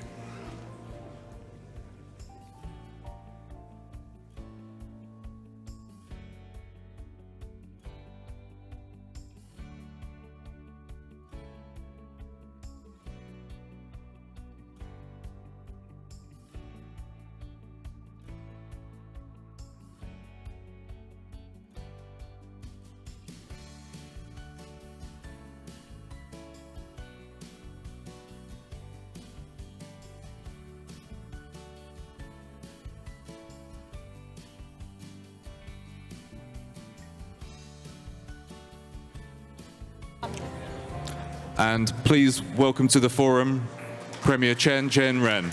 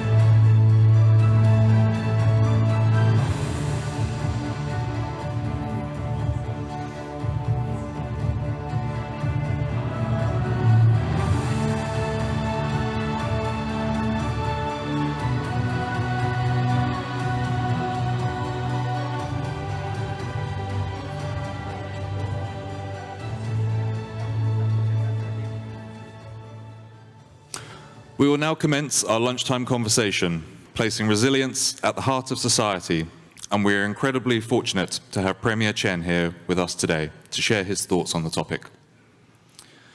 Premier Chen's speech will be followed by concluding remarks by Malcolm Turnbull.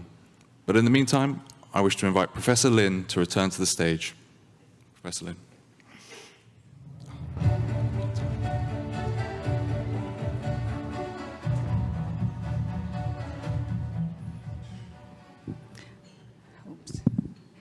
Thank you very much. What a great morning of discussion. I learned so much, even though I've been intimately involved with the research that you heard this morning.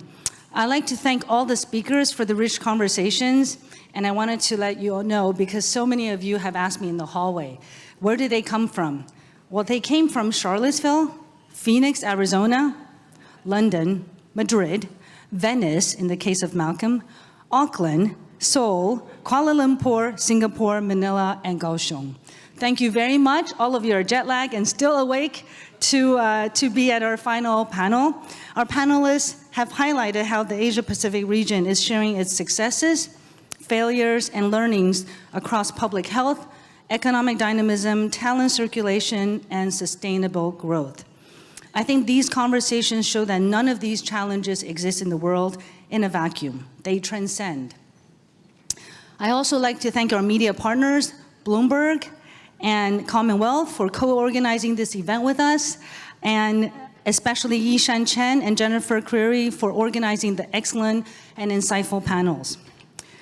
With that, it's my pleasure to introduce our lunchtime conversation, Placing Resilience at the Heart of Society, where we bring current Premier Chen Jianren together with our Advisory Council Chair, Malcolm Turnbull, a former Prime Minister of Australia, here with you today. We invited Premier Chen to speak at our annual forum today because his experience bridges the world of science and the world of policy. Prime Minister Chen has a doctorate in epidemiology and human genetics from Johns Hopkins University, and he dedicated himself to genomic and epidemiological research for over 40 years. He's an academician and distinguished research fellow of the Genomics Research Center at Academia Sinica here in Taipei. He's one of the pioneers in research on predicting risk of end-stage liver disease in people with chronic hepatitis B. You'll probably find pamphlets of his face all over health centers in Taiwan. He knows about community health and national policy. In 2021, he was appointed as an academician to the Pontifical Academy of Sciences by the Pope. Premier Chen's health and scientific background informed his experience in government.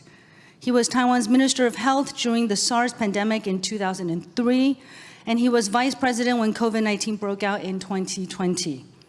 As part of the Reform for Resilience Commission, he has been advising CAPRI on its founding throughout 2021 and always believed in resilience as the center's mission. Since he took office as the Prime Minister, he has also made resilience the center of his administration's mission. Premier Chen's speech this afternoon will be followed by comments by Malcolm Turnbull. Returning to the stage, if you were not here this morning, please go to our YouTube and listen to his amazing speech. His speech will close out our forum as chair of CAPRI's International Advisory Council. Almost all of our council members are here. And we have had the honor of hosting Malcolm twice this year, in today's forum here and in Charlottesville, Virginia last month, where he and his wife, Lucy Turnbull, the Lord Mayor of Sydney, joined CAPRI, council member Steve Mall, who's also here, in conversation at the University of Virginia. Malcolm has been supportive of CAPRI's mission of enhancing resilience and promoting innovative policy through interdisciplinary research since its beginning. Today's closed conversation is a reunion of sorts for the three of us. Malcolm and I have known each other since 1997 when we were both, it's embarrassing to say, bankers. And our families, including my husband, Harry Harding, have kept in touch personally and professionally with Malcolm and his family. As a political leader, he has focused on clean energy and resilience for Australia and the region, including saving the TPP and creating the Comprehensive and Progressive Agreement for Trans-Pacific Partnership. His biography, unfortunately, has not been translated into Chinese, partly because it is so thick, but all of you can download it on Kindle to read his chapter about how to save the TPP. During the pandemic, we came together to create the Global Reform for Resilience Commission, which we founded in 2020, to make the COVID-19 pandemic a catalyst for reform, not a challenge, but an opportunity, to improve resilience across health, economy, and environment. And along the way, Commission's co-chairs, José Manuel Barroso, chair of Gavi, and former president of the European Commission, who is also on our council, who unfortunately cannot be here today, we together invited Prime Minister C.J. Chen to join the commission. At that time, Professor Chen had returned to research full-time at Academia Sinica.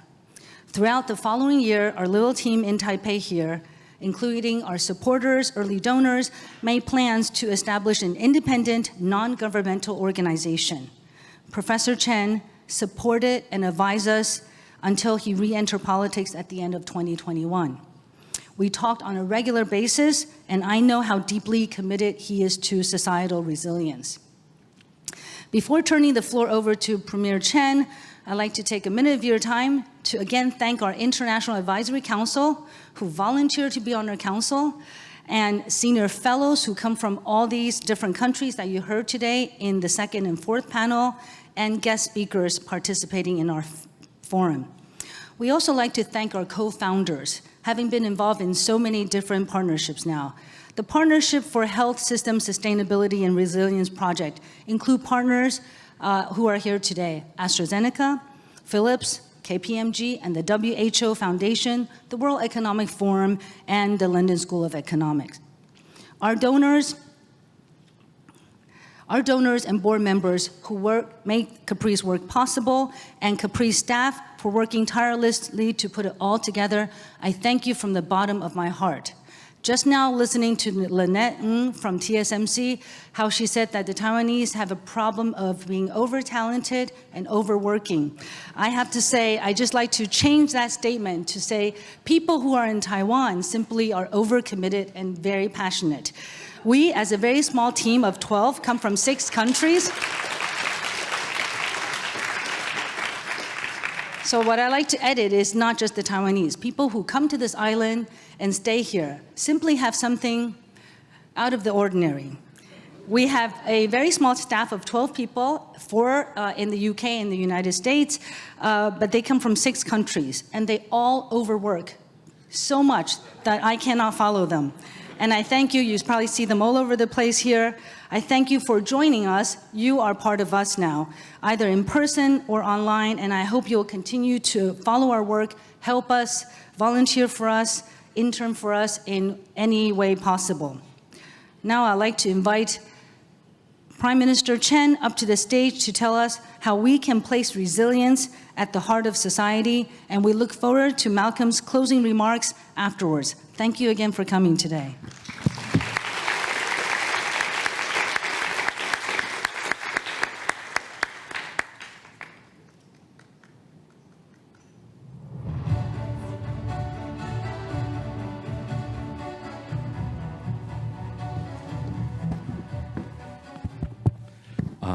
Chair of CAPRI, Professor Lin, former Prime Minister of Australia, Mr. Tombo, distinguished guests, friends from the media, ladies and gentlemen, good afternoon.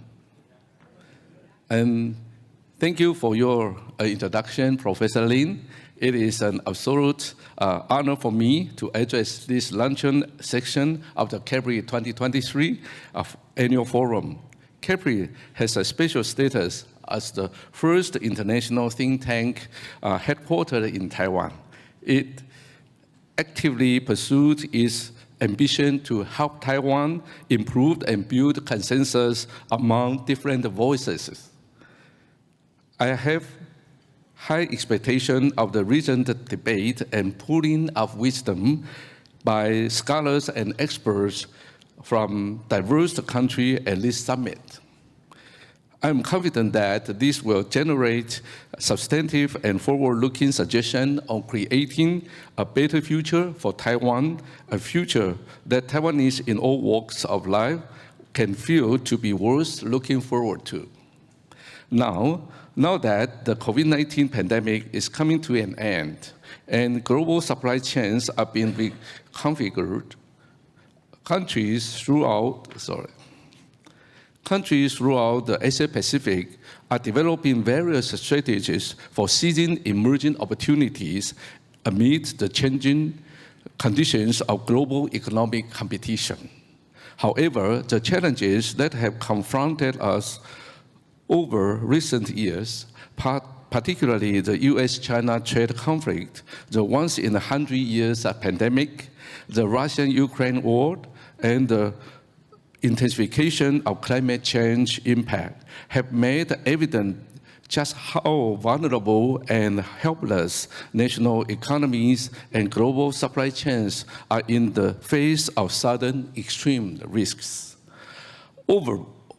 Moreover, these challenges go beyond border and are interdisciplinary, so that no country is in their power to confront them alone. We must all rely on working together with like-minded countries to adopt consistent and effective responses, as this is the only way to cope with them. As specific countries embark upon the post-pandemic reconstruction, CAPRI has brought together to Taiwan internationally renowned scholars and experts to discuss the direction of strengthening national resilience in the region under the theme of Asian Pacific, a resilient phoenix rising from the pandemic. This forum is very timely and in significance and importance. I believe it will help us to enhance the international perspective of our country's policy making and at the same time serve as a reference for other Asian Pacific countries. Due to Taiwan's special geopolitical situation, our people have always lived by the motto, be prepared for danger in times of peace. Be prepared for danger in times of peace. The SARS pandemic in 2003 further strengthened our alertness to the risk of transnational infectious diseases. Since 2016, under the leadership of President Dr. Tsai Ing-wen, our government has carried out a series of plans and actions to bolster our country's resilience, effectively enhancing the key role of Taiwan's industry in global supply chains. During the pandemic, Taiwan has displayed to the world the strength of our economic and industrial resilience. We not only were one of the few countries in the world to maintain positive economic growth in 2020, but even achieve an 11-year high growth rate of 6.5% in 2021. Our labor market also remained relatively stable throughout that time, with no significant increase in unemployment rate. Since the beginning of this year, we have had to contend with a global economic slowdown along with many persisting uncertainties in the international political and economic environment. In order to reduce the adverse impact of external shocks on our economy and society, the government secured the passage of a special legislation to boost economic and social resilience and share the proceeds of growth in the post-pandemic era. Besides the distribution of a cash handout of 6,000 NT dollars to every man, woman, and child as a means of ensuring that the fruits of economic growth are shared with the entire population. This new law also provides support to upgrading and transforming industries and SMEs, expands public transportation subsidies, set up measures to attract foreign tourists to Taiwan, and strengthen agricultural infrastructure. These efforts aim to ensure growth momentum and maintaining the resilience of industrial development. National resilience is composed of a wide range of elements. It is only by identifying issues and challenges faced by the country and demonstrating executive and governance capabilities can national resilience be effectively strengthened and accumulated. Taiwan, for example, as a country that is highly integrated into the international economic system, must attend to strengthening national security and upholding regional stability and peace, while also maintaining constant efforts to reform and optimize conditions in the realm of its economy, society, and environment. Only thus can the resilience and resistance of the nation be enhanced. Innovation is the driving force of Taiwan's economic growth and is a key factor in industrial transformation and upgrading. Faced with the rapid evolution of digital technology, Taiwan must continuously strengthen its own innovation capability and make every effort to integrate with the world in order to secure its key position in global supply chain and thereby bolster its economic resilience. In terms of industrial innovation and transformation, the government has been promoting 6 core strategic industry, given active support to the development of the information and digital industry, the cybersecurity industry, the precision health industry, national defense and strategic industry, the green and renewable energy industry, and strategic stockpile industries. Support is particularly targeted at maintaining technical leadership, deploying forward-looking application and ensuring the supply of key materials to consolidate Taiwan's key leading position in the world's technology sector. To tap into the major trend of global supply chain restructuring, the government is also working hard to improve the investment environment, hoping to make invest in Taiwan a prime choice of global corporate deployment. Measures introduced under the three major programs for investing in Taiwan aim at attracting overseas Taiwanese business to bring investment back to Taiwan and encouraging domestic businesses to expand investment have so far helped raise the investment in Taiwan to an accumulative total of more than 2 trillion NT dollars, bringing more than 145,000 job opportunities. In addition, we also have been doing our best to enhance the global attractiveness of Taiwan's investment environment. Last year, the amount of overseas Taiwanese and foreign investment in Taiwan exceeds 13.3 billion US dollars, an increase of 78% over the previous year. This is the clearest possible proof that international investors have a high degree of confidence in Taiwan. In terms of expanding supply chain globalization, on the one hand, we have continued to assist enterprises to grasp the opportunity of global supply chain restructuring and pursue global strategic deployment to avoid the risks of over-reliance on a single market. While on the other hand, we have actively collaborated with like-minded partners to build a resilient supply chain system. Taiwan and the United States, for example, have focused on collaboration in key industries such as semiconductors, 5Gs, electric vehicles, conducted through dialogues such as the Taiwan-U.S. Trade and Investment Framework Agreement, the Taiwan-U.S. Economic Prosperity Partnership Dialogue, and the Taiwan-U.S. Dialogue Economic Forum.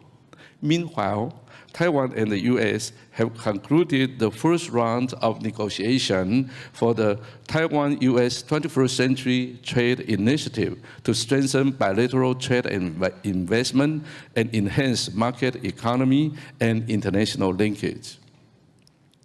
In recent years, Taiwan's relations with Europe have been greatly strengthened. Our government has launched the plan to strengthen linkage with Europe, aimed at the deepening cooperation with Slovakia, the Czech Republic, Lithuania, and other Central and Eastern European countries that share values of freedom, democracy, and human rights, combining our respective advantages in trade and industry to jointly build resilient democratic supply system. Furthermore, the government has also been implementing the new southbound policy to promote economic, trade, and industrial cooperation with the ASEAN, South Asia, New Zealand, Australia, and other countries. Under this policy, we have been utilizing Taiwan's advantages to establish a platform of helping our countries link our industries, link into the supply chain of targeted countries, for instance, by facilitating the export of smart city system integration solution under the Asian Silicon Valley Development Program. With regard to this social resilience, an aging population and low birth rate are common problems faced by many countries in Asia and Europe, with long-term implications for national resilience. Taiwan is addressing these challenges through both demographic policies and improving manpower quality with the hope of being able to slow or even reverse the trend of manpower shortage. In terms of population policy, we have actively strengthened child care services, promoted the policy to support families to raise children from birth through the age of 6, continue to implement a set of measures to counter the fall in fertility rate. We have greatly increased the funding for these purposes, up from 15 billion NT dollars in 2016 to more than 100 billion NT dollars this year. The supply of affordable child care services has been substantially expanded and amount of child care subsidies increased. These measures all support our aim of building a parenting-friendly environment so that young people are more willing to have children. At the same time, we are aiming to create more family-friendly workplace conditions that allows a better balance between work and family to encourage women to take up jobs and increase the female labor participation rate. Furthermore, in order to enhance the quality of workforce and meet industrial's demand for the talents, we must beef up efforts not only to develop domestic talents, but also to attract professional talents from worldwide. Toward this end, the government promulgated the Act for the Recruitment of Employment and Employment of Foreign Professionals, which substantially liberalized work and residence regulations for foreign professionals and optimized related taxation, social security, and other benefits. Since this act came into effect, the number of foreign professionals employed in Taiwan has risen considerably, up above 54,000 by the end of March this year. At the same time, the government has launched an initiative to enhance population and immigration policy, which includes the target of adding 400,000 foreign professionals and mid-skilled technicians to the workforce between 2021 and 2030. Part of this increase is to be fueled by a plan for a long-term retention of experienced migrant workers who qualified for reclassification as intermediate skilled manpower.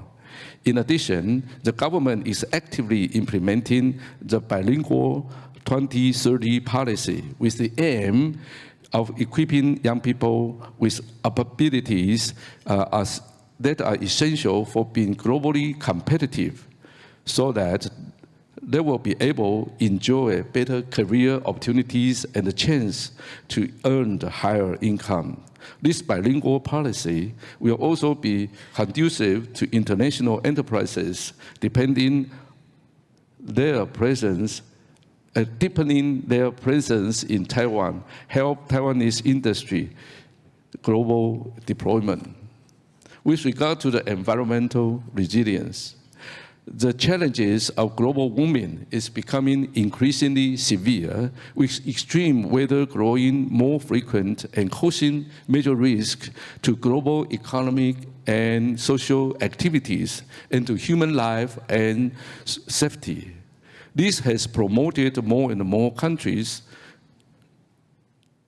to propose carbon reduction targets and action plan for 2050.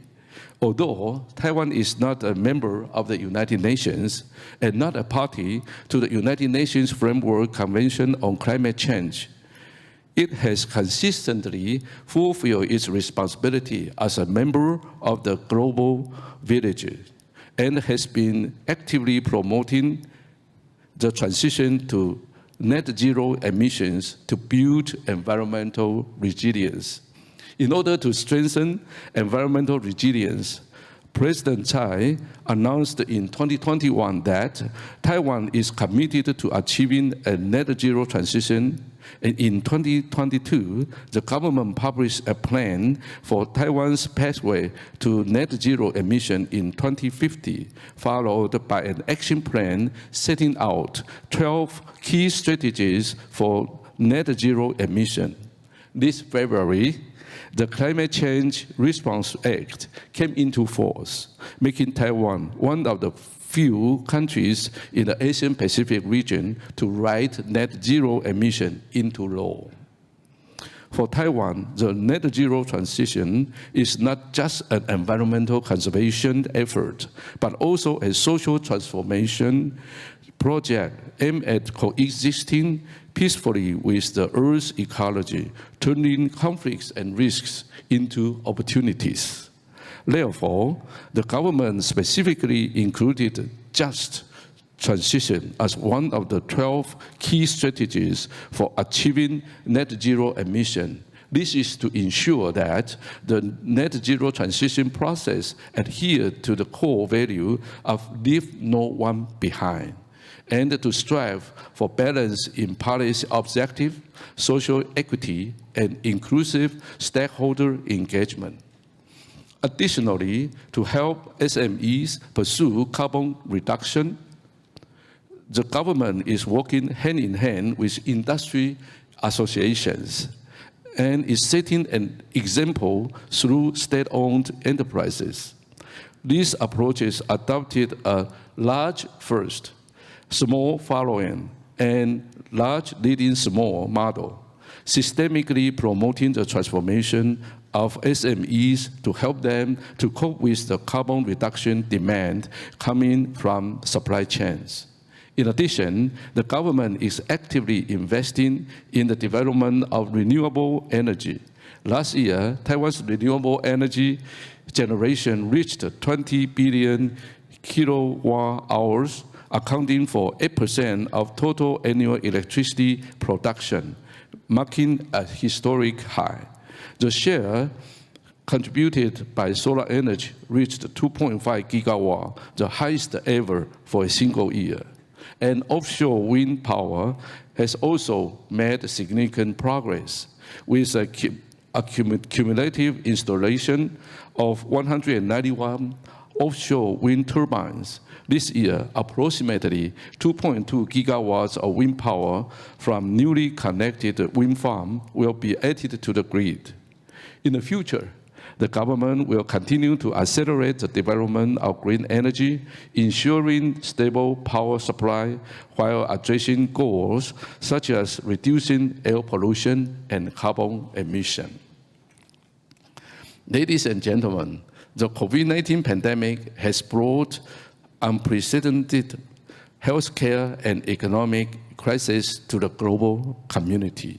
However, crises can be turning points, giving countries an opportunity for self-reflection. Now, all countries should make good use of the opportunity provided by the pandemic, adopt forward-looking and innovative thinking, and implement various arrangements for rebuilding national resilience. These include promoting necessary structural reforms such as digital transformation and green transition to facilitate a strong post-pandemic recovery. The key strategy should revolve around promoting resources reallocation, building resilience, and ensuring a just transition.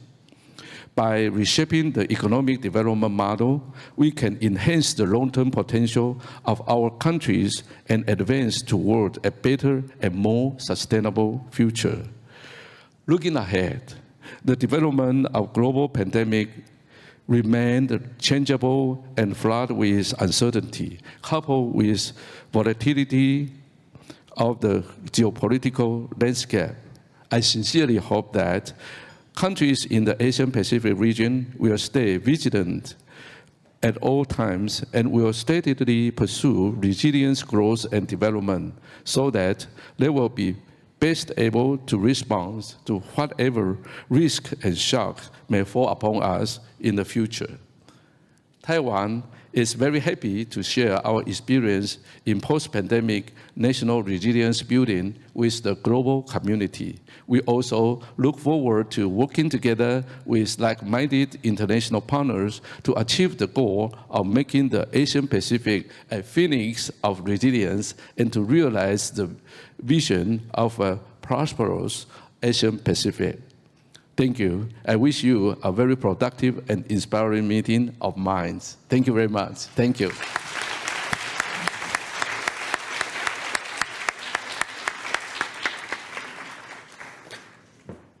Thank you, Premier Chen, for those inspiring and optimistic words.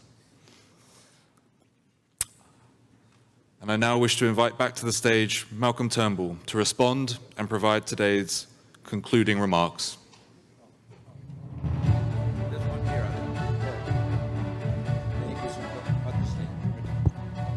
Okay.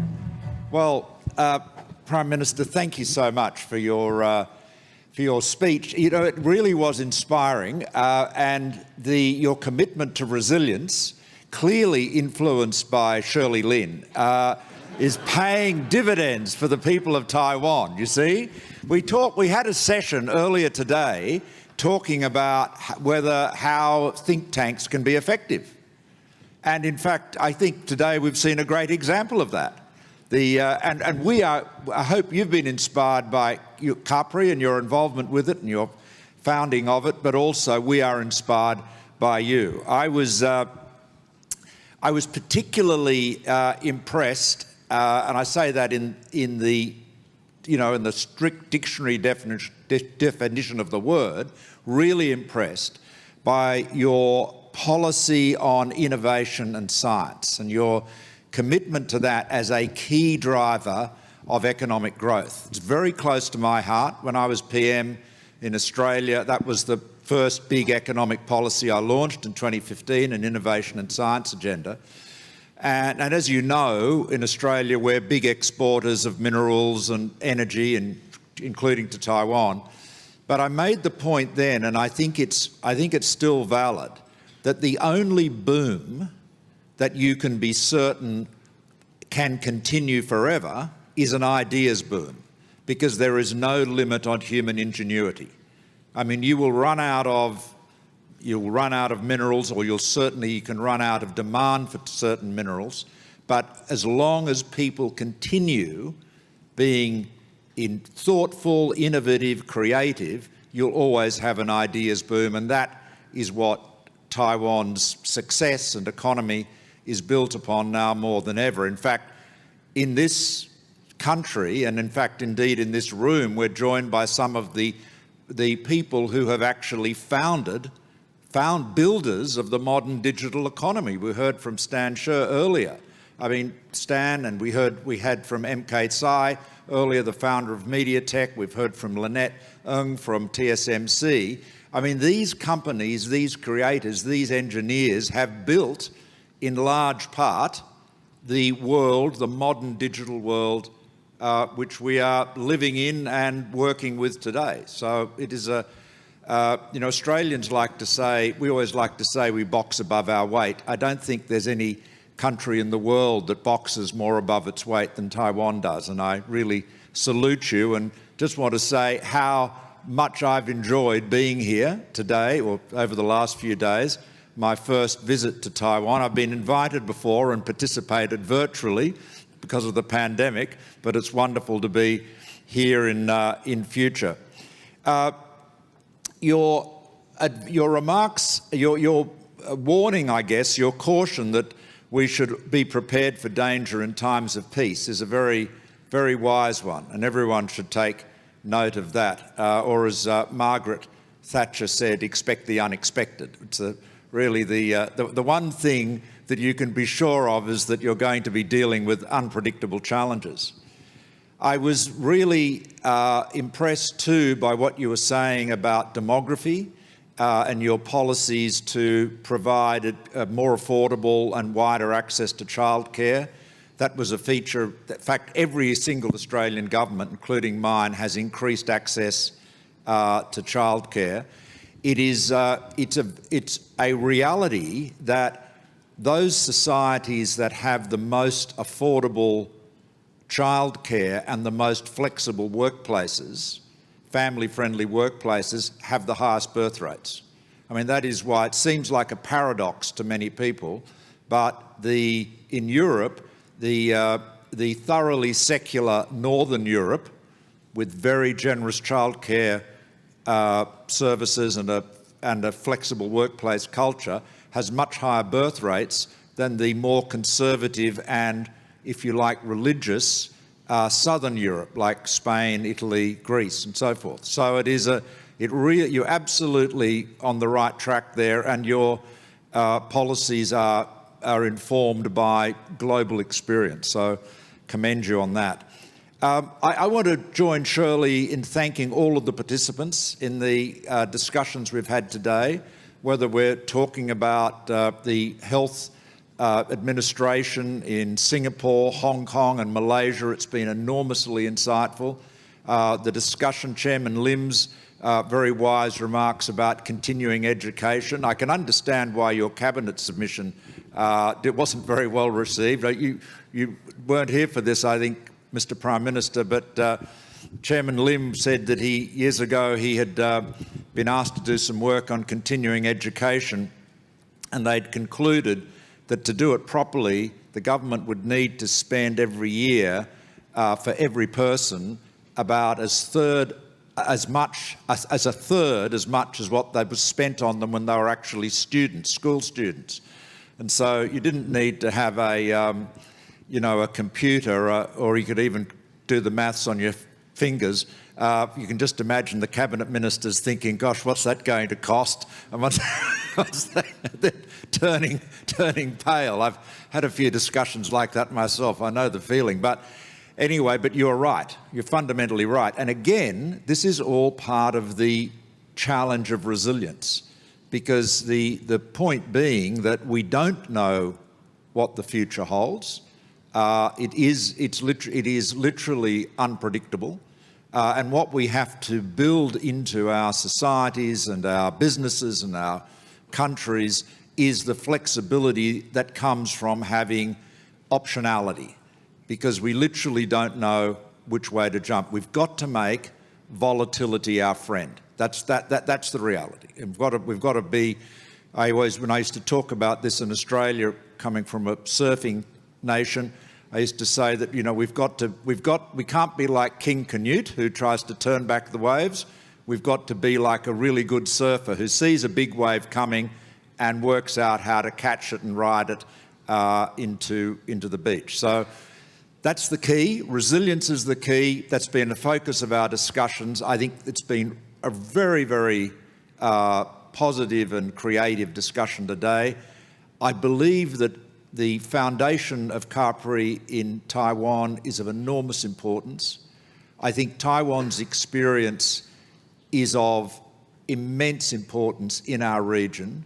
I think we talk a lot about Taiwan, if I may say so, but we don't hear enough from Taiwan. And I think CAPRI's ability to share and integrate Taiwan's experience, which is remarkable, it's an experience of remarkable success in very difficult circumstances, I think that is going to be of a great benefit to the rest of us in the region. So thank you, Prime Minister, and thank you, Shirley, and thank you all the participants.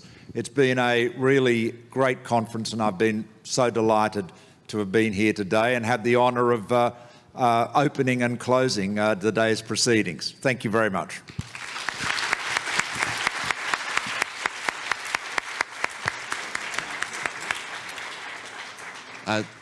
Thank you, Mr. Turnbull. I now invite Premier Chen to join the stage.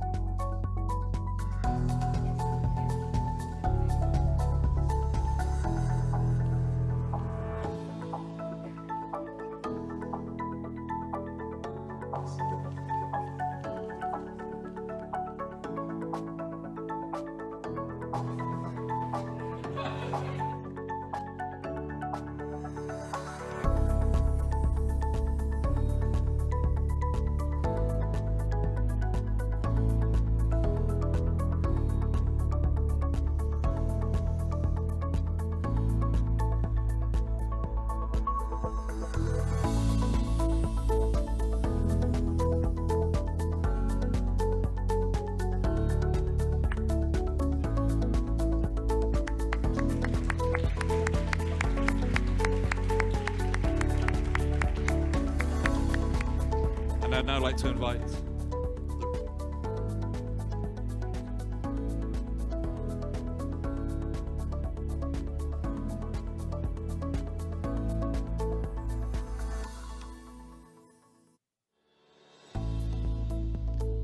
I'd like to invite all of today's speakers to join the stage.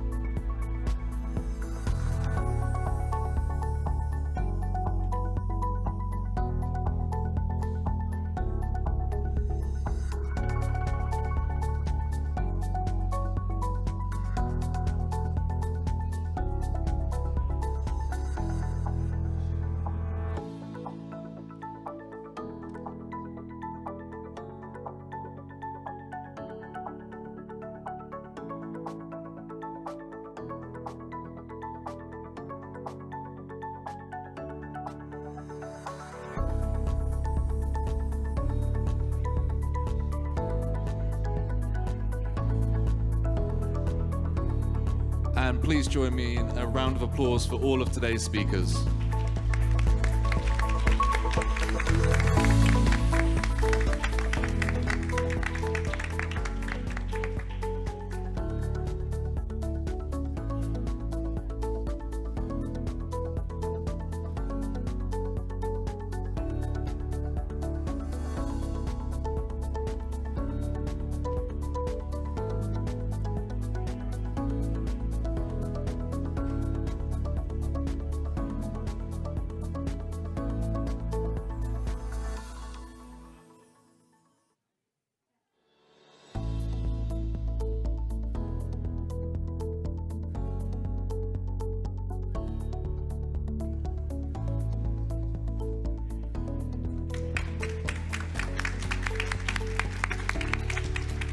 And Premier Chen, thank you for joining today's public forum, and I invite you to make your way off stage.